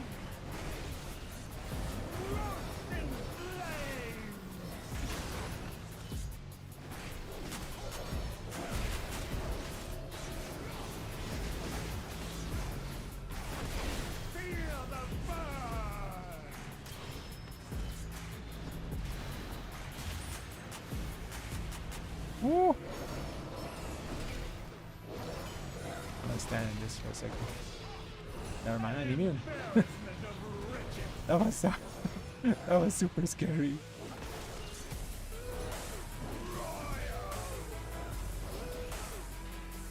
The tank said, "Can you guys?" But I don't know what he means with that. I didn't take a treasure. Hopefully they have it.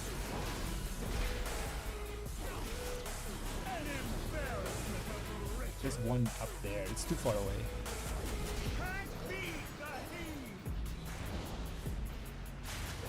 Nice. We got it. I'll take one this time.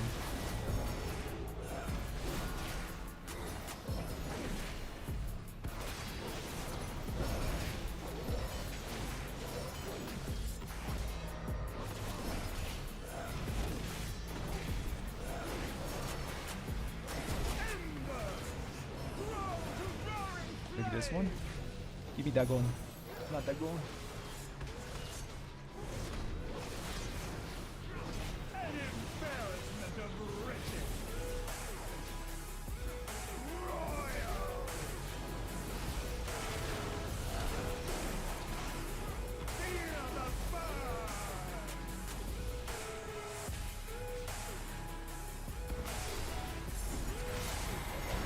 Nice, we got it.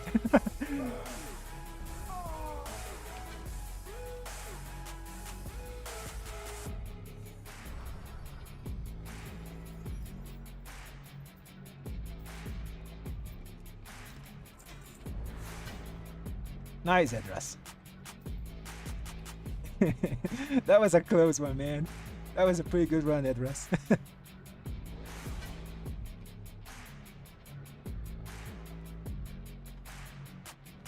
Oh, the priest like didn't care, but we timed it. Oh, what did I get? Azurbots, that's an easy one.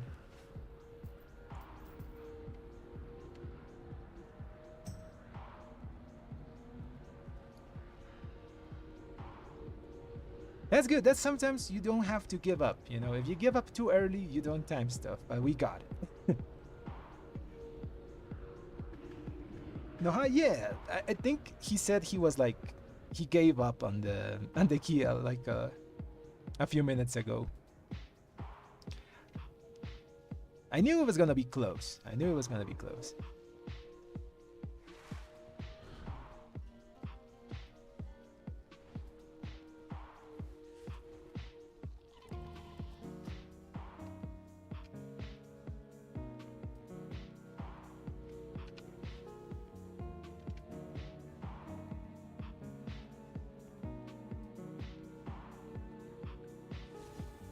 Same at Doris.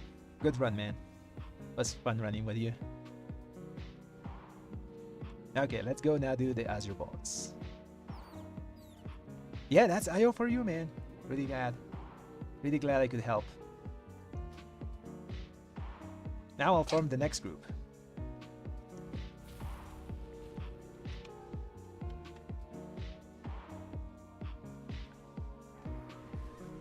Okay.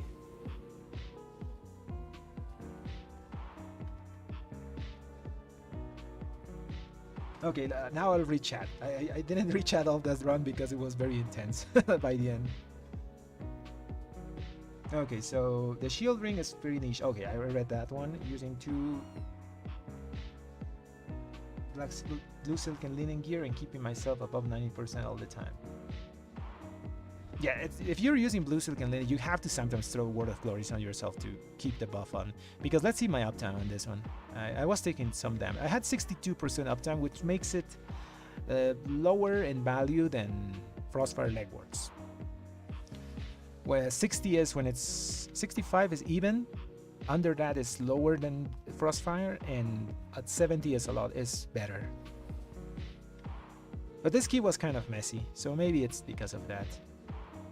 Other thing, okay, so I want bracers and waist. Personally, I went, my embellishments are in a weird place. Some are going to critique this a bit because mine is on the legs and the other one is on the neck, you know, and I'm going to make my mastery pants for tyrannical keys on my pants. The reason I do this is because since they both are in the same slot, I don't really have to manage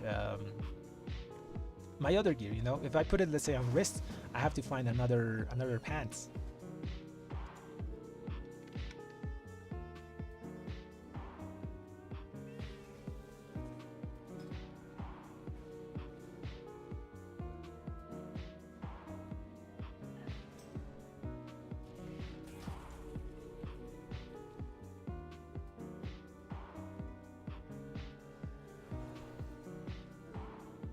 No, that's a friend that wanted to do like a 5, an 8 or something.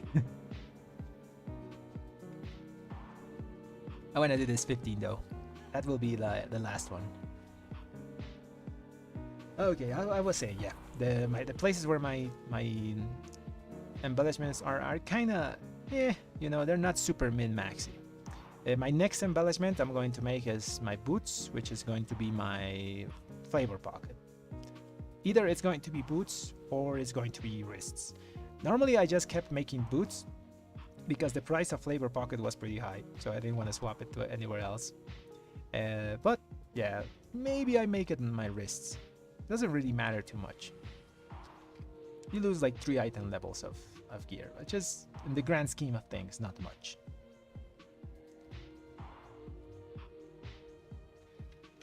Okay. Ooh, what trinkets was Edoras using? I want to see. Oh, he was using Amble. Nice. He helped a lot on bosses. He was like neck and neck with me on boss fights. Was pretty good. Amble gives you that power. I don't think he dropped his Amble since... Let me check. We were in combat. He died first pull, but after that he didn't like drop combat at all. So... Where else would we die, or where could he have lost Amble? I think he had Amble uptime most of the time.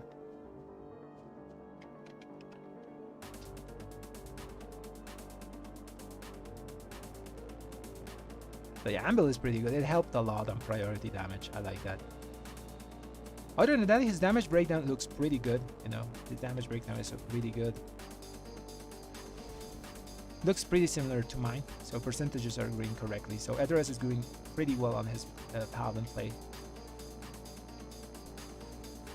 He does use a lot of Hammer Rat though. I barely use that button. Like, look at me. It's 0.9%. It's 8 million on my damage. His is 19 million. I press more Blade of Justice. That's one thing I do. I do like to press my Blade of Justice. And I did like 20 million more. So technically it's doing the same as pressing Hammer of Justice, but in AoE. That's the only change I made. I would make press more Blade.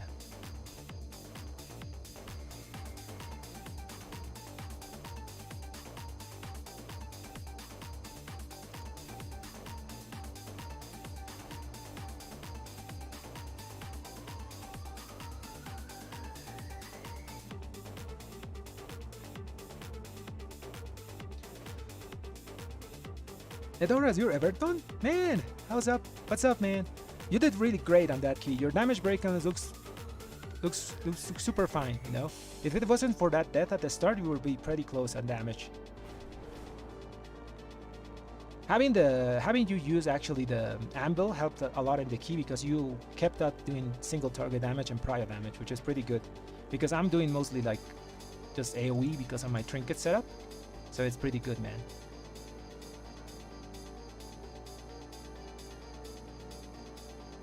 Yeah, Sebastian. Amble is good in places where you have like a group that's talking to you. You say, okay, I'm gonna drop my stacks. Can we pull or something like that? You can also like use different small tactics like dropping. There's a toy that you can drop every 20 minutes that can save your stacks once every key, and then just taunt critters. There is critters in Altaris, but they kind of die because they're in the way of certain mobs. So it's kind of hard to keep them alive.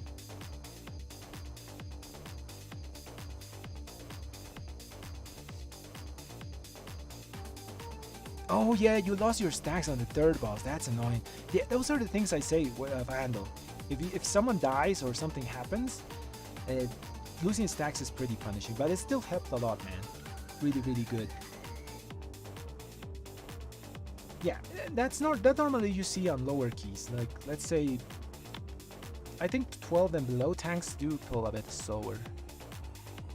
But as you go up in key level, you're going to notice that tanks go a lot faster, sometimes too fast, and they end up killing the group because of it. You know, they have to know how to pace themselves. You know, there are certain mobs that are also very annoying to deal with, like the thaumaturges, because you need a kick, you need an interrupt. Well, not an interrupt. You need a kick and a stun or a stop to make it run.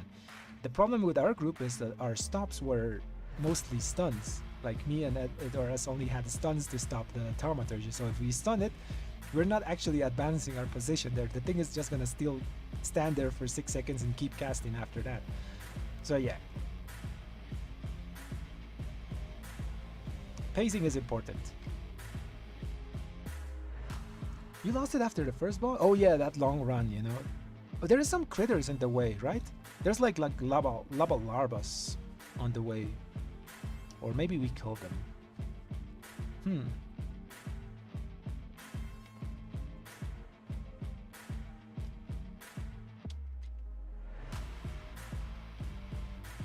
my PC is kind of dying, so I'm afraid of starting this Azure Bolts. Yeah, I'm having like kind of lag.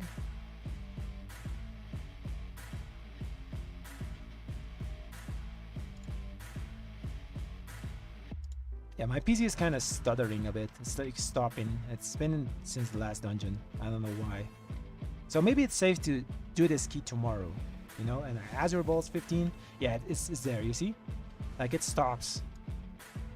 I may have to like end the stream now, guys, because my PC, like when it happens, it's kind of annoying. I have to like fully reset and it has to like update some stuff. Yeah, it's not an upgrade. It happens sometimes, but I have to like reset the whole system to make it work again fine. I think it's something with Windows Update, but when it happens, I can't stop the Windows Update anymore. I have to like do it. Probably because I haven't updated the thing in like 7 months or something like that.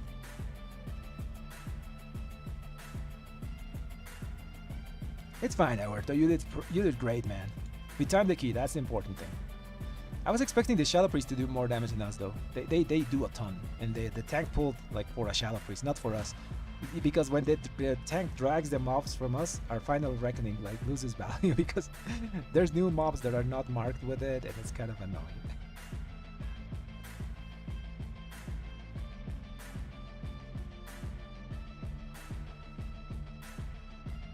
Oh, Jordan, sorry, man. Yeah, before the stream ends, I'm gonna check that. So you wanna see my keys. So mostly what I try to do is a progressive way of going up.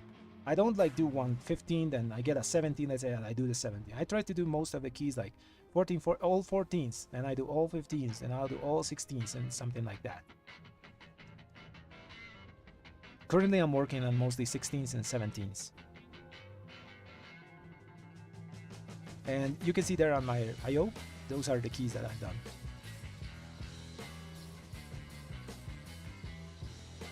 So I'm working my way up all 16s, and then I'm gonna try to do mostly all 17s. This way is very organic. As you go up, you notice how much damage stuff is doing. You can also notice how much how much time you have in a key. So you can gauge if it's timeable or non-timeable. Like this key, I was sure that it was timeable, but it was like very, very close at the end. Because bosses, I saw this boss is one of the fat ones, you know, the magma tusk, and this will last 3.5 minutes. So the last boss kind of kills itself because of the damage phase. We have 2 reds with the weapon, so reds normally save the weapon use for that damage phase. And I said, yeah, we're going to be really close. So going that way, like if it was steps, helps you gauge that.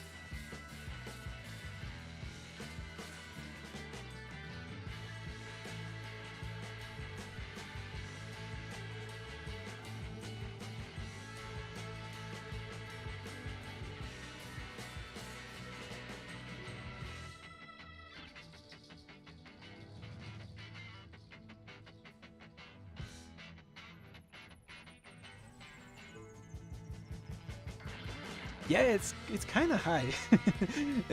You notice because there's not many groups in the group finder, you know. I'm trying to join a lot of them, but like let's check now how many groups are there, 17s or 16s.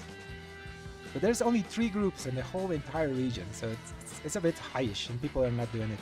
You can also say that it's like Cata and Pandaria, but it's been like this like before these drops, so a bit ahead of the curve.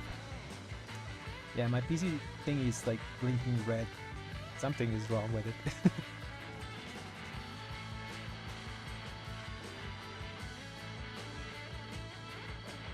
Good luck, Dazzler. Hope you get it, man. Hope you get it, because I was in that hell as well. You know, I never got the weapon when the season was early, so I didn't got. So I could have pushed without the weapon. But I wanted to use it, you know, and when I got it, it felt like more of a relief than something good. That's kind of annoying. I lost the will to play. Okay, guys, I'm gonna leave you now because my PC is kind of dying for whatever reason. So tomorrow we're going to do either my Azure Bolts or we're going to join other people's keys. So have a great night, everyone, and thanks for watching.